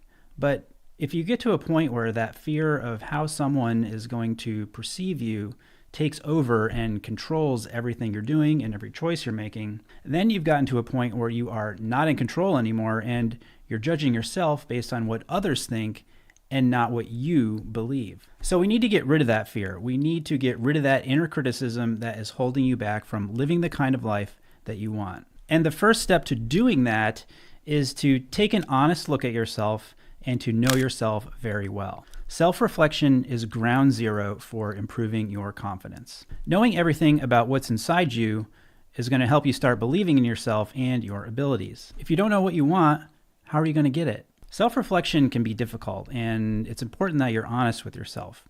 Get a notebook and start writing things down. What do you want? How do you feel? What sets you off? There's no right or wrong way to do this, so do whatever feels right for you. And as you're going through this, one of the things I want you to do is to create a list of your strengths. Don't forget what you're good at. Having a list that you can refer back to will help you remember all the positive things you have to offer, which is especially helpful when you feel discouraged. Also, if you have a clear understanding of your strengths, that's going to be like armor that'll protect you against any needless feedback or criticism that you might get on a daily basis, like at work, for example. That list is the easy part. This next list, not so easy, because what you also need to do is to make a list of your weaknesses. And once you've identified your weaknesses, those are the things that you're going to want to work on the hardest. Make plans for how to improve them. Figure out ways to minimize their negative impact. It's easy to sit back and coast on the things you're good at, but if you know that you have these weaknesses and you're not working on them, that's not going to make them go away. Over time, that's just going to reinforce any doubts that you have about yourself. People with talent who don't practice or work on stuff only get so far in life. It's the people that dig in and do the hard work on the things that they can't do or aren't so good at. Those are the people who eventually have greater success. The next two strategies we're going to talk about have to do with appearance. And let me just say that caring about your appearance is not vain. There's a big difference between conceit and confidence. And one thing I know for sure is that if you look in the mirror and you're not happy with what you see, you are not going to be confident when you step outside into the world. The first thing we're going to focus on is skincare, because your face is one of your most important assets when it comes to your appearance. And to take the best care of your face, you need to make it a habit and part of your daily routine. I used to go in fits and starts when it came to skincare. I'd start and then I'd stop, and it was usually because there was like too much out there to choose from and not enough guidance. That's why I love Tiege Hanley, who I'm proud to partner with for today's video, because they make it so easy to start and stick with it. If Tiege is new to you, they have many different products, but all you really need to get started is their basic plan. Now that's a face cleanser, exfoliating scrub, AM moisturizer with SPF to protect your skin from the sun, and a PM moisturizer for the important repair process that happens while you sleep. I'm almost 45 years old, and if you're like me, I'd recommend bumping up to Tiege's level 3 system that adds in a firming serum and an eye cream. But let's get back to the part where I said it's easy. So when you get your box in the mail and open it up, it comes with a card. That card tells you what to do, when to do it, and how much of the product to use. And it gets even simpler because when you subscribe, you don't even have to think about going out to get more when you run out, because it automatically comes to your door every month. Now, in addition to great skin, when you join Tiege, you get tons of perks as well, including at least 20% off the retail price, the ability to customize your box, shipping reminders, pause or cancel at any time. There are no hassle refunds, and there's free US shipping, as well as low-cost shipping to most other countries. And because Tiege Hanley is sponsoring today's video, they're offering you guys a great deal. All you got to do is click the first link in the description to get Tiege Hanley for 30% off, and you can choose a Adopt Kit, hand towel, or body wash and scrubber combo as a free gift. So click that link to get started today. All right, the next thing we need to talk about in terms of appearance is how you dress. Like it or not, the clothing you wear, how it fits you, your accessories, all those things communicate something about you. It affects every relationship you have, how you're perceived, what group you belong to or want to belong to, and it's a direct reflection of what you're going to get out of your day. How you dress is completely up to you, and it's dependent on your personal style, your situation, and what you want to get out of life. But however it is you choose to dress, if you put some time and effort into it and do it with intention, people will notice and you'll be more confident. Now, nothing boosts your confidence more than when you win at something. And the bigger the win, the bigger the boost. But if you're only focusing on those big victories, you are missing out on a lot of smaller ones. Think about your day. You probably get a lot of stuff done, a lot of stuff you overlook and don't consider a victory. But they are. They're things you've accomplished. That's a good thing. And the best way to see these things and celebrate that you've accomplished something is to make a list at the beginning of the day and cross things off. Seeing what you've done every day will give you a huge boost. Let's circle back to the myth that in order to be more confident that you have to be loud, extroverted, and aggressive. Aggressiveness is not confidence. If you respond to someone aggressively, that's a sign that you're insecure about something. You can be assertive without being aggressive, and that is something worth practicing. But you've got to know yourself and your insecurities to do that. But being assertive without being aggressive will boost your confidence. When you're good at something, you know how that feels, right? It feels good, and it automatically boosts your self-confidence. So if you could get better at more things, it would follow that your confidence would also keep increasing. That's why it's important to continue to seek out opportunities to learn and grow throughout your life. Of course, a great place to start is that list you made of your weaknesses, but it could be anything that interests you, from a hobby to your work life. Define what that is and set a realistic amount of time that you can devote to it every day, because getting into a routine is going to be the key to success here. Let's talk about comfort zones. Now, a comfort zone feels good, thus the term comfort, but it's also something that can hold you back, discourage you, and diminish your confidence. You always regret a chance you didn't take, so step outside of what's comfortable every now and then and try something new. Doesn't have to be crazy either, like you don't have to go jumping out of an airplane or something. But think about what you know about yourself. If you're shy, maybe it's just going up to a stranger and saying hello.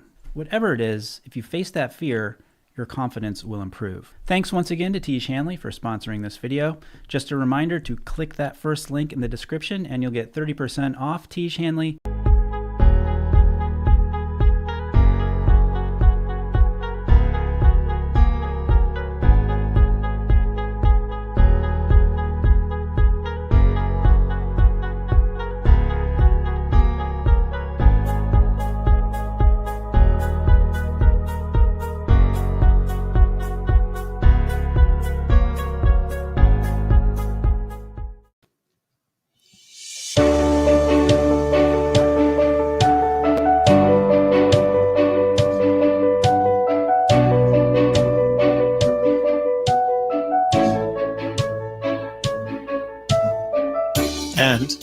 Hello and welcome to Shelly Carney Life Coach. It's our Friday happy hour chat, and I'm your host, Shelly Carney, along with my bestie, Toby Younis.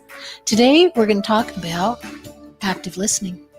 How does it make you feel when somebody really listens to you? I believe you cannot move forward in any relationship unless both people feel they've been heard.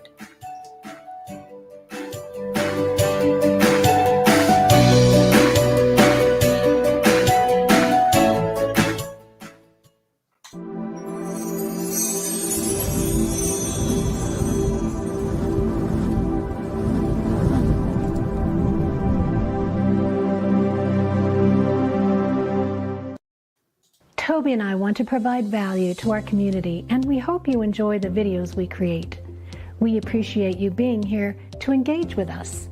To help us in return, you can share your ideas and appreciation by clicking on the thumbs up like button, subscribing, clicking on the bell to receive notifications, and writing a positive comment. Then share our videos with your family and friends so we can grow the channel and reach more wonderful people in the future. Thanks. All right. Thanks for joining us today. Again, I'm Shelly Carney. I'm a podcasting and live streaming host, coach, and consultant, personal development expert, an interviewer, an author, a presenter, an introvert, and a 9 on the Enneagram. I always include that because it can kind of sometimes inform you about a person's personality traits. And we're going to focus a little bit today on interviewer, what it takes to be a good interviewer and to actively listen. Are you paying attention or actively listening? And what's the difference? Do you know the difference? So I'd like to believe that actively listening, it ensures that you're engaged in the conversation, as opposed to sometimes like you're sitting in class. Mm-hmm. When you're sitting in class and you have a recorder with you, digital recorder, that's participating in a kind of non-committed sense. You may not be ready to engage in the conversation. So if you get called upon, for example, the professor says, hey, Toby, what exactly do I mean by a composite? And if you weren't actively listening, you were just kind of, there. You may not get it, but if you're actively listening, you're engaged in your side of the conversation. Mm-hmm. every once in a while, somebody will ask me, "What do you find most interesting? What do you find most attractive about a woman?" And my response has always been, I like the idea that she can hold up her end of the conversation. And part of that holding up your end of the conversation is actively listening. Yes. Now, another way of looking at that, when you brought up classes, taking classes, is if, for instance, I'm taking a training with somebody, if I am actively taking notes, even if it's just a recorded video, if I'm actively taking notes and planning on putting things into action that they're explaining to me, then I believe that's a more active listening rather than a passive listening of just, hearing what they say, but not planning to take action on it. But why should we listen? What's in it for me if I listen to other people? We can build our relationships and deepen that bond. We can increase our empathy for others when we hear their side of the story. We enhance our own understanding, and people understand us better. And we can learn and develop knowledge. So if they tell me something and I don't know anything about, for instance, when Toby tells his stories about Vietnam, that is not in any way anything that ever happened to me in my life. It's totally new. So listening to his stories informs me, educates me. I get to understand and learn about what it was like for a young man to be in Vietnam during the conflict there. Helps us to solve problems. If we go in already knowing that guy's an idiot and he doesn't know what he's talking about, we're not going to listen to him. We're not going to be able to solve the problem between us. If we come in with an open mind and truly actively listen, then we actually have a chance of solving that problem. And then we inspire positive feelings. When I am listened to, I feel like I'm validated. I feel appreciated. I feel heard and acknowledged. And we can do that for the other person, and we back and forth raise our vibration together. So is this a good time to interject my sentient sales course? The whole course? No, just to talk about what it was. Sure, go ahead. So there was a period in time. If you want to go to full screen when you're talking, that would be good too. Okay, let me do that. So there was a period in time where, when I was in Washington, D.C., I was helping other contractors learn how to sell to the federal government. And over a period of about 3 or 4 years, I developed something called a sentient sales course and sentient sales technique. And basically, the sentient sales technique said that when you went in to make a sale, that you did as little talking as possible, that you asked open-ended questions and allowed your prospective customer to speak. And not only did it work as a sales technique, I discovered quite accidentally, actually, that it worked as a relationship development technique. So you could meet someone in a train station. You'd start talking. The more you listen to them, the more attached they become to you in kind of a pseudo-emotional way, right? They just want to hear more of your stories, yet you haven't told any of your stories. You just asked questions about them. So that's why I called it sentient sales, because it works on that side of the individual. The more you listen to an individual, the more they become kind of connected to you. And you don't have to do anything. You don't have to tell your war stories. You don't have to tell your success stories. You don't have to do anything. You just have to ask them about them. And the more you do that, the more connected they become to you. That's right. People's favorite subject is themselves. Yeah. And that's what Dale Carnegie said in his book, How to Win Friends and Influence People. Mhm. Is the most popular person at the party that everybody likes so much is the one who just went around and asked everybody questions about themselves and then listened. So Dale Carnegie and I are like that. Yeah. So next slide. Are you actively listening? Robert Baden-Powell said, if you make listening and observation your occupation, you will gain much more than you can by talk. That's a great quote. Yeah, I thought so. If you make listening and observation your occupation rather than sales or live streaming, It's an interest. That's a good quote. I like it. That's right. We can learn a lot. How to listen. So we're going to go over these one by one, but let's, this is what's coming up. We're going to talk about how to eliminate distractions, physical engagement, how to be physically engaged in the conversation, how to give reflective feedback, how to put aside judgment so you can have an open conversation, and how to share similar experiences and why we want to do those things.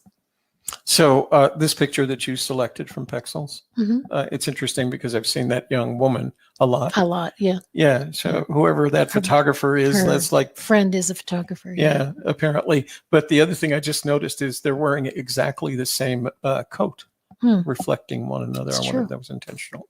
Yeah. Are you actively listening? Malcolm Forbes said the art of conversation lies in listening.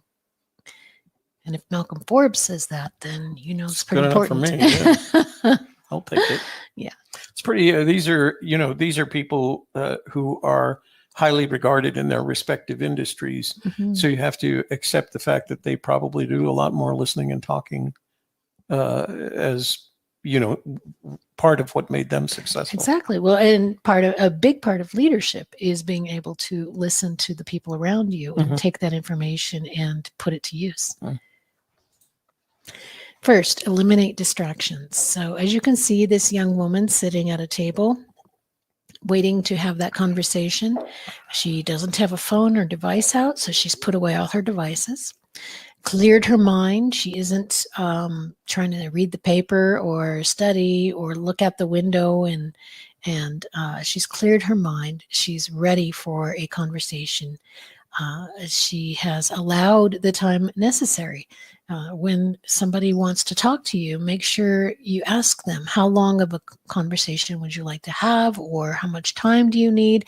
And then set that time aside so that you're not in a rush to get away, or you're distracted because you have another appointment coming up.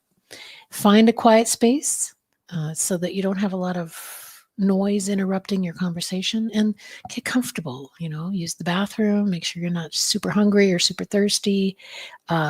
Be ready to be present. I was I'm going to do this because I thought that was a good idea. I was having a meeting with my good friend Janet, and we were going to meet at a local restaurant, one that's in Corrales, which is where we often meet. It's not a formal place; it's a very informal, casual restaurant. And they've implemented social distancing things, so you can't. The tables are not close to one another, so it really wasn't noisy. As you actually, in comparison to how it usually is, right? Pre-pandemic and hopefully post-pandemic. I look forward to going back to when it's just a noisy place. And as usual, I got there a little bit earlier, and she was walking up, and I saw her. And usually what I do is I ask her if she'd like some coffee or something to eat. So I put away my stuff, and the last thing that I was doing was I was putting away my phone. And she said, "Oh, you don't have to put that away." And I said, "Yes, I do. This is your time." And she just smiled and said, "Thank you." Because we all know that the phone or the mobile phone has changed the manner in which we interact with others, because we put it right there in front of us. Right. My phone has a setting that enables me to turn it over on its face, and it interprets that as "Don't bug me." Don't leave me alone. I don't want to hear from you. Do not disturb. Yeah.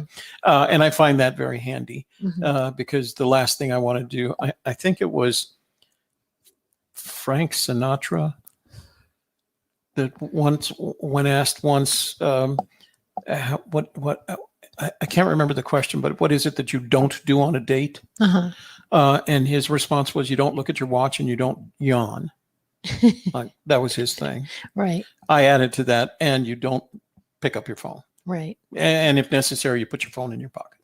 So don't look at your watch, don't yawn, and leave your phone alone. Right. So it doesn't even have to be a date, just a conversation.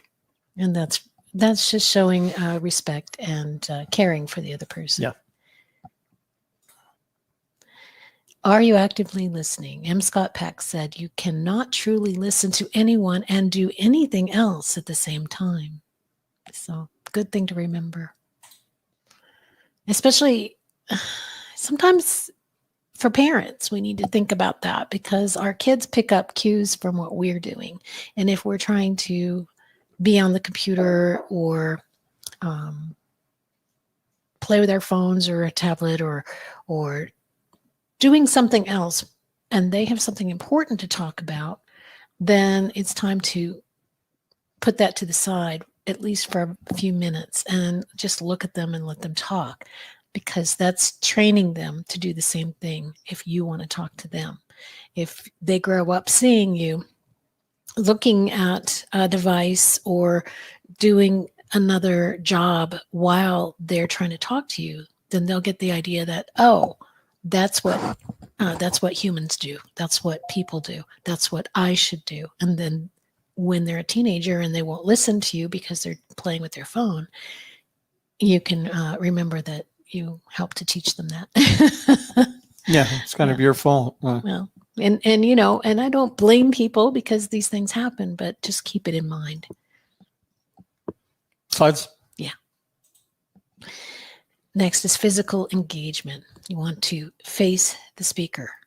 This is really helpful to engage your body in whatever primary activity you are engaged in. Is face the speaker. That's going to put your body into the conversation. Eye contact. Look into their eyes as they're talking whenever possible. Lean in. When you're listening closely, sometimes I even turn my head if I'm not hearing them well. I turn my head to make sure that my ears can pick up all the sounds that are coming my way. Nod and smile to let them know you are listening and paying attention to what they're saying, and that you are encouraging them to continue with their talking. If you disengage suddenly, they might stop talking and wonder what's happening. Why did you look away? Or if you stopped nodding and smiling, they might think, did I say something that upset you? You know, so continue to nod and smile if you want them to continue to talk. Voice your agreement by, you know, just to let them know you're there, especially if you're on the phone. You're going to want to do that because they might think nobody's there. Did my phone cut out? If you're not making any sounds. Also just that extra little bit of encouragement to keep them going. And then touch people when appropriate, mostly on the arm and shoulder like this. Would be good if you are having a conversation where you're giving them support. They're feeling sad or down in any way. That extra little physical touch can help them to feel more comfortable sharing more openly. Peter Drucker said the most important thing in communication is hearing what isn't said. Body language makes up more than 80% of our communication. So that's one of the reasons you want to be very focused in looking at the person, so you can even subconsciously pick up those facial cues that you might otherwise miss if you're looking away. Putting something in between you. It's like, for instance, if you're watching a television program, but you're also scrolling at the same time, you're going to miss a lot of the nuance of the program. I know that I've done that. You know, if I'm watching a program and suddenly I get a text and I start messing around with the text, I've totally forgotten everything that I just saw presented. So the same thing happens when we're having an interaction. You want to be looking at the person and in the moment so that you can pick up those cues that you might not have otherwise noticed if you were looking away. In one of the schools that I attended in my career, there was a whole section on, you want me to open up the screen here? Don't mind me. There was a whole section on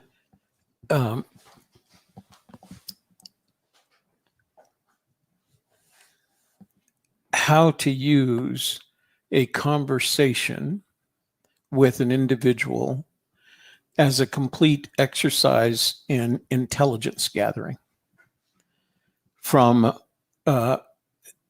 recalling making notes afterwards, recalling the clothes they wore, how they were sitting, how their face looked, what their expressions were, not just what they were saying, how they were moving their hands, whether or not they kept their hands in their pockets, right? Whether they smoked at the time, right?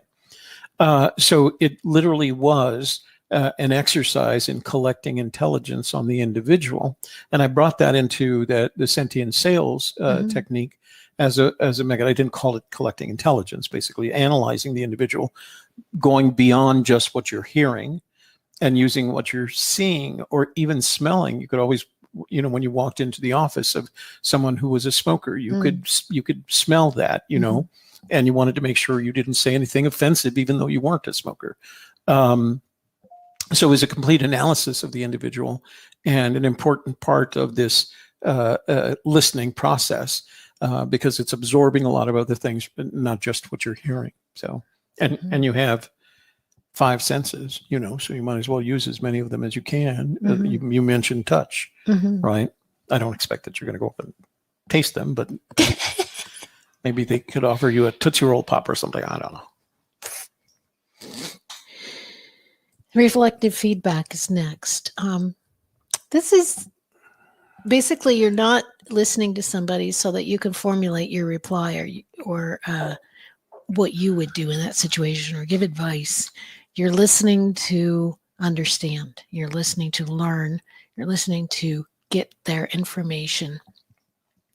And in doing that, one of the things we can do is offer that reflective feedback of repeating back what they've said, paraphrasing, saying it in a different way. So what I'm hearing you say is this, is that correct? Check for clarification. Ask for those clarifying questions like, I didn't understand what you said there. You said you started work when you were 21, and what year was that? You can do those clarifying questions just to help you get that information straight in your mind, what they're talking about. Additionally, it's a great opportunity to empathize with somebody, and you could give them feedback such as, that must have been really hard, or I see what you're saying. I hear that. I can understand what you're talking about. Just that empathy without saying, I know exactly how you feel, because of course nobody knows exactly how anybody feels except for themselves. But to empathize is just to give them that support that they're looking for so that they'll continue to speak. So one of the techniques that I've used in that case is when I can't empathize, if I don't have a similar experience and I'm not able to empathize with the individual, I want to reflect back to them that although I can't empathize, you're telling your story in such a way that I can feel, you're making me feel something, right? And it's not quite empathy, but it is like, that's such a good story. You touched in something inside of me. And I think that's a good way to reflect when they've had an experience that you can't even imagine. You've just never had that kind of thing. I've noticed on Clubhouse where people get up to tell their stories, some of them, I can't empathize. I didn't lead that kind of life. But you think to yourself that that story is so well told that you can see how it changed them, how it made them better, and how they seem to have recovered from it. Then, and that creates a good feeling. A sense of good feeling.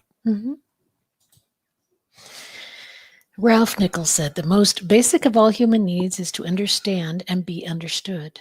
The best way to understand people is to listen to them. Wow. Another great quote. Yeah. You want to go next one? Next, we want to talk about putting aside judgment. When you come into a conversation already judging the situation, judging the person, judging their character, judging what they will probably say and what you will probably say, if you've got that mapped out in your mind, then you're not open to having an honest exchange of information. You don't want to come into a conversation judging the person. And this happens a lot with parents and kids. I remember as my son got to be an adult, we had a conversation one day, and I was he was trying to make me feel guilty about something in sort of a passive aggressive way. And I said, I tell you what, from now on, when we have a conversation, I won't judge you and you don't judge me. And let's just go from here. And that really freed some things up for us, that when he wasn't feeling judged, he didn't feel the need to then judge other people. So judge not lest ye be judged. And when you come to a conversation without judging somebody or judging what they're going to say, or maybe some action they took that was a mistake, well, if you can say, well, we all make mistakes, and this is where we go from here. Trust can grow when you allow them to be themselves without feeling judged. Your relationships can deepen. Your happiness increases because you're open to receiving happiness, and you're open to having a better relationship, and they are happier that they're not being judged. And then honesty comes easier when when you know that you can come to that person and say, this and this and this happened, and they just listen to you, and then they say, okay, and then what? Or I see, and they're very neutral or even open to receiving what you're saying. Then you feel like, okay, I can be really honest with this person, and it improves your relationship. Very nice. Bryant H. McGill said, one of the most sincere forms of respect is actually listening to what another has to say. And I agree. Respect is super important, especially in marriage and partnerships. And that means, again, putting things aside and focusing on your partner when they're talking, and giving them that respect. Mm. Do you feel like I listened to you enough? Yeah. I'd let you know. Yeah, you would. Share similar experience. You don't want to do this like too quickly. Let that person explain their entire experience before you jump in and say, oh, well, that happened to me, or that happened to my brother, because then you're sort of jumping into their story and taking it over. You don't want to hijack somebody's conversation, somebody's story. You want them to be able to tell their whole story, and then you can show understanding and empathy by saying, oh, I hear what you're saying, and something similar happened to me when I was that age, and I made a mistake, and I didn't do it any better than you did. So that would reduce their shame and guilt, knowing that you accept them as they are. You're not judging them. You also had a similar experience and made similar decisions and similar mistakes. Then they feel like they are being understood, and it strengthens that bond and reinforces the learning. So for instance, this perhaps is a mother and daughter, or grandmother and granddaughter. If the younger one came to the older one and said, I had this bad thing happen, maybe the boyfriend broke up with her, or whatever happened, something bad happened, and the mother or grandmother listened to her and then said, when I was your age, something similar happened, and here's how I handled it, and here's what I thought and felt and did, then the younger one could learn from that and see maybe a path forward, whereas before they may have felt like, life will never be better again. And when they hear, oh, they went through the same thing, and look at them now, they're doing great. So we can have that reinforcement of learning and hope for the future. So I actually have mixed emotions about this one. Mm-hmm. And the reason is I feel like social media has had an impact on that kind of structure, and you know, I'm not a big fan of bearing your soul on social media.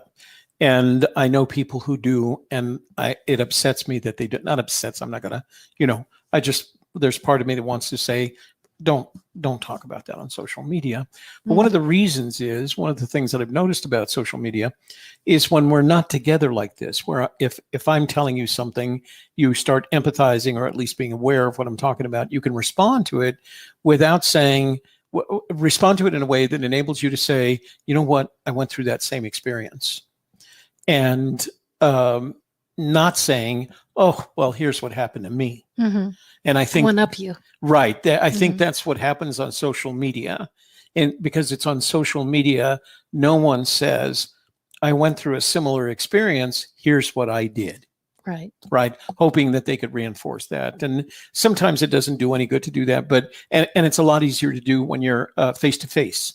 On social media, it's easier to say, really? Well, here's what happened to me. Mm-hmm. And then what did you call it? One up your story, do a one up your story, level up your story, so that now your story becomes more important than whatever pain the person is experiencing. Right. Now, again, I'm not a big fan of bearing your soul on social media. Right. If you have a problem, call me. Yeah. Let's talk about it. And I promise you what's not going to happen is I'm not going to one up you.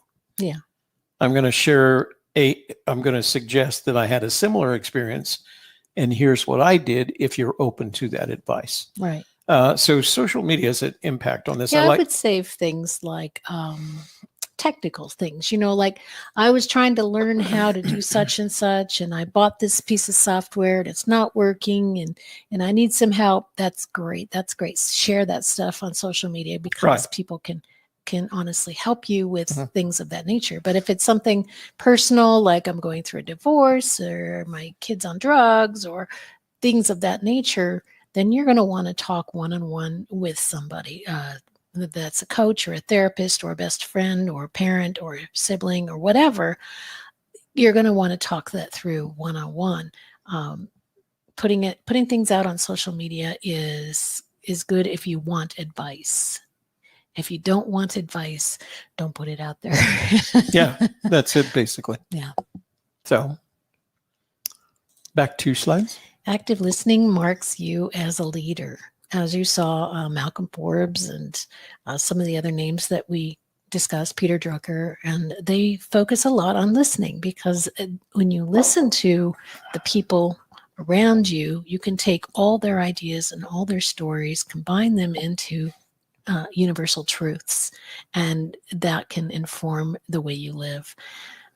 It attracts others to you, right? We talked about Dale Carnegie, go to a party and ask everybody about themselves, and they get to talk about themselves. They remember you as the person they like the most. It attracts people. Creates authority. When you listen to people, it gives you this status of perhaps a coach or a mentor or a parent, or, you know, the person who is the one that everybody comes to when they have problems. You are the guru, right? Gives you that authority. It demonstrates a growth mindset when you are open to listening without judging. You say, well, I don't know anything about that. Why don't you share your experience with me? And you just let the person talk. That demonstrates that you're ready to listen and learn. It encourages others to share their story with you. When you don't interrupt them, when you let them speak and you continue to encourage them with your body language, they will continue to flow with their story, and you'll get to learn a lot more about them.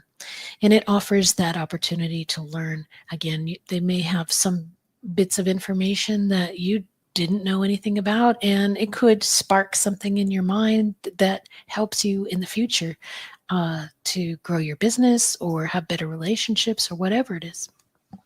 So I am actively listening to your presentation, but I regret the fact that we're not going to get the opportunity to discuss how well drawn that paramecium on the whiteboard is.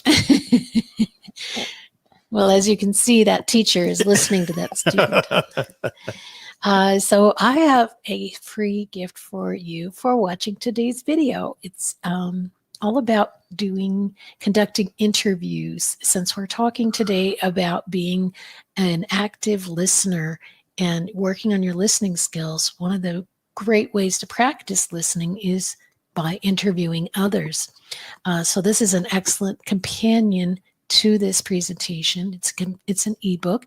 It's your free gift, and it teaches you to master the art of successful interviewing.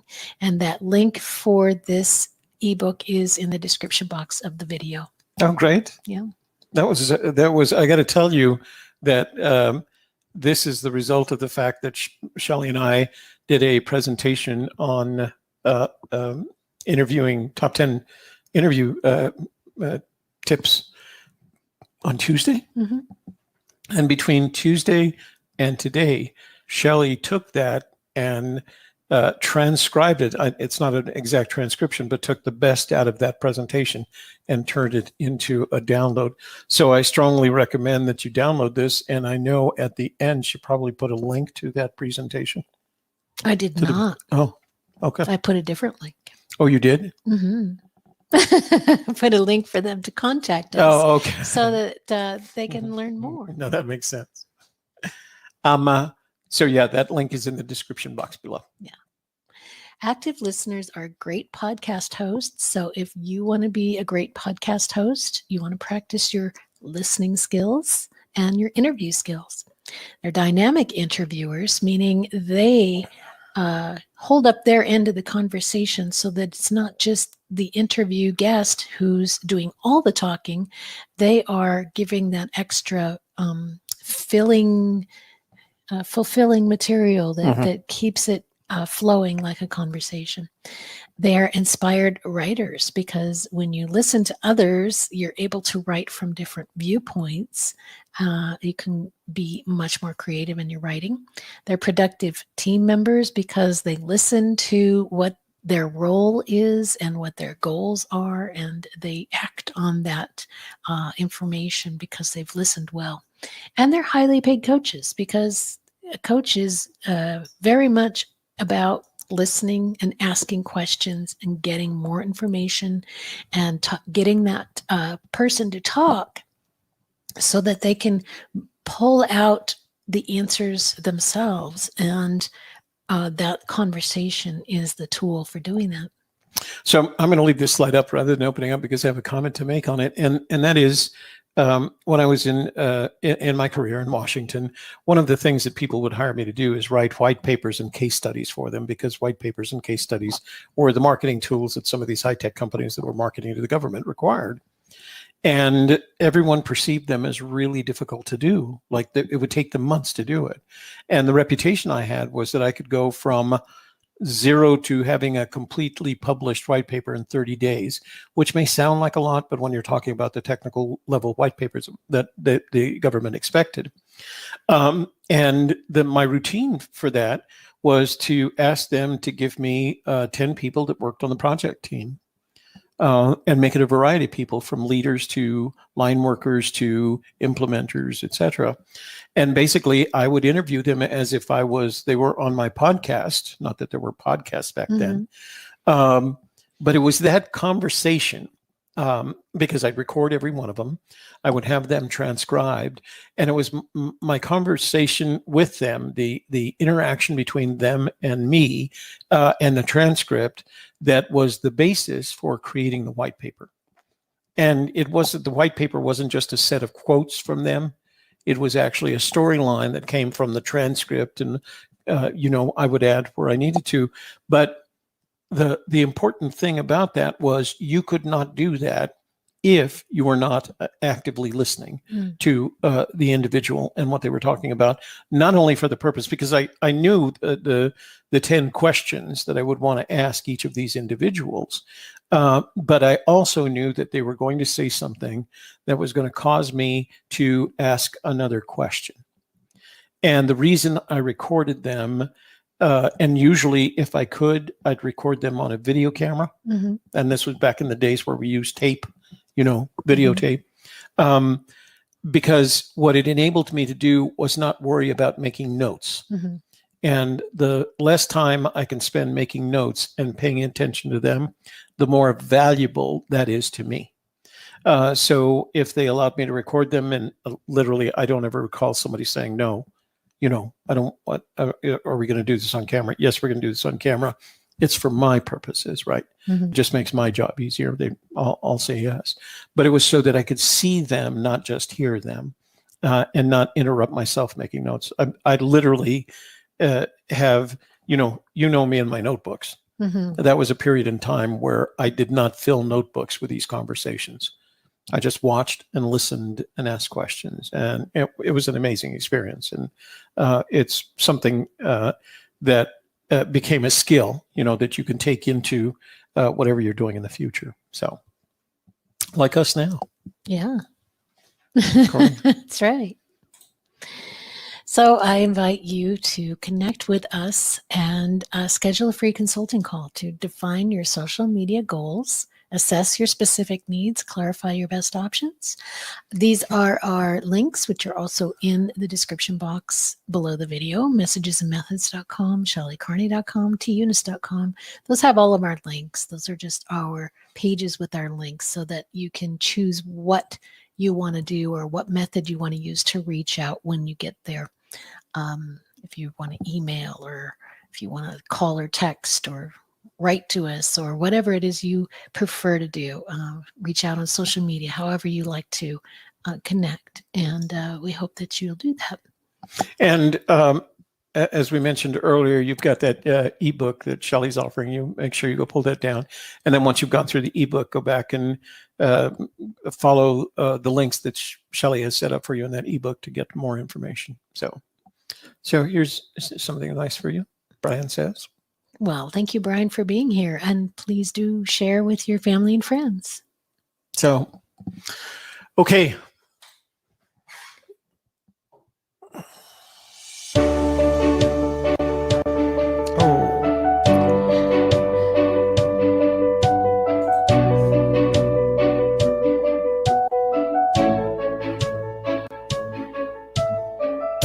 And thank you all for being here today. We appreciate you, and we hope that you got something valuable from this conversation. And we will be back tonight at 7 o'clock for AGK Gaming, and again next week for the podcasting and live streaming channel. And if you missed last Tuesday, go back and watch that, because we do give those 10 interviewing tips through video. So check that out as well. Thanks for being here. And for Shelly Carney Life Coach, happy hour on Friday. I am your host, Shelly Carney. And we'll see you guys. My name is Toby Younis. I'm her co-host. I'm her button pusher. I handle all the technology here, folks.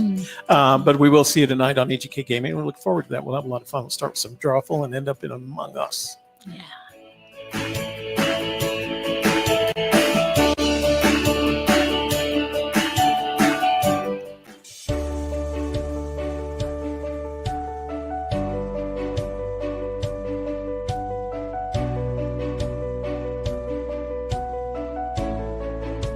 Recently, I decided to do a crazy experiment with the IELTS test.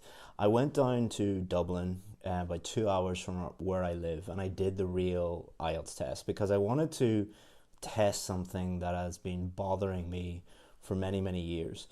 Do me a favor, don't skip ahead and look at the results, all right? Don't skip ahead and look and think, oh, you got that result. Well, a native English speaker who teaches IELTS for a living should be getting a band 9. So, it's kind of like Lewis Hamilton doing the driving test and passing the driving test. It is not such a big deal because this is my job. Instead, what I decided to do was this experiment. So the IELTS test is divided into 4 parts: listening, reading, speaking, and writing. What I decided to do was, for 2 parts of the test, go and look at the most popular advice, the most popular tips and tricks for that part of the test, and follow that blindly. And for the other 2 parts, I looked up the common advice, the most popular tips and tricks for those 2 parts of the test, and decided to do the exact opposite So don't follow the advice, do the opposite. And then let's see what the scores should be.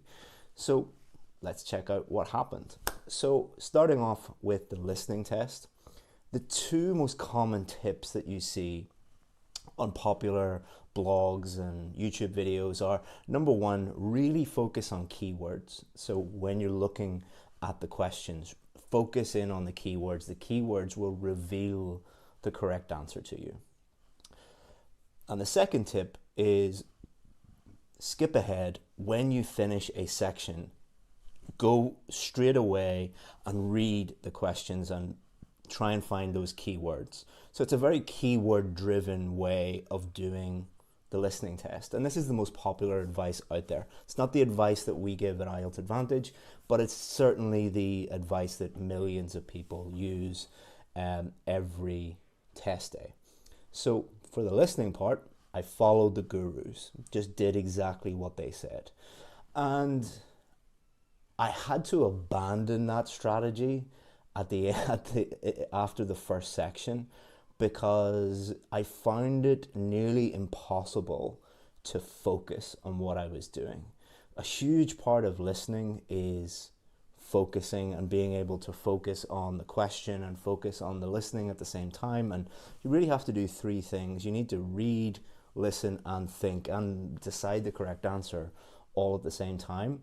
And I think that I got the first question wrong, because I was really focusing on keywords and then skipping ahead and trying to think about what is happening next, instead of really just doing what I should be doing, which is looking at the question and waiting for the listening and thinking about it more holistically.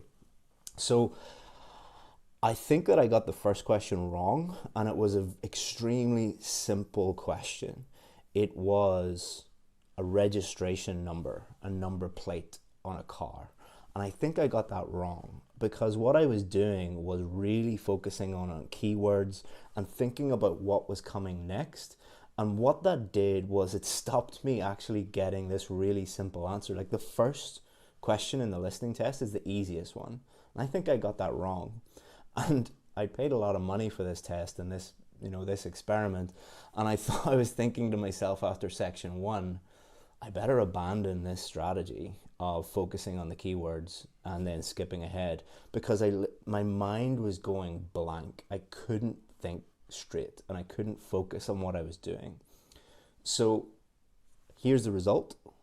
I ended up getting a band 9 for the listening test, but if I had have maintained that strategy, I definitely would have got much lower than a 9. And really, to be honest, I didn't want to embarrass myself. So I followed the common popular guru thinking, and I think I got the first question wrong, and I abandoned that. And I would not recommend that to anybody, because you really just lose focus. And my mind was going blank and I couldn't really understand what was going on. And that's as a native English speaker. So I did get a band 9, but it was only because I abandoned the strategy after the first section. So a pretty good start, a band 9 so far, but it was quite shocking how difficult I found the first section, and the first section is the easiest section. Moving on to reading, the 3 most common things that you will see online about reading, the popular tips and tricks are skimming, scanning, and keywords. So all you have to do is skim the text, scan the text, look at keywords in the questions, and then magically you're going to find the correct answer. This is all kind of designed to trick your way into getting the correct answer somehow, and to focus on doing it as quickly as possible. It's really about time management, that advice. And I totally disagree with that advice, because it is not a time management test. It is a reading test. So what I did instead was basically the opposite of that. I didn't do any skimming. I didn't do any scanning. I did no keyword highlighting or anything like that. What I did was carefully read the text, like really, really carefully read it. Then I went to the questions, and I basically applied the strategies that I teach for each of the different types of questions, thought about them very deeply, read very carefully, no skimming, no scanning, really thinking about the correct answer to each question. And I believe I got 100%, all of them correct. I got a band 9, as you can see up here, by following exactly the opposite of what the gurus teach. And not only that, I got it all done in about 20 minutes. Now, that is not bragging. Anyone who is a native English speaker should be able to get a band 9 in reading by doing that. But if I was skimming, scanning keywords, I think I would have messed it up, because a lot of the questions, skimming is a waste of time. A lot of the questions, looking for keywords is a waste of time. So by focusing on time management, I actually would have wasted a lot of time, ironically, because good time management is not really about time management tips. It is about becoming better at reading and reading carefully and deciding the correct answer based on your understanding of the text and your understanding of the questions. And all of that skimming, scanning, keywords, that kind of gets in the way of it. Now, some of the strategies that I use do deploy some of those things, but in a very limited way, not answering every question in that way. So doing the complete opposite of the gurus, band 9. The next one was speaking. So I did the opposite of what I was supposed to do in speaking, the opposite of what the top tips and tricks. So again, what I did, what are the most common, most popular tips and tricks for speaking? They are, for part 1, memorize answers. You're going to get questions about your job. You're going to get questions about where you live in your home. So memorize some answers. I didn't do that. Use idioms and phrasal verbs and things like that. I didn't use one single idiom the entire time. I was told to use idioms, didn't use them at all. Use a very high-level vocabulary, didn't use high-level vocabulary. What I did was just answer the questions in as simple language as possible and only use high-level vocabulary when I absolutely had to, when there was no simple way of saying it.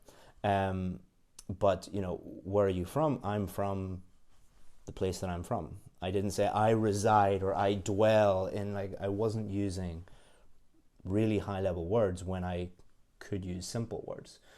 Complex grammar, didn't really focus on using the most complex grammar, the most complex sentences, or the most complex tenses I could think of.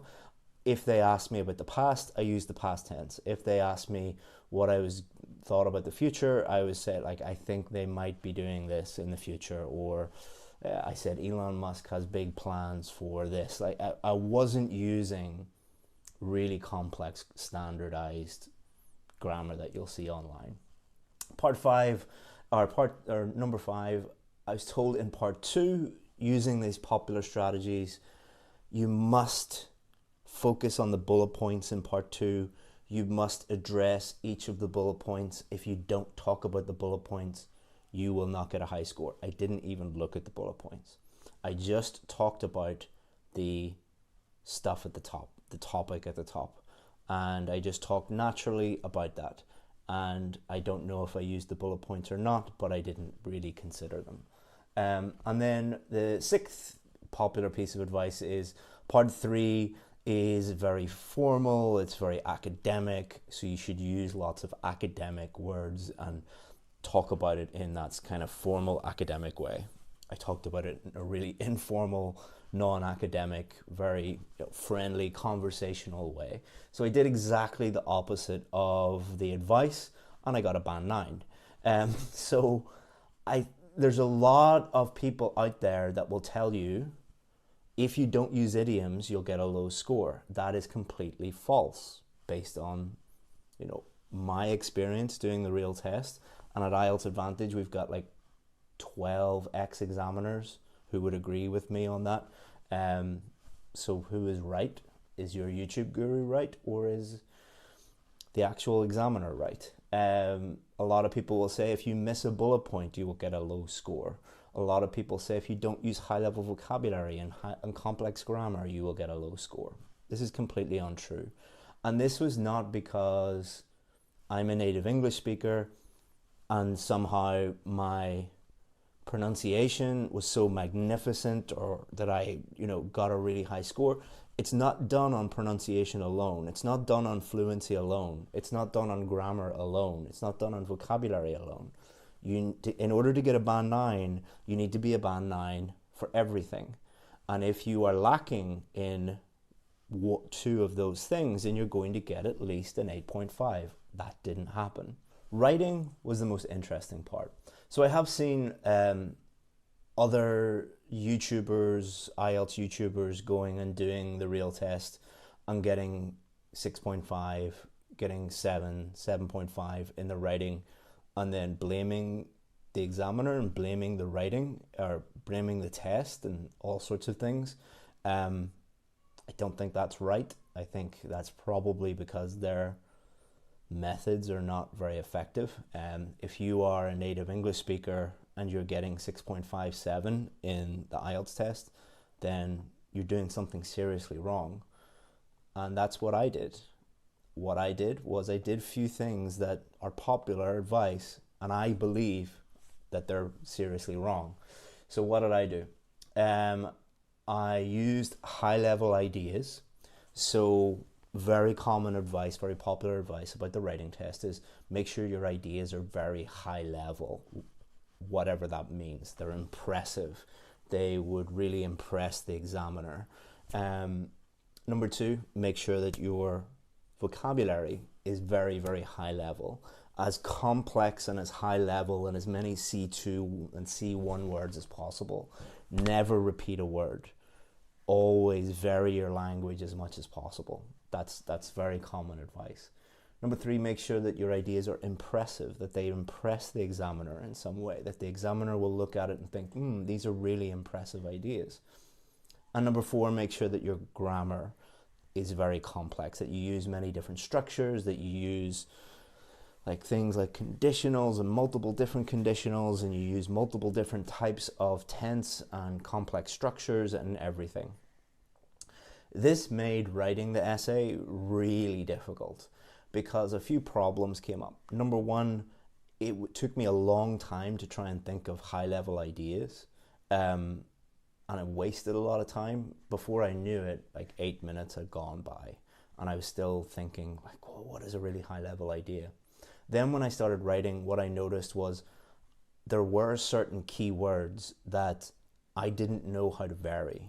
So one of the keywords was hobby.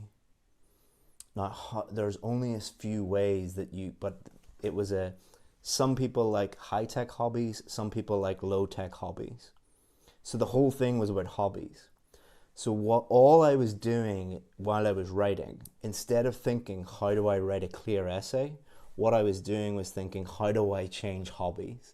Which really isn't that important. The examiner is testing your writing and clear communication in writing. They're not testing how many different variations of the word hobby can you put down. So that made my job really, really difficult. For part 1, I was trying to think of something that would impress the examiner. So I was trying to think of something that would be really interesting. It was write a letter to your boss about the dress code. So to impress the examiner, I wrote that I was working in a restaurant called Hooters. Don't know if you know this, but Hooters is like a restaurant where all the ladies wear very skimpy outfits. So I pretended to be a Hooters girl and complain about my outfit, and the men were harassing me and everything. I thought that was funny, impressed the examiner that way, and I tried to use really complex grammar. So what I was doing was actually deleting good simple sentences with really effective simple grammar in it and trying to make it more complex. So everything that I did by following the common advice, the popular advice, that made my job much more difficult, and I got a band 8. So I should have got a band 9, but because my job was made so much more difficult, I was a full band below where I really should be. And that's something that you should really think about. You probably deserve a much higher band than you are currently getting.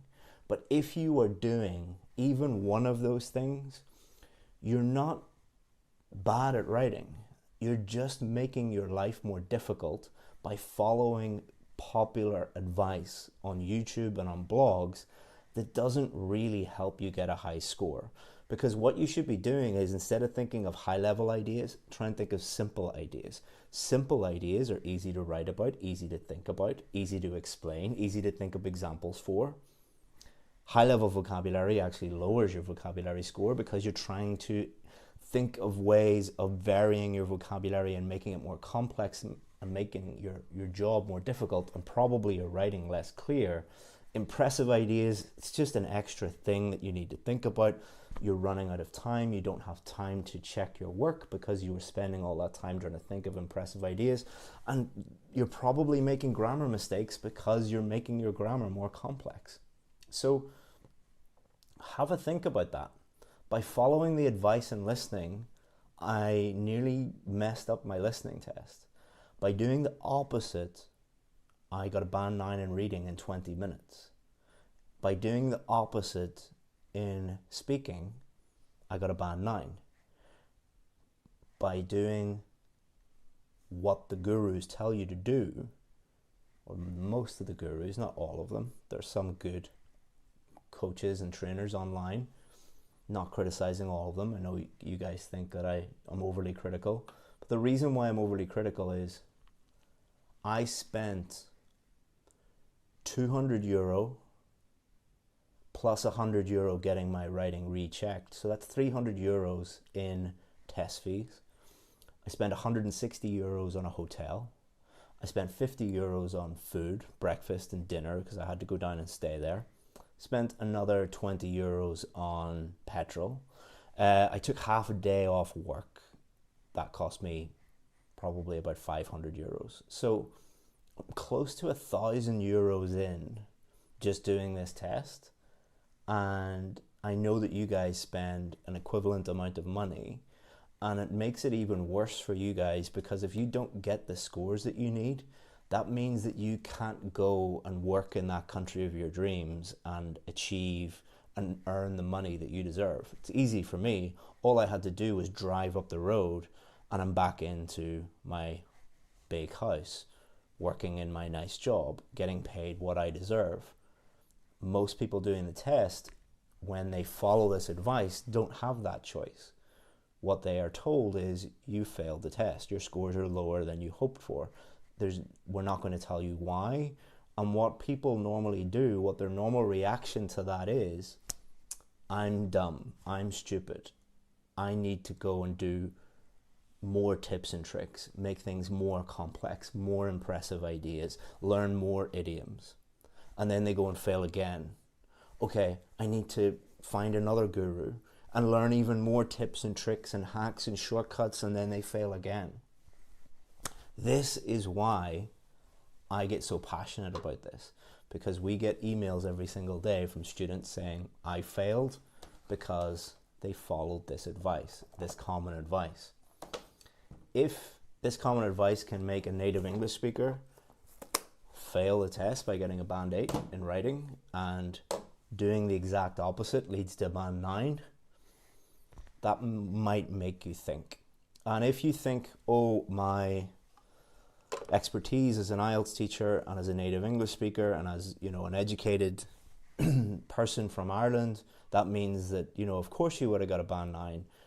Go and look at other IELTS experts from native English speakers who've done the test for real. They're not getting band 9 and everything. So makes you think, doesn't it? So hopefully you find this interesting. If you did and you have questions about how do I actually get the scores that I need, well, you just follow exactly what examiners should show you or would advise you to do, which is do the opposite to most of the stuff you see online. Why is it popular? Because that's what you guys want. You want tips and tricks. What you need is something completely different. If you want something completely different, feel free to get in touch with us and we will help you out as much as we can. Thank you very much. Hope that you find that interesting. Special thanks to the people at the IELTS Test Centre. They were amazing. They made me feel really comfortable, really professional. They did their best to like reduce nerves amongst the other candidates and things like that, and it was really, really professional. I'll probably make a follow-up video on what it was like to do the computer-based test. If you want that or any other videos in the future, feel free to subscribe or unsubscribe if you don't like the channel, and feel free to give the video a like or a dislike if you didn't think that this video was helpful. Thanks very much and hope to hear from you soon. Bye-bye.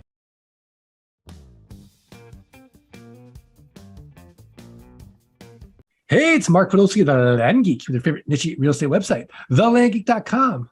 And the team is off for July, but because I was traveling in Southeast Asia, I'm not taking July off. I already took my June off.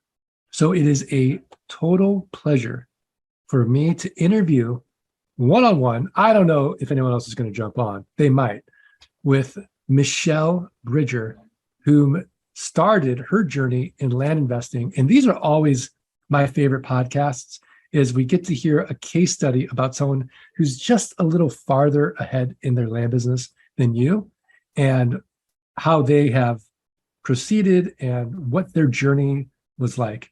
So Michelle Bridger, welcome. How are you? Mark, I'm wonderful. I'm so happy to be here. It's an honor and a pleasure.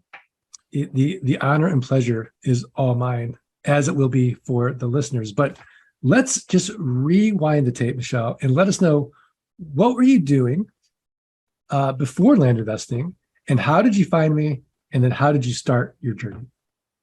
Okay, great. So I've owned my own business for 9 years, and it's an advertising agency. I had been praying for a while that I would find an additional business that had passive income, that was a good plan B, that would be additional revenue, something if something really went wrong with the first business, I would have this great backup. It would also then lead me into retirement years so that I had ongoing income. So this was my dream about what I was looking for. And in December 2020, two things happened. One, there was huge disruption in my industry, a tech issue that really affected us, not my business, but much broader in scope. Anyone that was doing a similar type of business, it was, oh my gosh. And that was, again, a real wake-up call about the instability. And my clients are great. They come, they stay for a long time, but when they leave, the income stops. And so the other thing that happened was I had a great vacation planned, and last minute that got canceled. But my team knew that I was off. I was already off. I'm like, this is my week. I'm going to figure this out. In my mind, I had all these well, what about this? And what about this kind of business? And would this be viable? And I just said, nope, this is my week. I am going to figure it out and walk away at the end of this week with a plan, and I'm going to enact that plan. So it was going to be but it was a very productive week, and I really dug deep. I researched all these different ideas that I had about, well, what about this? What about that? And during that week, I came across this podcast and listened diligently. During that podcast was someone giving their testimonial. They had been doing the business part-time in addition to their corporate job, and they had built the land business up through 2 years, and then he wanted to retire his third year. And so he looked at his numbers and he said, if I just do more of this mailing, then I can see that it's going to do this to the business, and I want to finish at the end of year 3 at $25,000.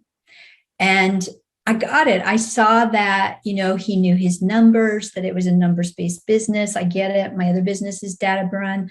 And so I'm like, if you can do it, I can do it. Because then at that $25,000 mark, when his first child was born, he retired from his corporate job. So that made sense to me. And then I listened to Dirt Rich, your book, Mark, and I got it. Like it's not a complex business. It's just the same thing with systems.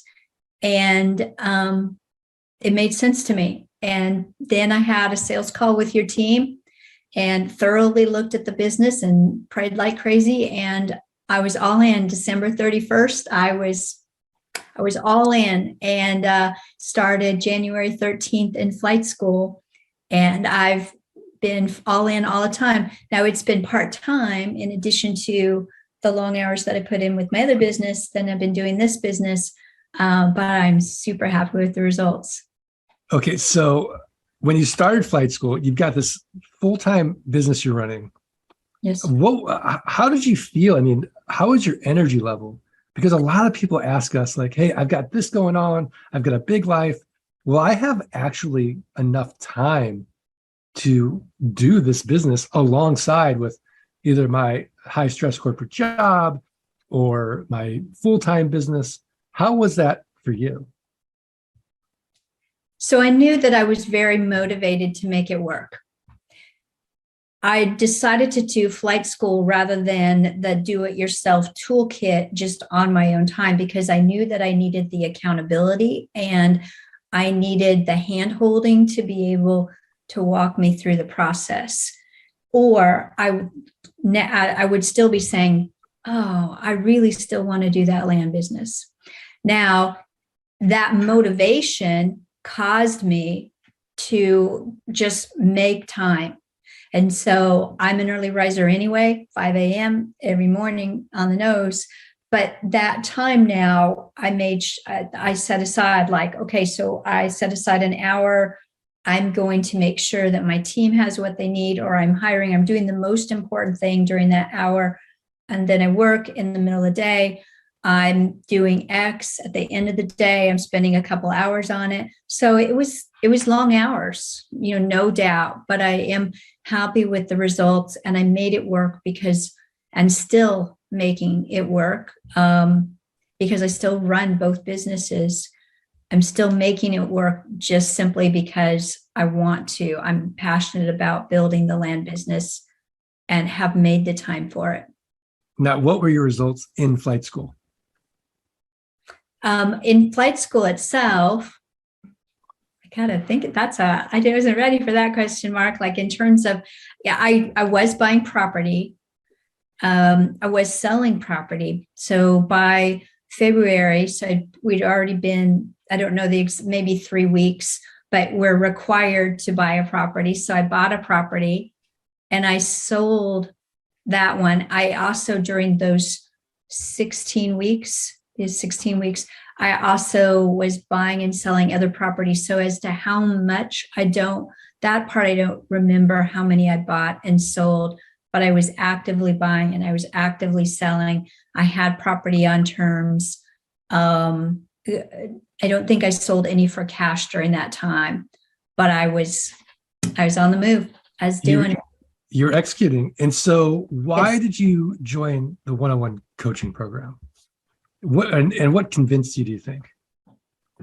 So the one-on-one coaching program, again, I don't want to stagnate in the business. The business is too good that I don't want to stagnate. And there's so much that I still don't know. Flight school to me was amazing, and there's so much more to learn. So there was flight school, and then I took about 3 months off so that I could, I just took about 3 months, not off of the business, but off of the training so that I could get certain pieces in place and then be ready for one-on-one coaching. But I wanted that accountability. I wanted the personal look at my business. I wanted the community. I wanted to know what I don't even know what I don't know, being so new in real estate. I'd never done real estate before, never done this. So I've, been really, really happy with all the coaching, all the training. It's been just what I needed.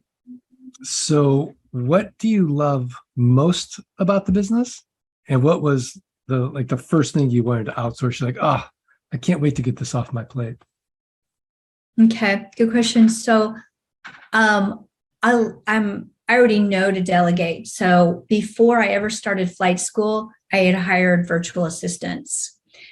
So, because I knew I would need them, and I knew that I absolutely could not do this business on my own. You really can't. Like, there's just so many steps that you have to outsource it. So what did I knew right away, like the list, the pulling the list, scrubbing the list, looking at comps. So I oversee that, but then the detailed work, like especially the scrubbing the list and things like that, that I outsourced right away, creating the agreements, the contracts, the deeds, the using LG Pass, that was outsourced right away. Then it was probably 9 months in that I had brought on an intake manager to manage when we buy property. So again, I still oversee that process. I know what's going on, but she's handling the details of that, of reaching out to the sellers, etc. I actually love working with the people who are buying. I think that's really fun, but it's also getting tiresome. So soon that will be off my plate as well. So yeah, I hate the very detailed work. I love working with the people who are buying the land, but I also know that it's time to let that go. Okay. And then as far as from the very beginning of flight school to now, which you're almost at the end of coaching, how many hours a week are you working in your business?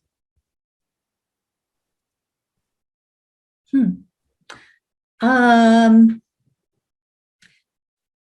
would say I'm working about 15 hours per week in my business, in my land business.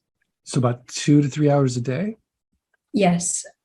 Yes. Okay. And it's common that I'll put in about a half a Saturday in as well. And Saturdays are for systems. S is for systems. So my Saturdays, if I'm going to be working any part of it, it's about how are my systems, what needs to be a new system, what system needs refined, what holes did we find in the systems this week, what needs fixed. So high level stuff. Okay. And is most of your time now on selling, or what's left for you to do in your business? What's left for me to do? It's more and more marketing. It's refining the marketing process. So I have people who are posting ads. I have people, I have a copywriter, bringing on another copywriter. So it's doing more. I would say it's doing more better, and constantly looking at how we can do more marketing better. Right now I have 27 properties in inventory, which is a good number for me right now. And so we have plenty of land to sell, but it has been selling really fast.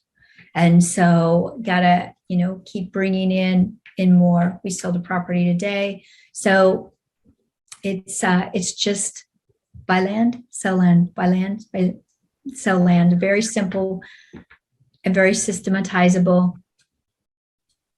Yeah, I love it. So I know, like in Grill the Geeks at boot camp, everyone asks the same question. How much do you spend a month on your team and tools?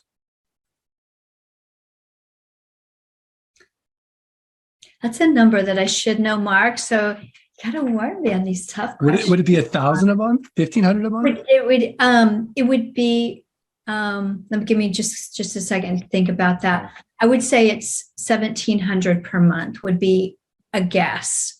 And that's a great question. I have a bookkeeper, but I haven't looked at that in a while. So that would be a good question, but I bet it's around 1,700 per month. Okay, let's talk about some fun numbers. Let's do. So what have you been able to accomplish since you've started the business? So look up here because I have my little numbers. Okay. So my business is based on retail, but I have sold 5 properties for wholesale. I've sold 21 properties for cash, which was $162,000 in cash. I have 47 properties under contract. And this is the fun number. It's right now, currently, I have $8,125 per month coming in passive income. Okay, so 8,125 a month in passive income. Yes. So let's just do some math. So that's, if we multiply that by 12, that's 97,500 a year in passive income, just mailbox money. And how does that make a difference in your life?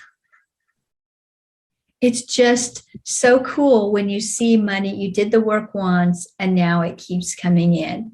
So I'm just so pleased with that because I see that this business, it works, but I knew that before I ever started, that I can continue to scale it, that I have the skills right now and the knowledge base to continue to grow that more and more and more, and to carry me into retirement as a solid base for that. And then I'm just eager to know how to do more better. So to learn more and to keep growing it. So it's a wonderful number because, I mean, I don't know another business that's as clear and as, I don't know of another business where you can bring in a six-figure income in less than 18 months. I mean, that's a sweet deal. Like I don't either. I mean, everyone starves their first year in real estate. This is the only niche I know where you can ramp up really quickly. Yeah, in passive income, so 6 figures in passive income per year, and growing it with that in 18 months is just, I'm happy. I love it. You have a great training system, Mark. Thank you. Do you know what's an interesting number about that? Is that if you went to the bank and said, okay, I'm going to deposit this much money in the bank to earn an aggressive 2% interest per year, you would, to generate the passive income that you're generating right now, you'd have to deposit $4.875 million. Wow. And so would it take you longer than 18 months to save up that kind of money? Oh, yeah, you better believe it. That's insane. Oh, longer. Yeah, isn't that fun? It Yeah. is so amazing. So if you're listening to this, so for someone listening to this, what would be your advice to them if they're just getting started and if they want to replicate the results that you've been able to do in the last 18 months? I think the reason why I've been successful at this is because I've been all in. So having been in business, or I don't know that that's the key, but I could see that this was a simple business and that it's what you were doing was you had a business model that was simple, and it was, you taught the systems, like that's so big in what you guys do. And the product happens to be land. That all made sense to me. And so it's what I could see was that all of this made sense, that it worked for you, it worked for so many others, that it's a great product, which I love land anyway. And so I've just been all in. Like, I haven't done it perfectly. I still have some systems to put in place and more people to plug in, but I get it. And I've just been all in from the start to make this work. And I would just say, if you're considering it, just do it. Just be all in. The training is amazing. Do flight school. Don't just dip your toe in the water. It's not a business to me that if you just dip your toe in the water and just see, well, can I buy one property? Can I make it work? Well, I don't know. It really is best because of the cost of the software, because of the cost of having a team, because of seeing your results and getting traction and going. It really, to me, has made all the difference to be all in. I think that's almost the blueprint for success in life, in any aspect of life. If you're just dipping your toe in the water with your relationship or your job or a hobby, and you're not fully committed to really being the best version of yourself in that area of life, you won't get the results you want. I think that combination of commitment, we talk about burning the ships, and grit is so important to success in any endeavor in life. So before we get to the tip of the week, I do want to ask you about your grit, because it can't all be butterflies and rainbows in the land business. Tell us a story about a time where things didn't go well and you had to pick yourself up, and how that went.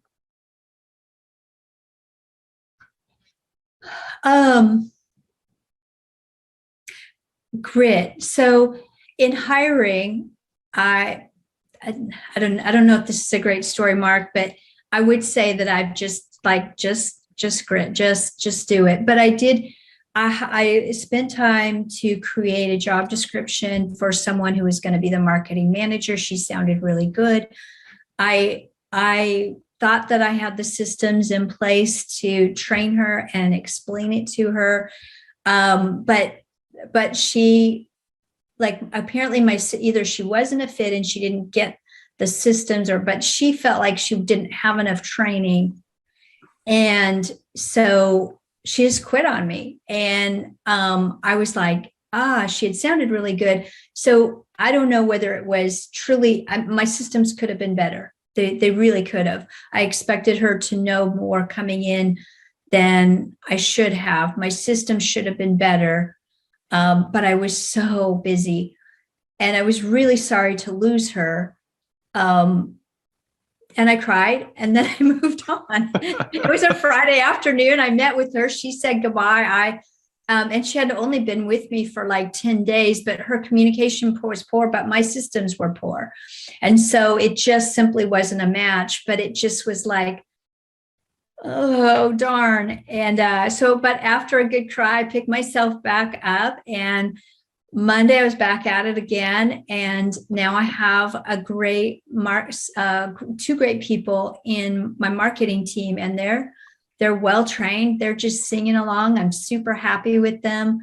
One of them gets a bonus every time we sell a property, and that's super motivating for her. And so I'm happy with how things are in marketing right now, but that just took grit. Just create better systems, move on, put the right people in place, and next.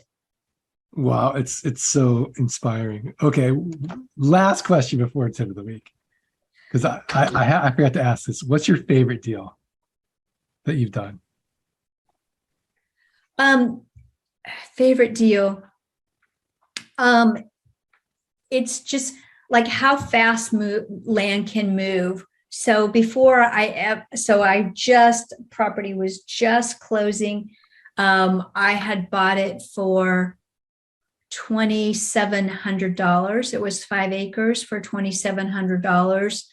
And just before, he just closed it. And then I just, within that same day, I had it sold. So it wasn't I resold it for cash for $7,500, but that was sweet. That's a lot of money. That's to make instantaneously, sells it same day. But the fact that you can just move things so fast, and the pace of this business, I just love that. I just love, it's just fun. I just have a lot of fun with it. Let's see how fast we can sell this puppy.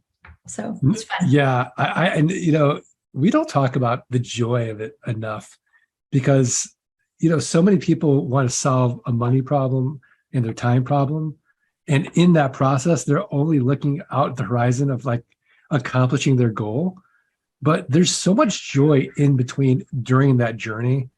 As you get more confident, as you start putting your systems in place, there's all these little wins, and the business can be so joyful if you just look at, where you started and how far you've come. Don't you think? Oh, absolutely. I do. And the people will ask me, like, are you holding them for an investment? Nope. I don't have any property right now that I would not sell. And so we're moving them really fast. Like we're selling a lot. It's just been a great quarter and it's not slowing down. And so just buy property. How quickly can we sell it? That is just fun. It's a lot of fun. I love it. All right. Well, Michelle Bridger, we're at that point now in the podcast where I'm going to put you on the spot one more time and ask you for your tip of the week, a website, a resource, a book, something else actionable for the Art of Passive Income listeners to go improve their businesses, improve their lives. But before you do that, I have to give a shout out to our sponsor, which is Flight School. All I'm going to say is if you want to replicate the results of Michelle Bridger, go into Flight School. Schedule a call with the team. Just go to thelandgeek.com/training. Oh, and by the way, that Flight School tuition ain't going to cost you nothing. Guaranteed you're going to make it back 180 days or less. So you got nothing to lose. Just show us your work. thelandgeek.com/training. Michelle Bridger, what is your tip of the week?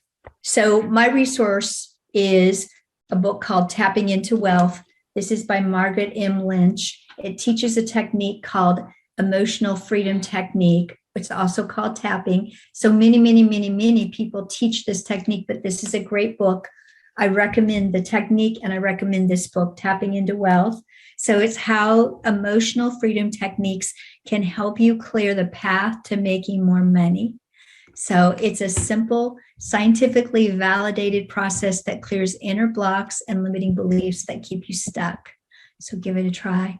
I remember reading this book about the tapping technique years ago, and for whatever reason, I didn't have the self-discipline to keep up with it. But I do remember, just for my own experiment, doing it, and I do remember feeling better. And Yes. for whatever reason, because I have like self-development ADD, I went into something else, probably like meditation. I don't even know. But now that you have that book, I am going to buy the book, and then I'm going to see you in San Antonio at boot camp. You bet. I'll be there. August 12th through the 14th. Yep. So for those of you listening, come to boot camp, August 12th to 14th. Go to thelandgeek.com/boot camp, and let's start our own tapping group and see what the results are. So after you listen to this podcast, get the book. Let's all tap together and just compare notes at boot camp and see what amazing stories we can just compare notes and see. My tip of the week is learn more about Michelle Bridger and her land business. All you have to do is go to bridgerlandcompany.com, bridgerlandcompany.com. Michelle Bridger, this has been so inspirational, so motivating, and what a treat for myself, the team, the listeners. You are just a land gem and such a valuable member of our community. I cannot thank you enough. I hope you feel the gratitude. Thank you. Such an honor, Mark. I really appreciate all your training and all that you do. And it was just wonderful to be here. Well, thank you. If you're listening and you got value out of this podcast and hearing Michelle's journey, do us 3 little favors. Follow, rate, review the podcast. Send us a screenshot of your review. Support at thelandgeek.com. I'm going to send you for free a signed copy of Dirt Rich. So please do it. Michelle, are you ready to do this? Yes. 1, 2, 3. Let's freedom ring. All right. Thanks, Michelle. Thanks, everybody.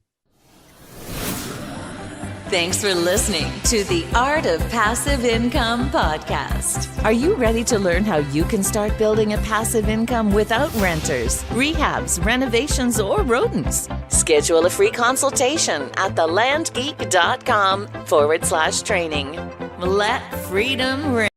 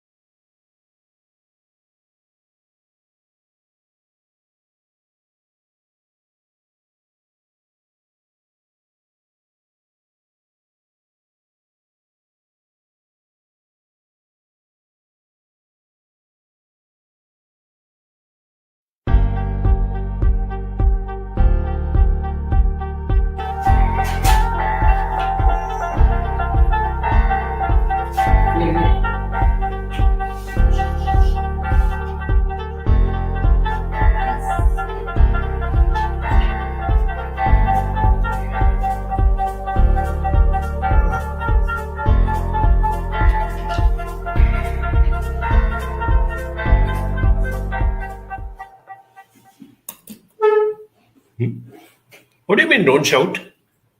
Who's shouting? I am not shouting, but I cannot tolerate the way you people behave, right? All of you have no consideration for me. I'm such an important person. 10 o'clock, I've got a board meeting, I've got to be there on time. And here you people raise up such petty things. And then you say, don't shout. What do you mean, don't shout? Who's shouting? Understand the way that you provoke me, and you don't have any consideration for me. What do you think I should behave as?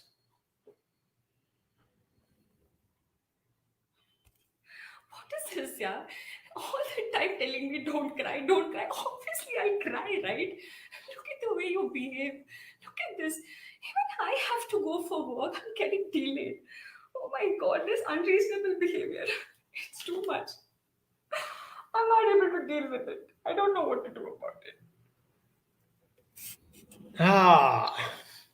Okay. Taken you a little by surprise, but this is reality. There was this very famous book by John Gray, which says, Why Men Shout and Women Cry. It's one of a lot of books written by him, which are very, very useful at a practical level, and I have read it more than once. I have quoted from it. I have used it for helping, counselees and all that I've done. So at one point, when I was talking to somebody like this, it just struck me that I should also, try and see if I can convey that message in a more of an interactive manner, knowing how many of us nowadays read books. So I thought, let me put it in a more interactive and a more visual form. So that's why I took up this topic. Now, if you observed these two quick clips that you saw, first it was me, the man. Then it was Seema, the woman. What do you think happened? What do you think are the emotions?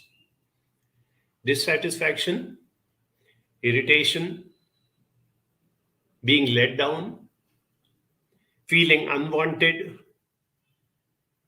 The emotions were exactly the same to the man and to the woman. But did you see the outburst? Did you see the typical reaction, a male reaction and a female reaction? So what happens is that the women say, why do these men shout all the time? Can't they control their emotions? Why do they have to be so loud and brash and angry all the time? And surprisingly, I have so many men who come and say, I can't even carry out a decent argument with my wife. Anything I say and she breaks down and starts crying. That is her weapon. Now she starts crying, what am I supposed to do? I have to leave the place and go away. I have to stop the argument. Wonderful, isn't it? See how she uses crying as a tool to get the way that she wants. I can't even raise my voice. I can't say anything because she's got this wonderful tool, no? Breaking down, crying, whining. Now this is what I want to discuss today. Right? Firstly, let us understand that a lot of women feel men do not have emotions. I want to clear that myth. Men have as much emotions as women. This has been proven by research and surveys and whatever it is. You don't have to take my word for it. A fact like the soldier who sacrifices his life for the sake of his country. It is a purely emotional act. I will go to the extreme of giving up my life for my country. A man who slogs away to glory, works in a horrible job for years and years because he feels only then he will be able to give a good education to his children. He is governed by his emotions. A person who wants to achieve, by achieving career-wise, even a person who wants to win over the love of his girlfriend, It is purely an emotional act which makes him go out of the way, promise her the moon, do anything for her. These are all emotions, right? So let us understand that men have as much emotions as women do. The only thing is the expression of those emotions comes out in a different way. I would not even say wrong way, I would say a different way. So there are innumerable instances, for example, where a man is so busy with his work, 24/7, he is at work, in office, or even when he comes home, he's on the laptop or he's on the mobile. And the family, particularly the wife, feels this person is so indifferent. This person doesn't love his family members. This person only thinks of his work. Now you ask the man, and like I mentioned a minute back, he says, I do it because I love my family. If I did not have a wife and children, I could stay in a one room or rough it out somewhere, and whatever I earn, I would have been very happy. But I've got this responsibility. I have to provide, I have to get a good house, I have to provide basic amenities, I have to give a good education to my children, I have to give them so many things, no? I love them so much that the only way to be able to fulfill what I want to do with them is to work harder and harder and harder. It's a highly competitive world out there, dude. You don't know. Unless you are on your toes and perpetually struggling, you will be left out. So that is what I do. So what I was saying is that the expression of love is in a different manner. And that is what they don't understand. Similarly, men who claim that my wife is perpetually nagging me, she's always correcting me, she's always making demands on me. She breaks down and she cries, she sulks. She points out so many fingers at me and she says, you're not doing this, you're not doing that.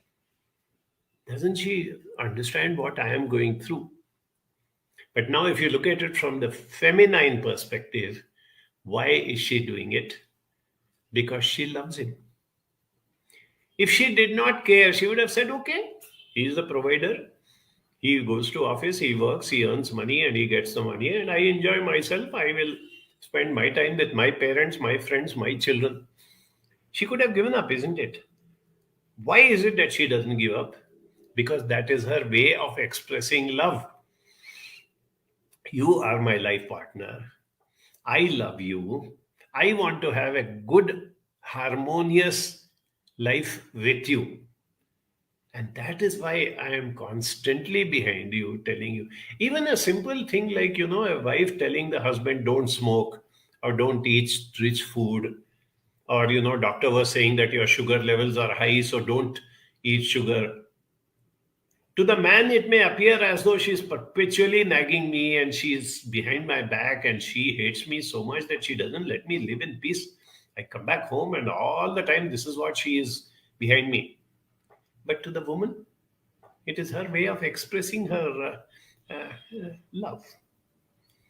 The other factor, which I've spoken of earlier, but I want to reiterate the same point, is generally men are left-brained and women are right-brained. Mostly, not all. Now, a left-brained person is a person who is logical, sequential, analytical, mathematical, critical. These are the traits of a left-brained person. A right-brained person is emotional, intuitive, interpersonal, creative, literary. Now, when a person is right-brained, the habits, the behavior, the interests, the talents are different from a person who is left-brained. Nature has made, probably with some wisdom, that men should be left brain and women should be right brain, because only then they complement each other. Now it is up to us whether to use this complement. You know, when you have a North Pole and you have a South Pole, they attract each other. Imagine if both were North Poles. Imagine if a man gets married to a man or a woman gets married to a woman. Of course, now it is accepted and permissible and all that, but there's a very, very interesting thing. I know a lot of same-sex couples, right? Inevitably, one of them plays the male role and one of them plays the female role. Starting from the way their demeanor, their dressing, their expressions, their way of talking, the profession that they choose are typically male and female. So even though physically they belong to the same gender, they again attract each other and they live with each other and they love each other because they complement each other. This is what I want you to understand. There is a beauty in that, difference. The French always say that, men and women are different. Long live the difference. Life would have been very boring if men started behaving the way women do, and if women started behaving the way men do. And that is what John Gray points out to us and says that women expect their men to behave, to react, to respond the way they would have done in that situation. And the man expects his woman to react, respond, behave in the way he would have done it. And when that does not happen, men shout and women cry. And there is no winner or loser in this game. Just because a man generally ends up shouting, it does not mean that he wins the argument or he gets the upper hand. Sometimes the person who's crying gets the upper hand. Anyway, this is not a ding-dong battle. This is not a court of law where we are trying to prove one is right, the other is wrong or something. But this is what we have to accept in order to have more harmony between the, the genders, right? Okay. Now, why are men left brain and why are women right brain? This is another very interesting aspect. It is partly because of genetics, maybe, I don't know. I'm not a geneticist. But it is a lot to do with the learned phenomenon. Men have been cavemen from prehistoric days. The hunter, the gatherer, and the protector. Women, right from the beginning of history, have been the nurturer, the caregiver, the lover. It is so ingrained through generations and generations of our ancestors that we cannot give it up.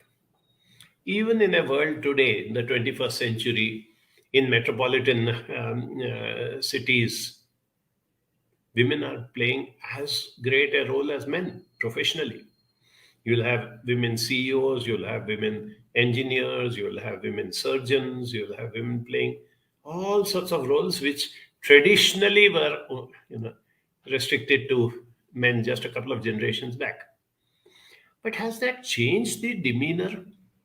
Has that changed the approach or attitude or the emoting and the relationship? No.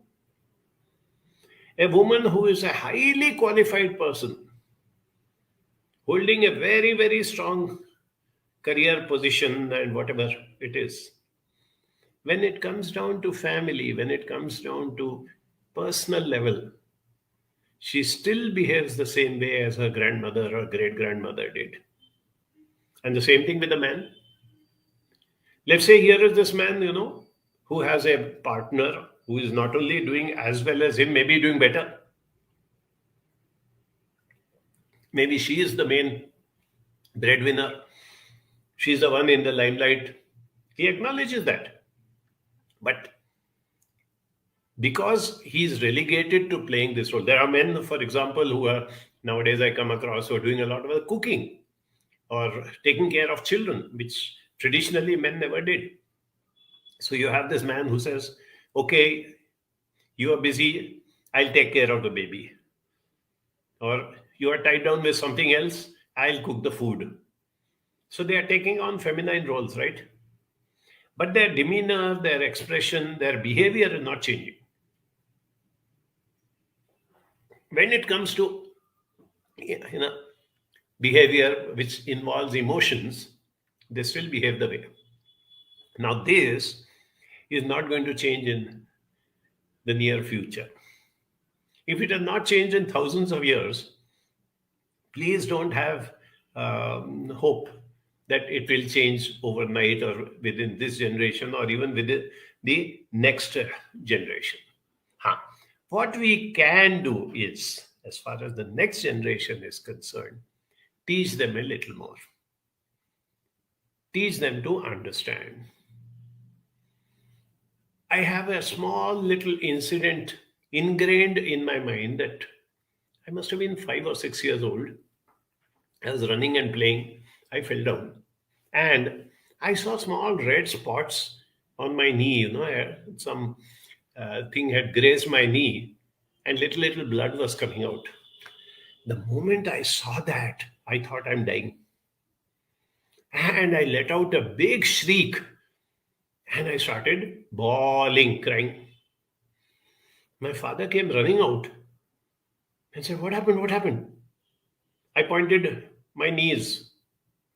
He went down and looked at my knees. He took his hand and brushed it aside so those red spots disappeared. And he said, what's wrong with you? Why are you crying away to glory? Nothing has happened to you. I said, no, I'm dying. He said, no, you're not dying at all. Nothing is happening to you. Go wash your knees and this and that, and then go and play do whatever you want. And he said, don't cry like a girl, he said. At that age, daddy is the ultimate. He is the end all and be all. Whatever he says is the absolute truth, right? So this great daddy told this little 5-year-old fellow, that is me, don't cry like a girl. But daddy never told me how to cry like a boy. So what did I do after that? Anytime I had something disturbing me, I would make sure that I don't cry. And because of that, what happened? Emotions started getting suppressed, suffocated, stifled, till I came to adolescence. And when I realized that I'm a big boy, I have power, I have control, I have strength, I used to bring out my irritation, my disappointments by shouting. And daddy never said, don't shout like a boy. In fact, I vaguely even remember if mommy would complain saying, look at your son, how he is behaving. Why is he so uncouth? Why does he shout? Daddy would probably laugh and say, oh, he's a boy, forget it. He'll get over it. So directly or indirectly, that thing was propagated. That it is okay for you to shout, but it is not okay for you to cry. Now, all the girls sitting out there who are listening to this program, go back into your childhood. When you were a small child, and if somebody did something to you, and if you picked up your fist and started boxing that person, what would your parents say? You're a girl. Don't behave like this.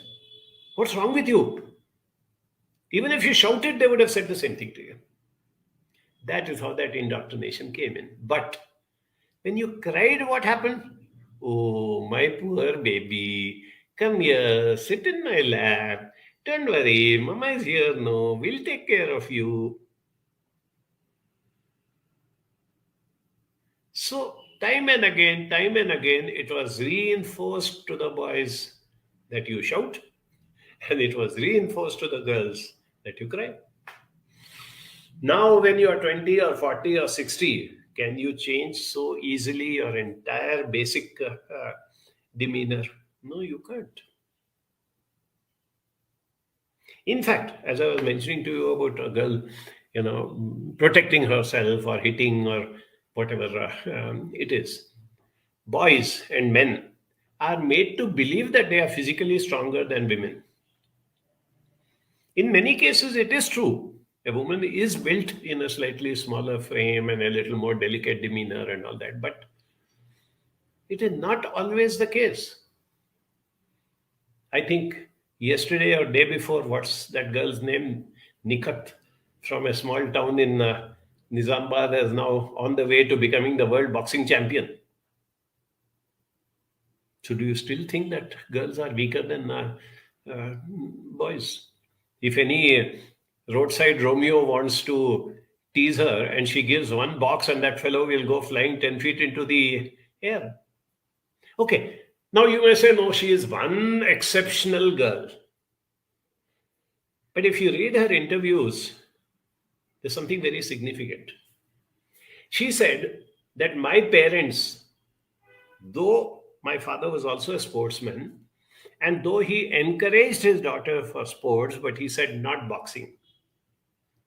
Both father and mother said, if you do boxing and somebody hits your face, and if there is a mark on your face or your face gets disfigured, then nobody will marry you. Imagine telling that to a little girl who's aspiring to become a great sportswoman. Have you ever heard a parent or a coach telling a boy, don't get into boxing because if somebody hits you and your face gets disfigured, then no girl will marry you? See the irony of the situation.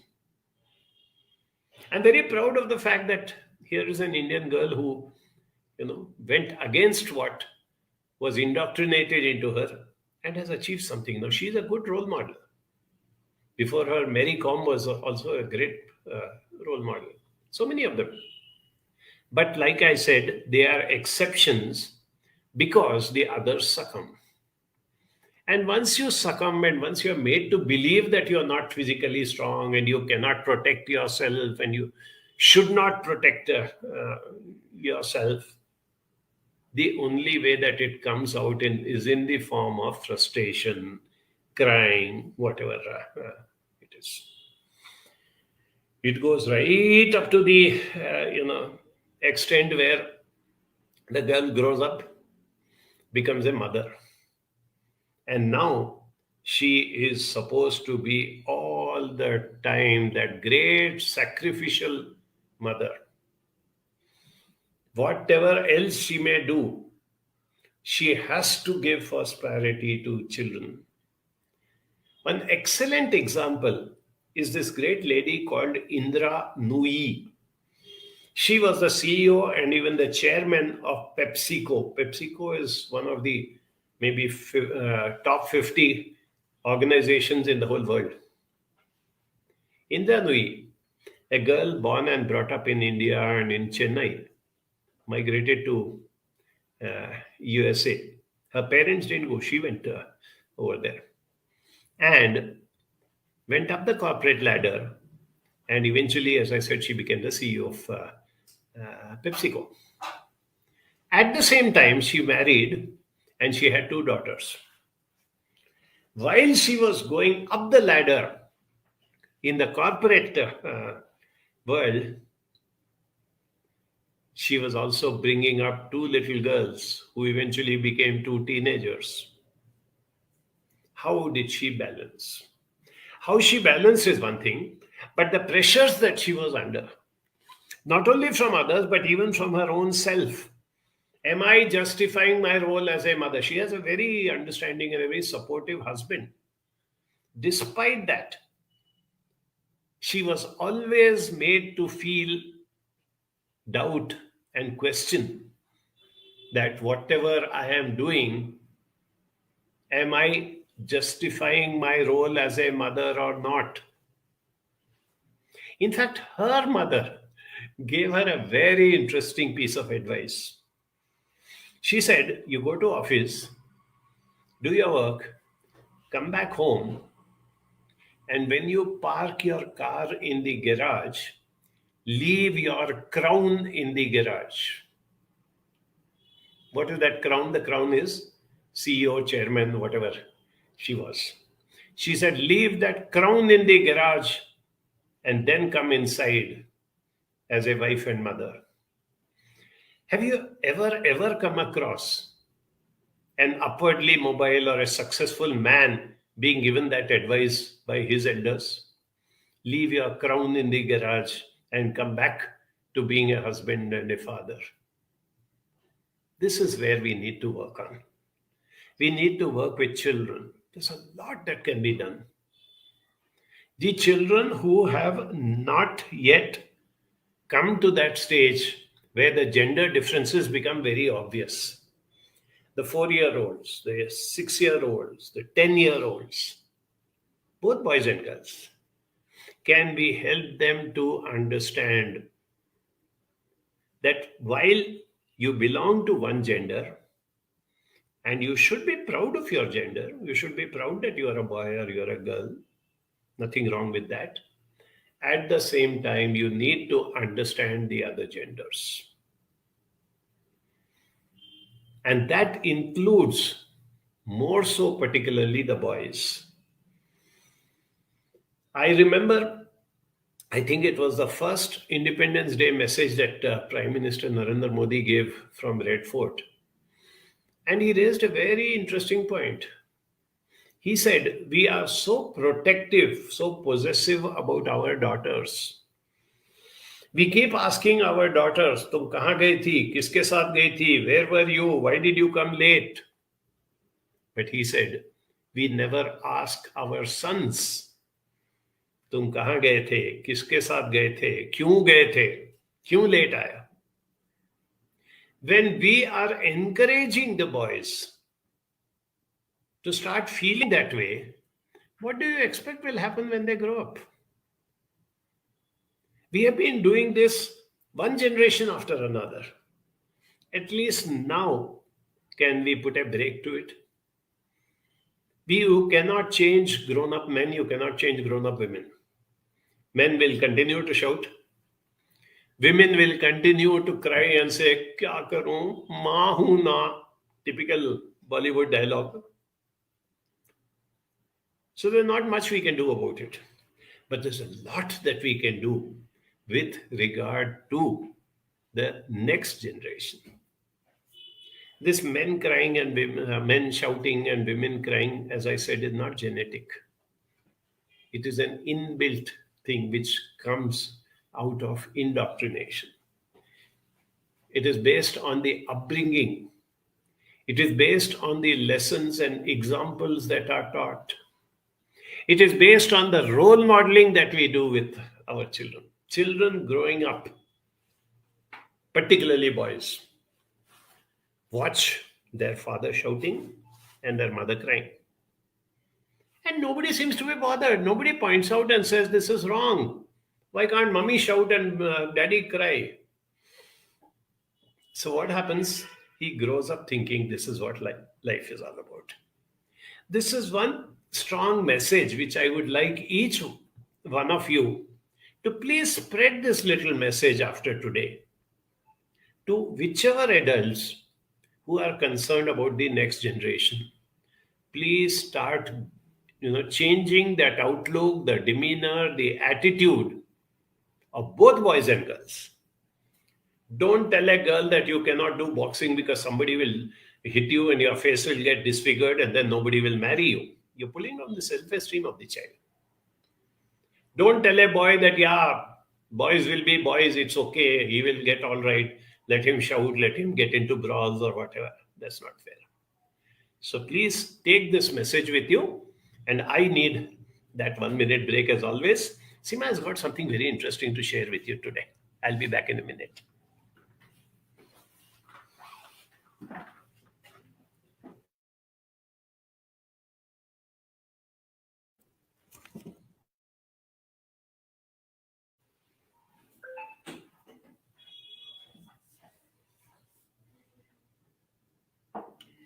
Hi, today you can see all of us wearing, I don't know if you can see it, yeah, Banjarite Forever t-shirts when you walk into Banjara. All of us, including Ali, to each one of us here in the staff. And why we are doing this is because today we are all going to Manthan. So it's picnic time, it's team bonding time, team building time for us. And yeah, we are going there only with open mind. We don't know what Ali has planned for us there. But yeah, the whole idea is to be together, eat together, and we'll stay the night over there. And yeah, we will do certain activities and stuff to know each other better. We work here together, but yeah, those nice moments, the personal journeys. So it'll be nice sharing with each other. And yes, really looking forward and really, really excited. So we'll be shutting down Banjara at 3 o'clock today. We'll be closing office. And we'll all be going there. And yeah, that's the plan. And we'll stay the night. Tomorrow, our friend Asra, she's opening a kennel called Off Leash in Manthan. So tomorrow is the inaugural. She's invited everybody, all the dog parents and dog lovers to come and spend the day there. So that's another thing we're looking forward to. So that's what's happening here. And of course, as usual, the place is bustling. Banjara is bustling with our new babies coming in DCS 23. We had a very nice program last Saturday, and they were here and we interacted. It was nice, and every day we have many of you coming here for inquiring about the program as well as for admission. So yes, admissions are going on in at full speed. So do come. 25th June is when we officially start, but don't even wait till then if you're planning to take this up or you have somebody in mind who wants to take it up, because we've already started the entire process of rapport building and meeting up. So do reach out for DCS 23, and all other programs as usual are there on the website. So all right, that's what's going on in Banjara. Thought we'll keep you posted.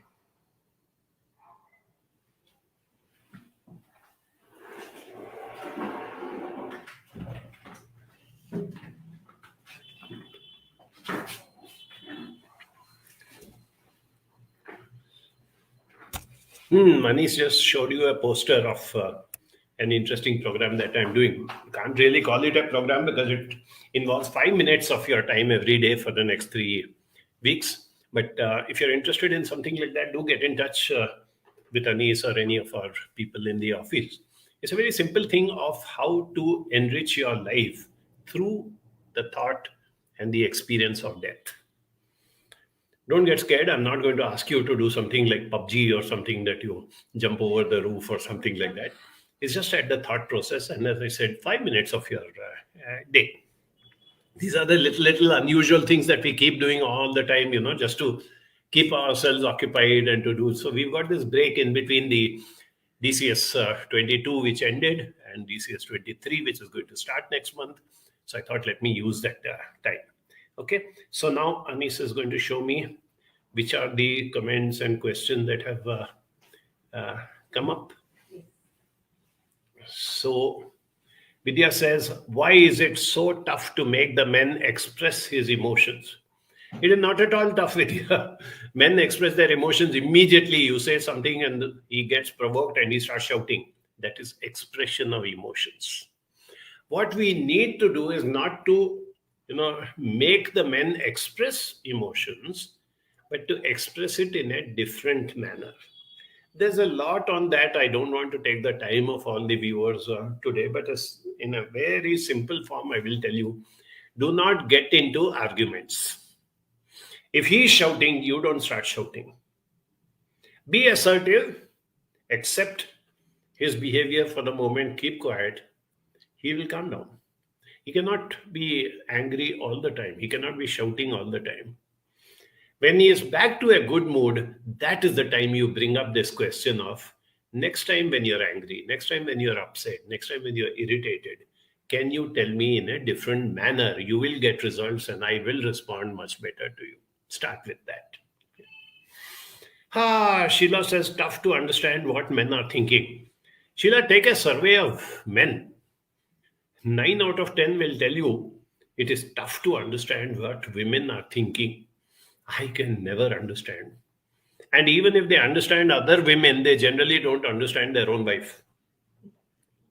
So it is a ping pong battle. Both of them can keep on complaining.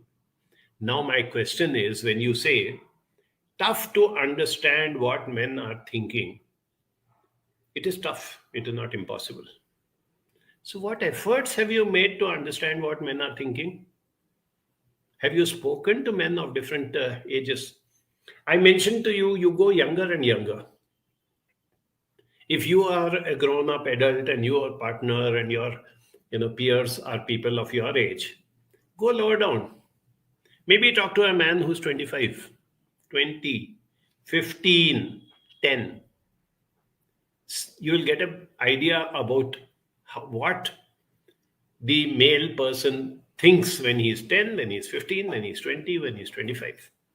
And from there, a pattern evolves. And then work with the men who are important to you. Vidya says, why is it that certain men don't understand that these are wife's way of expressing love? Rather, they just complain that you talk to me only when you need some household products, and they doubt that we are in relationship with somebody else. That is a very, very sad situation.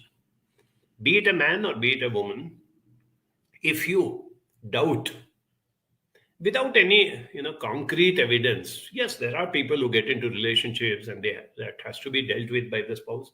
I'm not talking, those are very rare, and whatever happens, that's a very serious situation which has to be dealt with. But if there is a man, as you gave this example, who perpetually thinks that his wife is in relationship, you know what? It has nothing to do with his wife. It has nothing to do with his relationship with his wife. It is his own feeling of insecurity. It is his low self-esteem. It is his loneliness. It is his feeling of being isolated. And he doesn't know how to handle it. So he hits out by making some accusations and saying this is what it is. Okay. The same way as you said that, okay, you said that why is that how much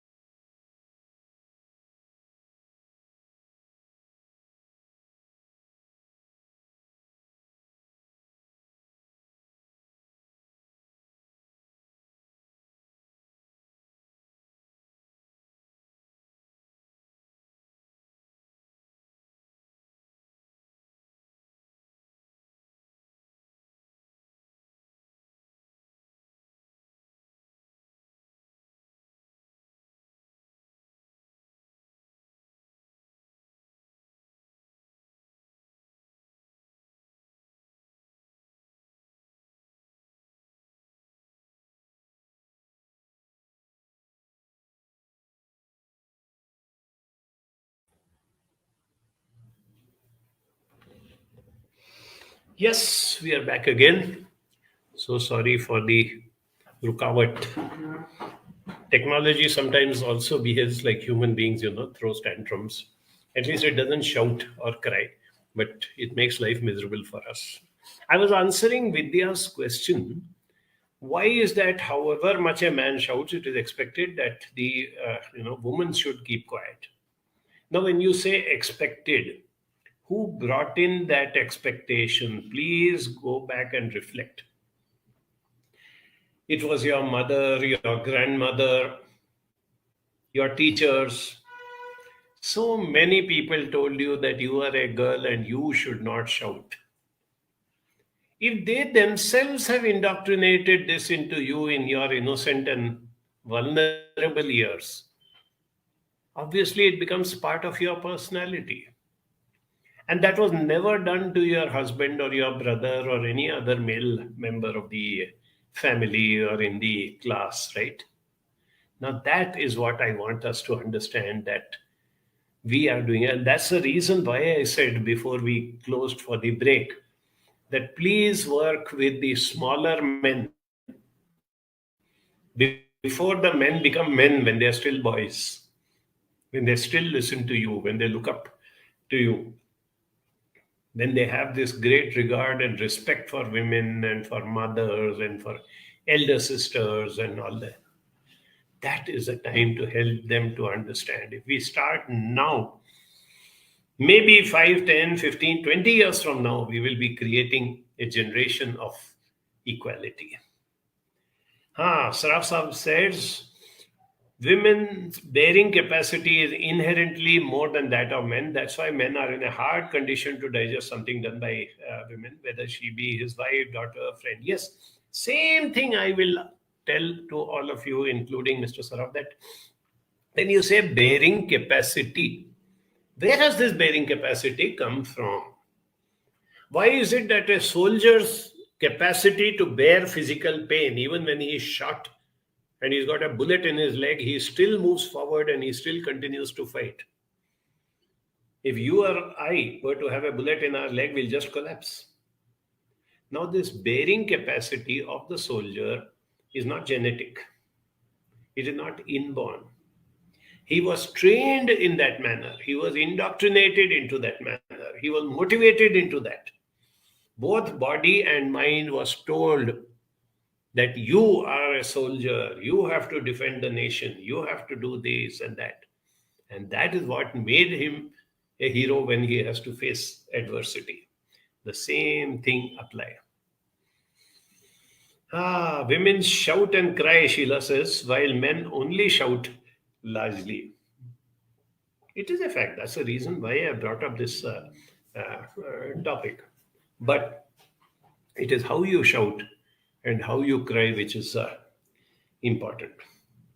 In fact, since men hardly cry and definitely not, in front of their spouse or somebody, I've also come across, unfortunately, one odd, in a rare instance here and there, she tolerates, she accepts, she somehow, carries on, she gets fed up.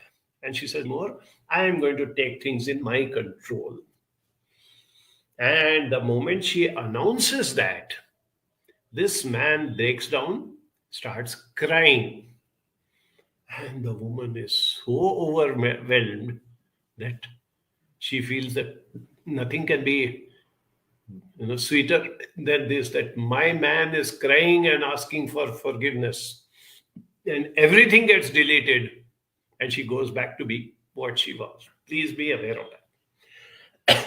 Roshan says, very lucky to get a life partner who never ever shouted at me and never did I cry. Fantastic. Congratulations to Roshan. And I also feel that while the partner may have had a good upbringing, hats off to his parents and elders, at the same time, it is also how the wife behaves with the man which makes a difference.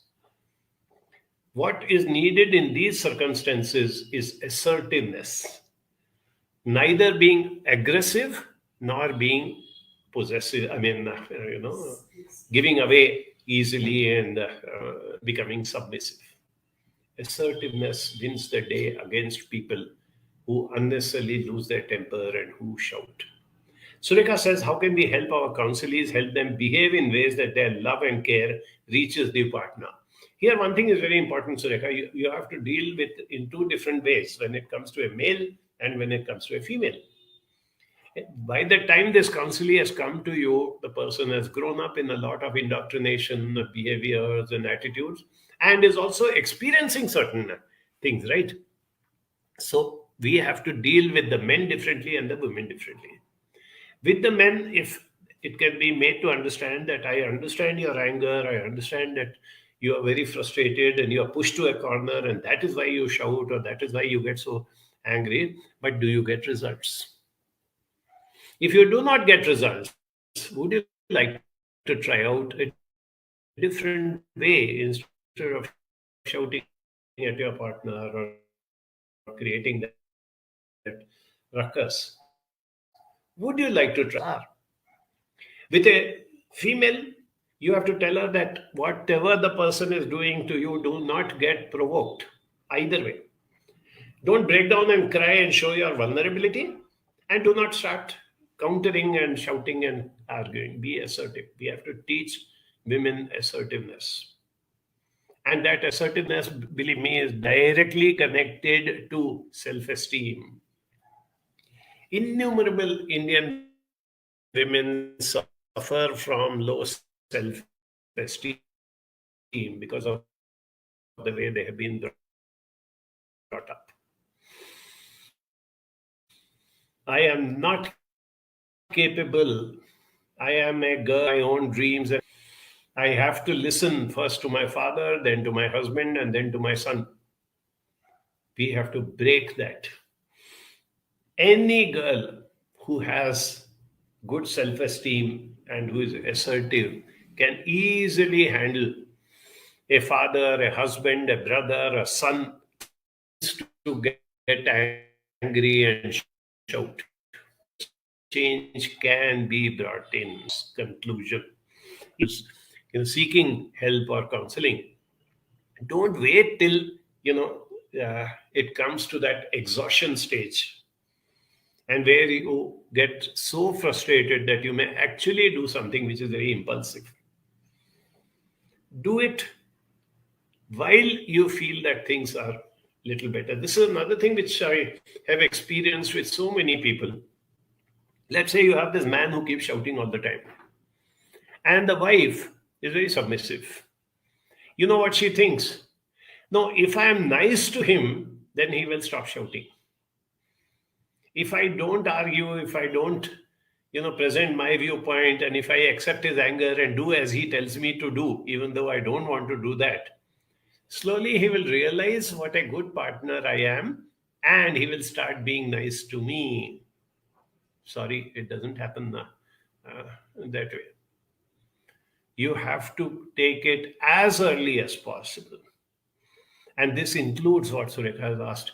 Handle unresolved feelings from the past. This is something which, as you know, you will recall that I have been constantly striving on. Take this man-woman situation where the man shouts, the woman cries, whatever it is. Somebody has also mentioned the man always doubts his wife whether she is having other relationships. All this is based from the past. It starts in early childhood.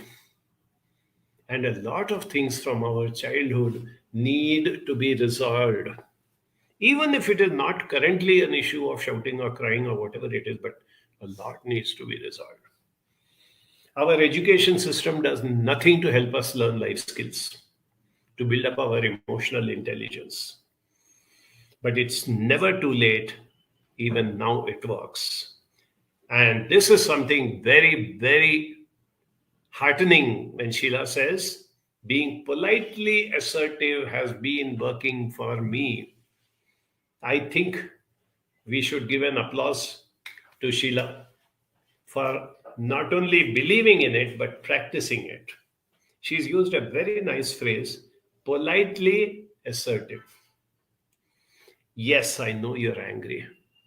I know you've got meetings and you're very stressed out and you're a very important person.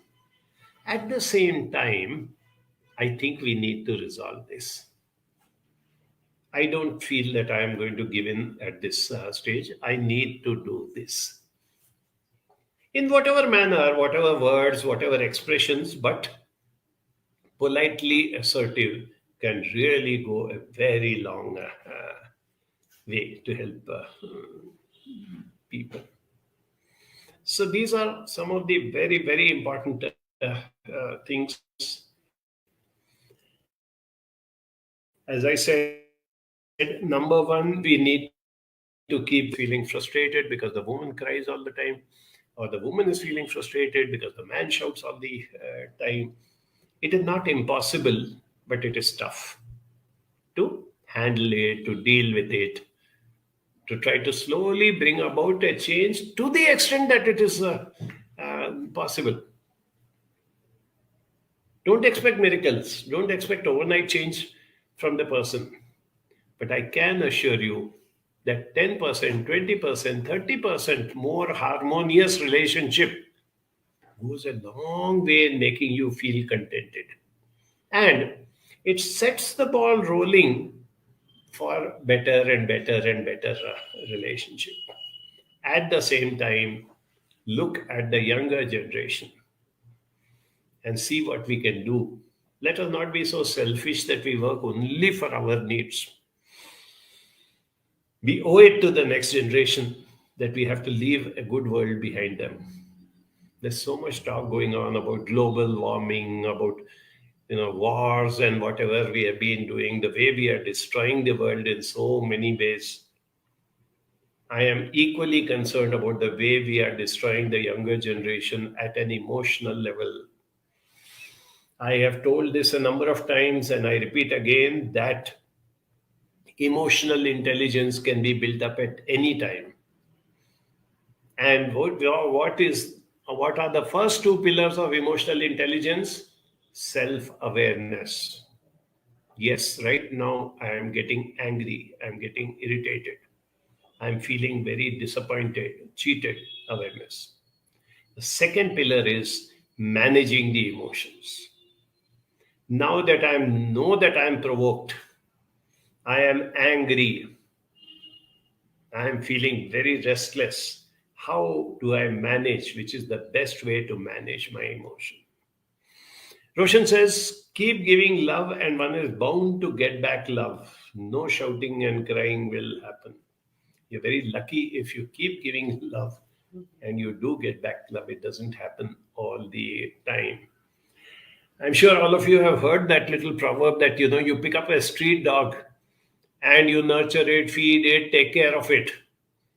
Take care of all his needs. He looks up to you and says, you're taking such good care of me. You must be God. You pick up a little kitten and take care of it, feed it, groom it, protect it, do everything. The kitten looks at you and says, you are taking such good care of me. I must be God. Remember that some of us are dogs, some of us are cats. So you have to take that chance. Surekha says, how can we work towards better emotional autonomy which prevents us from developing dependency? Yes, Surekha. Since we live in families, since we have to interact with people, I would suggest that we don't work towards developing or, working from, the dependency, work towards what I always call as interdependency.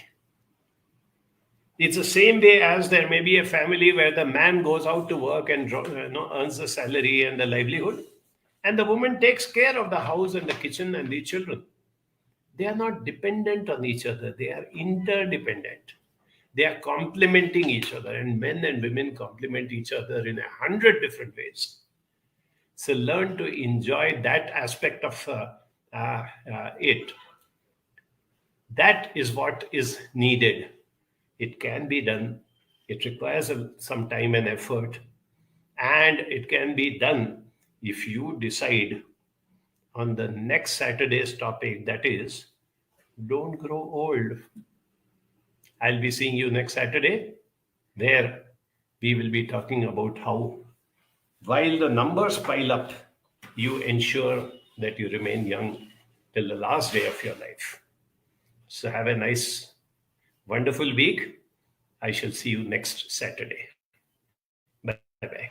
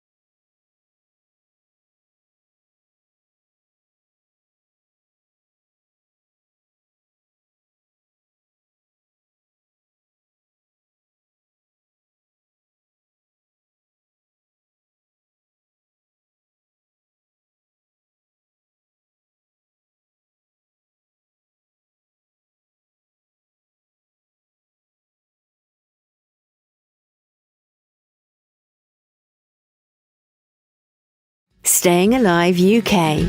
Share your story. Hi, Faris. How are you today? Hi, Michael. I'm really good, thanks, and great to be on this podcast. Thank you for coming on the podcast, and thank you for being so patient, because I know you booked our interview back in January this year, and we're now in June, listeners. We're now in June, which is great, and thank you for being so patient. I'm very interested to hear your story, very interested to hear about your business and the background about the name and everything. I won't say what it is yet until later. But let's start with like a really open question. And the open question is, tell us about your story and how did you get to where you are today? That is a great question. It reminds me actually of a very similar question I ask people when I used to interview them for companies. I would just say, tell me how you got here today. And not only do you learn so much, but you see how they tell the story. And I'm sure your people you've had on your show have told their stories in countless ways. And do you know what? The joy of booking in January but not doing this till June, it means I've got 6 months more of stories to tell you. Yeah, true. That's true, right? So yeah. So brilliant. So look, my story is both very similar and very different to everyone else's. Everyone out there has a unique story.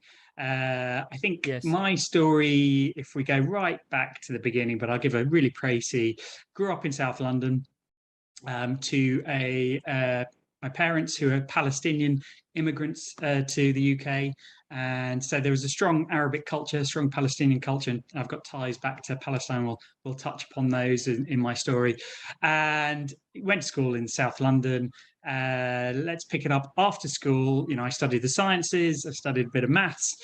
After school, I decided I needed a bit of variety. And I went completely random and spent a year living in a village in Nepal.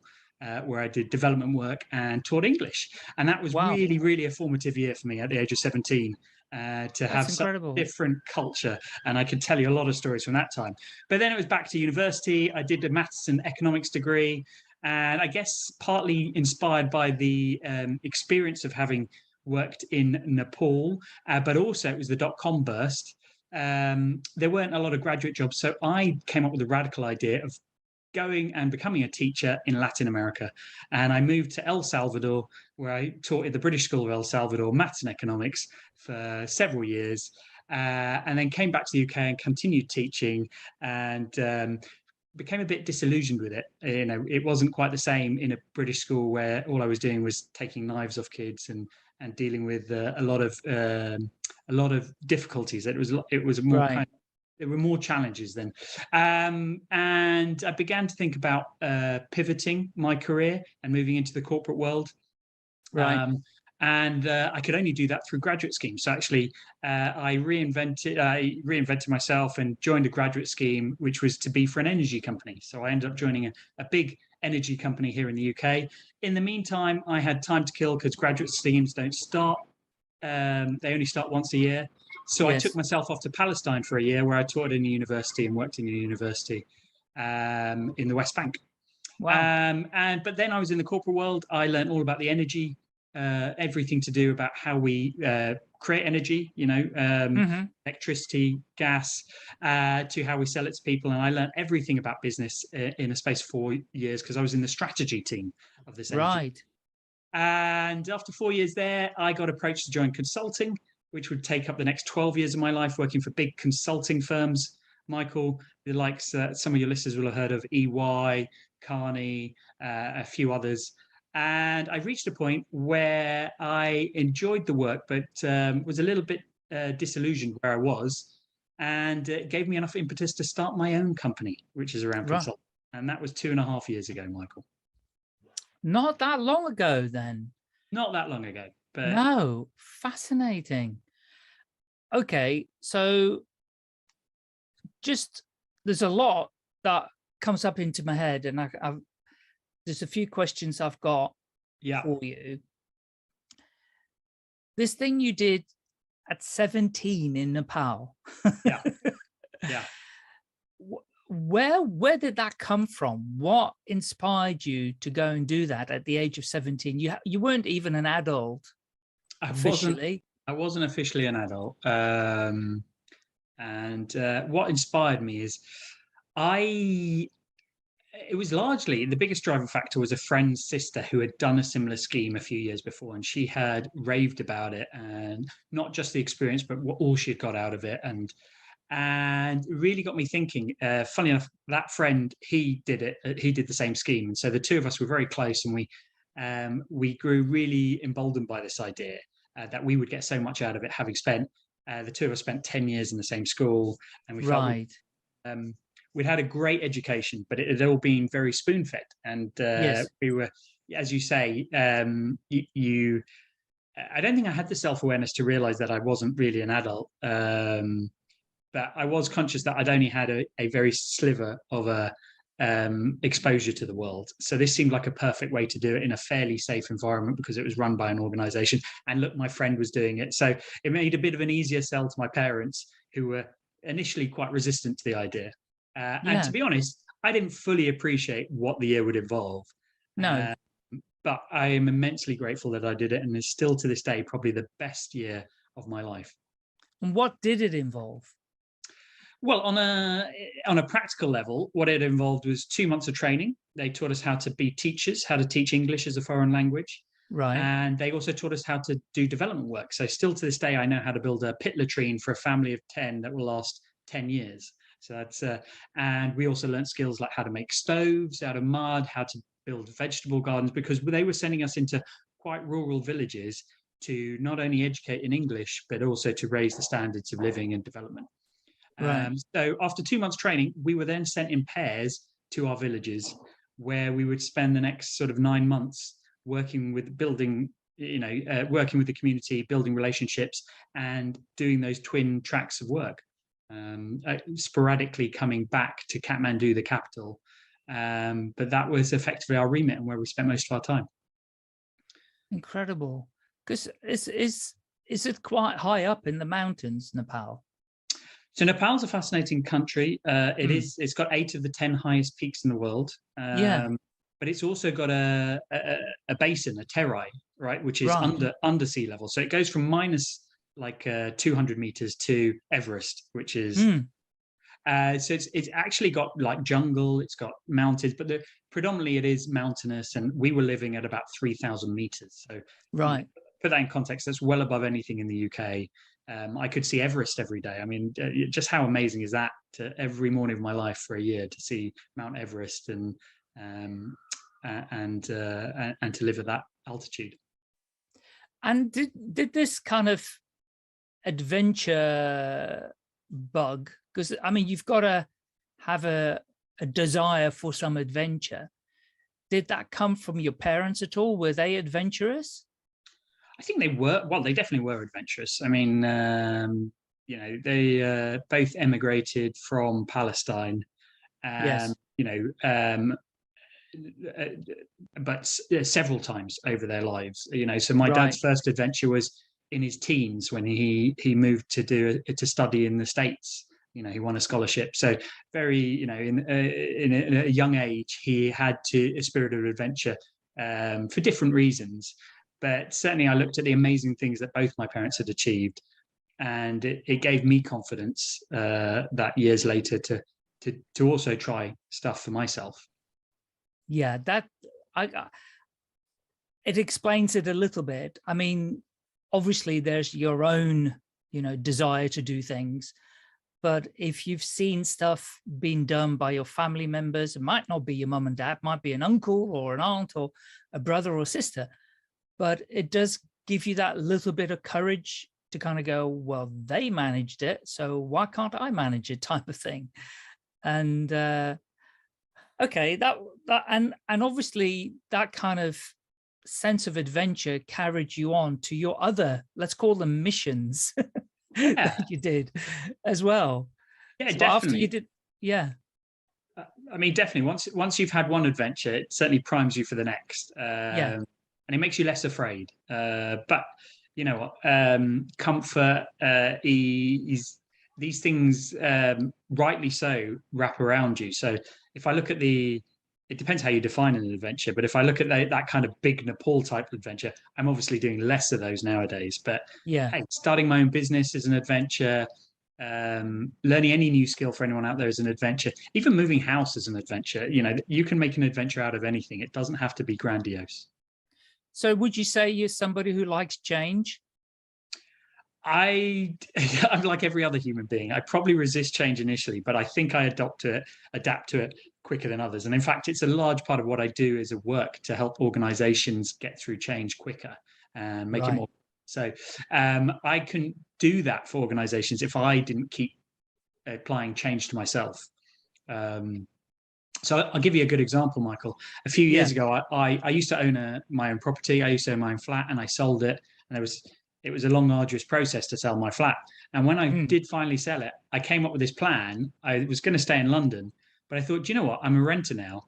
Why not embrace this as an adventure and live in different random parts of London that I've never lived in? Because most of us just stick to one part, you know, doesn't matter wherever, you know, and often it's not far from where you grew up. Now I thought, hey, I live in an amazing city where people pay thousands of pounds to come and visit as a tourist. Why should I, you know, why not embrace that? So I came up with a plan to live in 4 different places I'd never lived and just got going with it. You know, I didn't care that it was the hassle. I had to box up every year. I had to move. I saw it as what a great chance to experience different communities, meet a whole bunch of new people. And plus it was research for when I was next ready to buy. It totally explains everything about you, because the fact that you moved around when you were a youngster, that your parents moved around when they were young, and now you're doing it in adult life, you definitely embrace change.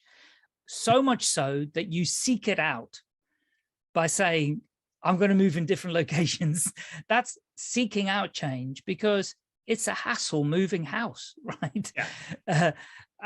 Providing you're a minimalist, and I'm an aspiring minimalist, let's put it that way, nowhere near to it yet. But I would love to be able to just pack up and go, I'm going to live somewhere else. I've only got like 3 boxes to take with me, you know. But I'm definitely not a minimalist, by the way. Okay, but that does explain, and what amazing thing that you're helping people with change in companies. Yeah, I mean, change is a fundamental part of life, is definitely a large part of business, and it can be the difference between successful businesses and unsuccessful businesses. So it's a great privilege to be able to help. And actually, you know, I don't specifically only focus on change. I focus on getting teams working better together, getting people to buy into ideas. Now, obviously, change is a large subset of that. But really, it could apply to anything where there is a difference of views, teams are not aligned, companies are not aligned. That's really my forte, where I come in and help, and me and my company do. People in organizations yeah resist change. There's no doubt about it, and that's where you get friction. Relationships inside companies is always difficult. You know, people don't gel, they don't get on with each other, or they don't like the look of somebody, or somebody rubs them up the wrong way. And that whole dynamic is a very difficult environment sometimes for people to work in, operate in. Then on top of that, you have the pandemic as well. You know, home working, people working from home, not getting the kind of treatment that they would like, being ignored. There's so many things that go on. So why don't you tell us a little bit, if you know, if you were going into a company, they learned about you, maybe through this podcast, let's hope, and you're going to pitch to them because they can see they need to perform better than where they are. Yeah. How would that go? What would your pitch look like? What is it that you would share with them?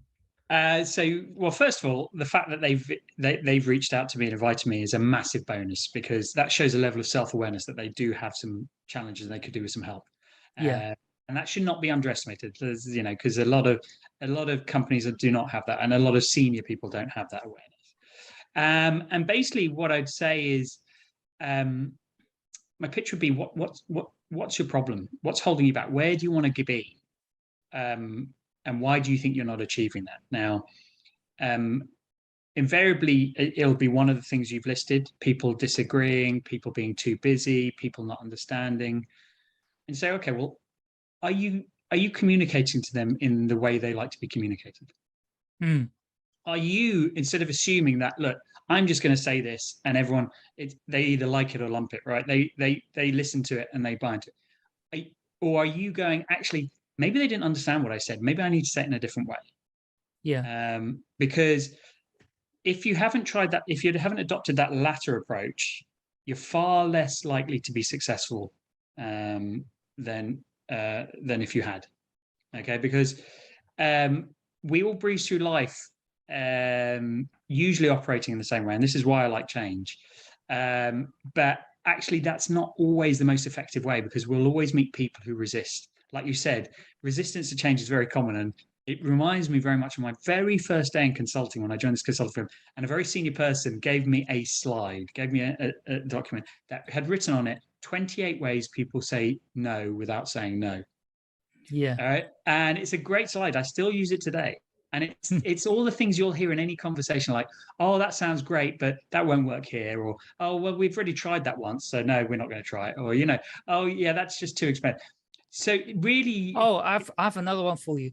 But we're not really like anybody else. We're not really like anybody else. Of course not. Right. And we're unique. We're unique. Every culture may add ones on for their culture. But fundamentally, it's both. So, you know, how do you get people to not look at things that way? You know, not from a cost, not from a unique lens, not from a... you've got to adapt, not expect them to do the equation in their head and go, oh, I get it now. So that would be my pitch. Like, how many of those a lot of people focus on their broadcast ability. They don't focus on, is it being received? Right. So I can help you with the will it be received part. And I can teach you how to broadcast in different ways so that it's more likely to be received. And that's what I can add. And I can add it in a variety of ways. It can be around change. It can be around alignment. It can be around anything from strategy to problem solving. And I will bring techniques, and me and my team will bring techniques that make it fun, engaging, and easy to follow, which is usually some of the key barriers that stop people from engaging with stuff. Yeah. And it sounds fascinating, actually, because, I mean, what is the ultimate goal that any organization want to achieve, in your view? What is it they want to achieve? It varies. They all have a different North Star. You know, you reckon? Well, yeah, because success can be making lots of money. It can be having lots of customers. It can be making a difference in the world. Now, Right. these things are not uncorrelated. You know, if you only get a lot of money by having a lot of customers, but by having that slight difference does mean you set up your company and your focus. And actually, it all starts whenever I work with a company going, well, what is your vision? What are your goals? How sharp are those? Have you clearly articulated them? Because if not, let's start there. Yes. Because without those, you'll say, you know, I often go into companies, they say, oh no, we do have it clear. And I say, okay, well, let me go and test that with your workforce. And you'll find there's all this discrepancy. And you say, what that's causing is person A thinks it's this, so they're off doing this.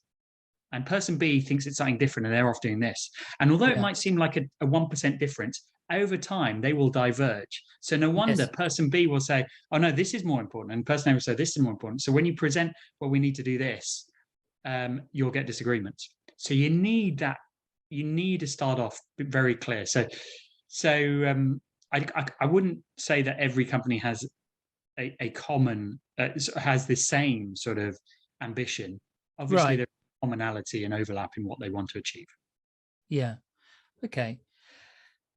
Okay. So it's not one size fits all. It all depends on what they're looking to achieve, what their goals are, you know, and what the kind of problems that they're experiencing.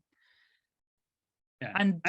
And be honest about that. I once worked with a company, I got a client where I walked in and they had very clear document written down around their vision and their strategy, which was all about making a difference around sustainability, around the environment.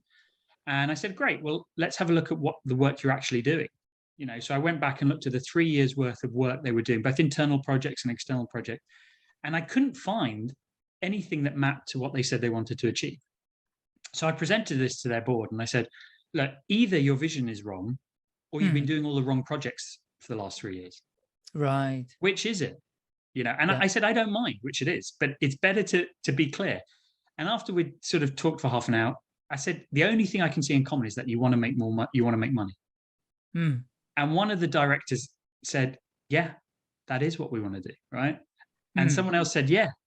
And the third person said, it's nice to be able to be honest about it for a change. Instead of Yeah. saying, we don't actually care about sustainability. I said, so why did you write that? You know, that's confusing. That's confusing to you guys. Look at how the relief that you've just all been honest, but also it's confusing to shareholders, to customers. You know, maybe you don't want to be so mercenary and just write, we're here just to make money, but don't pretend it's something completely different because you feel that's the right thing to do. Yeah. I mean, but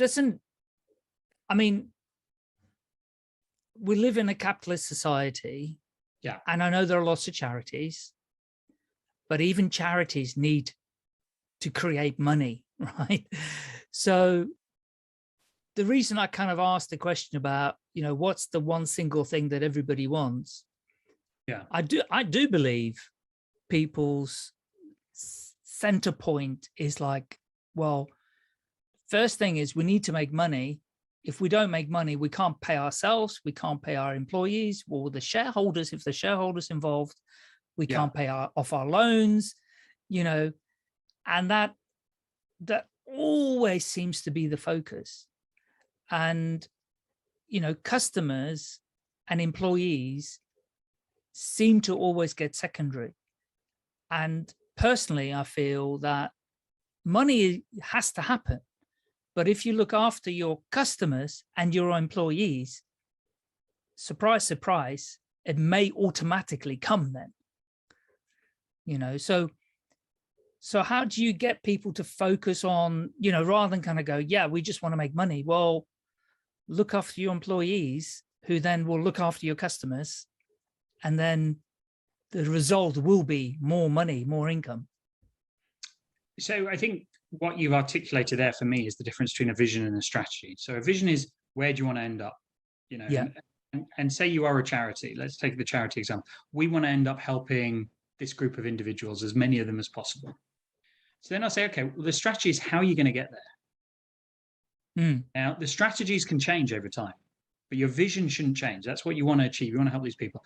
Now, you might say, look, to do that, we need to build up a pool of money so we can spend it helping, you know, refugees, helping children, helping whatever. Yes. So the first strategy is build up that pool of money. Yeah. Right. And then once we've reached a point, we'll switch that strategy out, or we'll have a strategy alongside it that says use that money. Right. Right. So strategies come and go, and the good thing about strategies is people build strategies based on their belief of what they think, and hopefully based on fact, but they don't always work out. That's why strategies come and go, because I always tell companies to test and learn. So adopt a strategy, try it, review it, reflect, be honest whether it's worked or not, and if it hasn't, substitute it with your next strategy. Right. Right. So it may be that you achieve by getting your employees happy and your customers happy. Right. Yeah. Go and try that. Give it your best efforts. Do all the things to do that. If it doesn't work, or it doesn't work as well as you hope to, review it and change something about it. Right. So that's the way to do it, because I'll work with companies and they'll all have a different way that they think they can achieve their thing. Now, I will always push them to lead by fact. Okay, where's the evidence that this A will be better than B?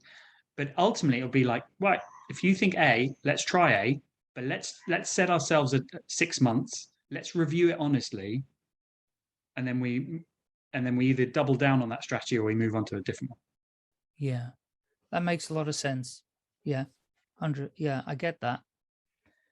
It's amazing. A lot of people set their strategy, but they never review it. No, they never review it honestly. Right? And that just seems really strange to me. Right? Why would you continue doing something if it wasn't producing a fee? You probably do it out of comfort and it's safe, and it's because you don't want to change, and because. But if it's honestly not driving you closer to where you want to be, then it's not the right strategy for you. Definition of insanity, isn't it? Definition of insanity. Not that I'd ever say that to a client, but yes. No. Doing the same things over and over and expecting a different result. Yeah. What? Okay, great. And presumably you use different tools and techniques to help people. Can you share a little bit about that? Of course, yeah. And this is where my previous careers come in incredibly handy. So I actually use a lot of techniques that I learned as a school teacher with businesses and senior professionals. I do have a methodology that I use for companies, and it's an equation that says success is built up of 3 factors: IQ, EQ, and FQ. Now, IQ is the ability to come up with great ideas. So do you have enough of them in your company? Are they robust? Are they based on fact? Are they the best ideas? The second one is EQ. Are you able to sell those ideas to others? Bring them along with you. And the third is, can you then focus on delivering those ideas? Right. And you need all 3. You cannot rely on just 1 or 2 of those, right? Because imagine you have really smart people in your company, but they can't articulate it to anyone. Right? Then the smart idea goes nowhere.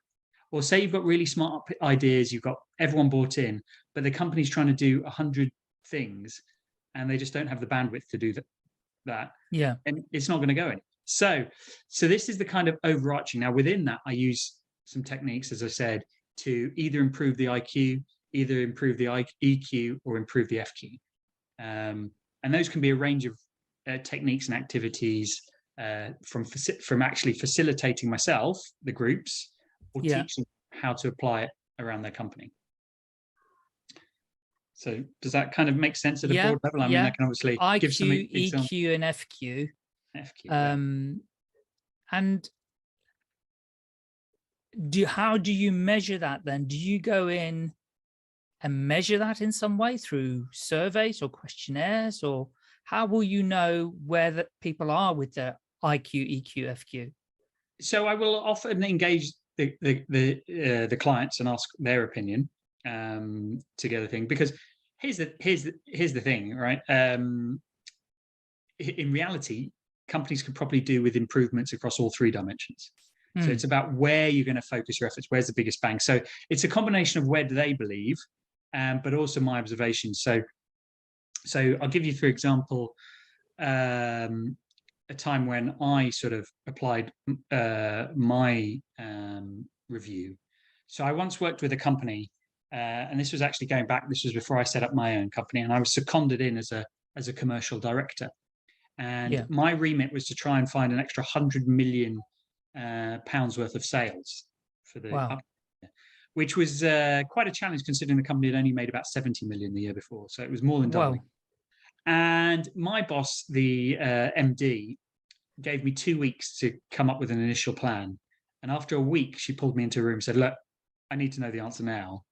My God. Where are you leaning towards? And I said, look, 2 weeks. I said, look, I don't have a firm plan, but I tell you one thing we need to do immediately. She said, what's that? I said, we need to teach everyone in this company how to run meetings. And she looked at me strange and said, why should we do that? And I said, have you ever been to a meeting in this company? Right? People turn up 5-10 minutes late. Nobody, there's no agenda, so nobody knows what they're really talking about. Everyone just has a nice conversation, sat on a bean bag with a cup of coffee. The meeting invariably overruns. There's no actions, there's no follow-ups. And people then just go to the next meeting. And I said, not only is it unproductive, it's demoralizing. It stops people from actually organizing meetings, you know, and it just means everything is a nice chat and we don't actually get stuff done. And so she said, okay, yeah, that resonates with me. So, okay, go ahead and teach these people. So we rolled out a 6-week course in how to run meetings. And you know what happened? Sales improved by over 2%. My God. So, you know, you wouldn't have thought of that as a natural place, but by having a bit more FQ, as I call it there, a bit more focus and structure, it allowed for other good things to flow. Now, I could have, you know, it's hard to sometimes go in with a clipboard and say, this will deliver this. And I didn't know it would lead to that increase in sales. But I did see there was a giant warning light going off saying, look, there is a massive lack of FQ here. Fix that and we'll see what, you know, good will definitely come from it. Now, I probably could have picked something else, maybe in the EQ, maybe the way people have conversations. I could have easily said, look, do you know what? People in this environment don't, they close down each other. They don't construct it. They're not constructive in their feedback. They're very dismissive, and let's teach people how to give feedback more effectively. And I'm sure that would have had a knock-on effect. Yeah. But the one that was just most obvious immediately when I walked in was around the meetings. So that's when I say that often actually you could apply your shoulder against lots of those different pillars. Or actually a lot of my clients come already going, I think it's this arena. Can you help us with that? And I'd rather work on something that they're already sort of chomping at the bit to do than spend hours going, actually, do you know what, you really need to focus on this, and waste a month debating with them. Right. I'll tell you a little story. I worked for it wasn't a multinational, but it was a national textile group in Leicester. Yeah. And we unfortunately had inherited an Australian businessman as CEO. He was not a nice man. However, he put in place some very, very good things. One thing was about meetings. If he was in a meeting that he was chairing and you arrived late, you could not join the meeting anymore. It's true. You kind of, he said, goodbye, mate. You know, you're late. Guess what? That guy never turned up late for meetings again. It just worked. It was just really simple. You're either on time or you're late. And if you're late, you can't come in the meeting. Yeah. You'll get the minutes, you know, but your voice isn't heard. Yeah. And it worked. It really worked. Oh, I'm not surprised. Yeah. Often, you said this is a combination of a couple of things that I often try and implement in companies. One is have clear rules or have clear decisions. I always say don't half decide, because when you leave gray area, then that's where so it's very, and then the other thing is people learn. So when I run training courses, I have a strong belief that people learn through failure. Yes. Okay? They're more in tune to actually pay attention if they've learned. So if they failed. So the person who turned up late learned a very harsh lesson and changed their behaviors. Whereas if they turned up late but had been allowed in, they probably wouldn't have changed their behavior because there wasn't a consequence. So often when I try and institute change, I'll often engineer failure early on to create a shock to the system so that people are more open to change. And so, you know, there's a lot of good stuff. And do you know what? I love that story because I do a lot of wacky stuff with companies, and often they think, why are you doing this? You know, I've run meetings where if people turn up late, they're not allowed in, or you can only talk if you're holding an item, or you can only talk if you're holding a plank. Have you ever done a plank exercise? Yes. Right? It's a great one if you've got a group where people are talking too much with no real, they're just having a monologue without Yes. actually getting to a point. And that can be quite drastic. It's a bit of a laugh, but it really emphasizes, what am I trying to say? What is the point of my communication? What is the meeting? Yeah, I don't know if you've, this is totally off topic, but we might as well share it. Yeah, let's go. There's a new revolution going on in social media. It's called social audio. Yeah. Like Clubhouse were probably the pioneers. Now you've got Twitter Spaces, LinkedIn are going to roll out LinkedIn audio to the creators. Hopefully one day I'll get it. And I've listened to many audio meetings, like, these social audio meetings, and they're fantastic. You can learn some amazing stuff from people, but oh my God, people are not holding planks. That's for sure. They just go on and on and on. And when they get the mic, you cannot shut them up. So, I make a prediction. All of these, I think one of them already does it. It's a platform called Wisdom. They already have a counter where anybody that speaks, apart from the two hosts, if somebody comes in and wants to make a point, they've only got so many seconds to make their point. And after that, they're just cut off automatically. And so anyway, that's the equivalent of holding a plank, I guess. Yeah. So, and that's a big focus, improving your communication. It was something that was drummed into me as a strategy consultant very early on. Imagine you have to pay £1,000 or $1,000 per word you use on a document. You'll start using a lot less words, right? Because sometimes we just add it. It's the old Mark Twain quote: "I wrote you a long letter because I didn't have time to write you a short one." It's actually more skill to write a short communication than a long. Yes, I like that. Love it. I wonder if you could do me a favor, because I understand IQ, ideas. I understand FQ, focus. Yeah. The hardest one for me to get my head around a bit more, although I've heard what you said. Yeah. Could you go in a little bit more depth, EQ? Because for me, that seems to be the most grayish area to me. It can be a gray area, and for some people it's more natural than others, but it can be taught. Now, and everything I do is at a company level, but also an individual level. Let's talk at the individual level to bring this to life. Now, EQ is someone who's got great EQ is someone who's really good at being a people person. Think about the people you've met in your group of friends or your work. There is usually one or two people who just seems to galvanize people, seems to be in tune. Now, that for me is EQ. And I talked about, when I set up the equation, I said it's about the ability to take others with you. Yeah. Now, at the heart of it is being able to flex your style. Okay. Right. Is being able to see, are my words and what I'm doing now being effective on Michael? If not, I need to adapt and meet what Michael needs. Right. Okay. Now, this could be you go into a meeting and you realize that the other person loves numbers, loves facts and figures. Right. So the best way to communicate that person is bring in lots of facts and figures, bring in a spreadsheet, show them the numbers. Right. But you might be in a meeting straight after to talk about the same topic with someone else who hates spreadsheets. Yeah. They're a big picture thinker. They love pictures. They love talking. They actually don't want to see any document. So the onus is on you to flex, to communicate in the way they want. Right. And people give clues around how they like to be communicated. They give it in the way they talk, the way they interact with you. People often say to me on an email, should I start the day? Should I start with how are you? How was your weekend? Or should I get straight to the point? I said, it really depends on the other person, right? Some people hate it when you write because they're to the point and they're like, why are they asking me about my day? I couldn't care less about their day. But someone else will be offended if you don't write, how was your day? And I said, the clue is look at their emails. How do they start to you? You mirror them, right? So it's small things like that about being, and so understand people around you better, find connections. There's a simple fact that when human beings find something in common with each other, they are more likely to have a productive relationship. Okay. So any meeting I run or any team event, I will start off with a little bit of an activity where people find out about each other.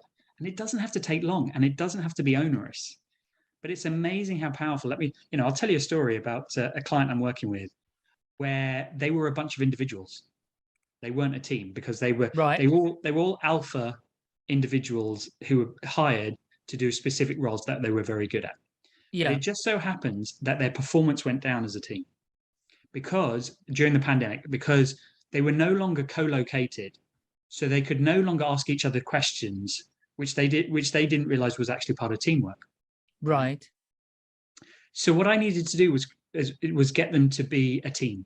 But because they were alpha type people, they had no interest. So, one person had no interest in learning anything about the person next to them. I was fascinated. I remember asking someone early on, I always have a one-on-one, and I said to the person, do you know anything about the person who sits next to you? Do you know, if they have children? Do they have, and he said, no, I don't know. I said, how long have you been sat next to him? He said, about 10 years.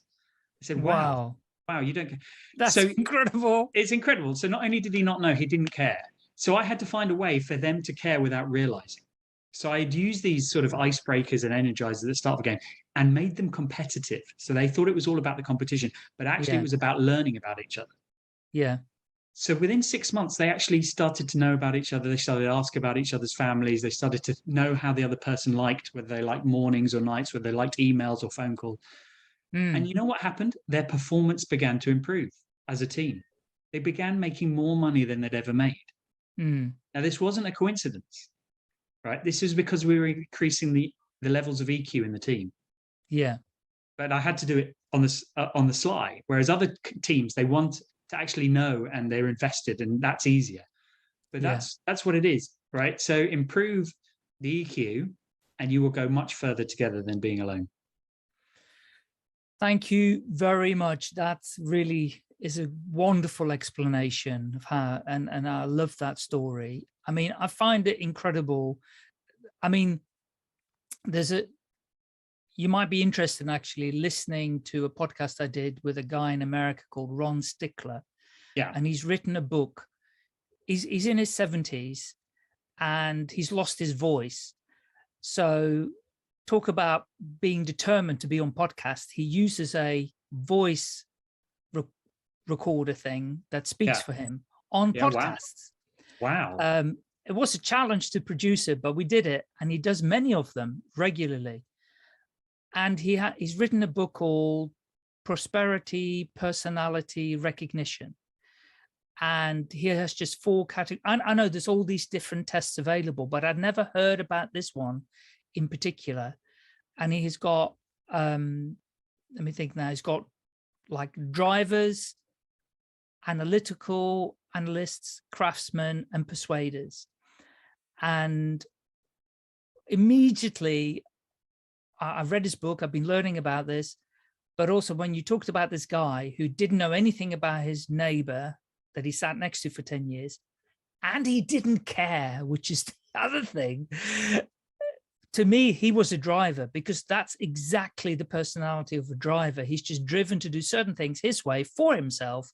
He doesn't really care about people around him that much. Now, it doesn't mean that he doesn't deep down care about a fellow human co-worker, but it's just his makeup or her makeup is that they're just driven in a certain direction. So yeah, I mean, it's so important. Relationships, I'm so fortunate because I have lots of guests that talk about the human condition and relationships and how we got empathy. My last podcast guest was all about empathy for each other.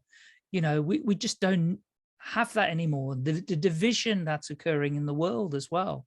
So I'm so pleased that you're out there trying to get people to change just in a little bit, you know, to kind of recognize, and the EQ sounds an amazing tool to do that. Yeah, I mean, my vision is to make, you know, a small part of the world a little bit more effective than it was the day before. And that includes myself. And if that's helping with EQ or helping with focus or helping with ideas, then that's a great place to be. You know, a place where I think you should definitely be, and I'm not meaning this to be a political discussion, but you should be in Downing Street. You should get those people being able to work together with each other. Oh, incredible. They have some problems, major problems. Well, dream big. Who knows? In a year from now, Michael, we'll do another podcast, and maybe we'll do it from Downing Street. Well, I would love that. I would love that. Yeah. Anybody listening, please refer Faris to Downing Street. Okay, Faris, is there anything that I haven't asked that you haven't shared yet that you would like to share before you share where people can find you?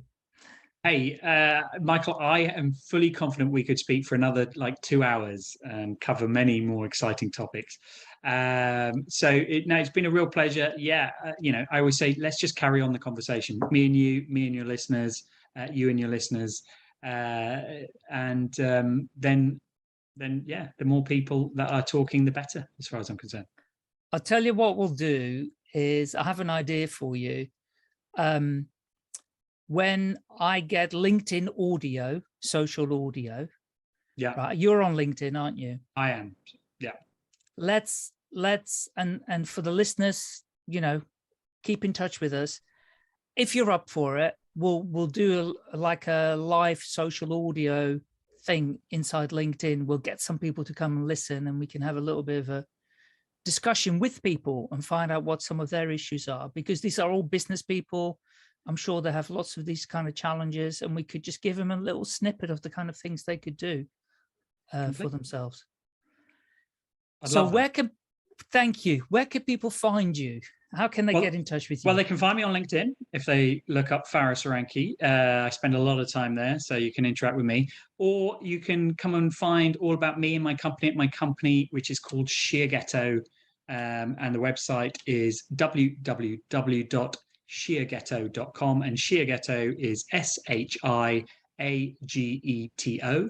It's for all you Japanese enthusiasts out there, it's the Japanese word for a sharpening stone, because that's a metaphor for what me and my business do. We sharpen other businesses. I love that. And tell us how the name came about.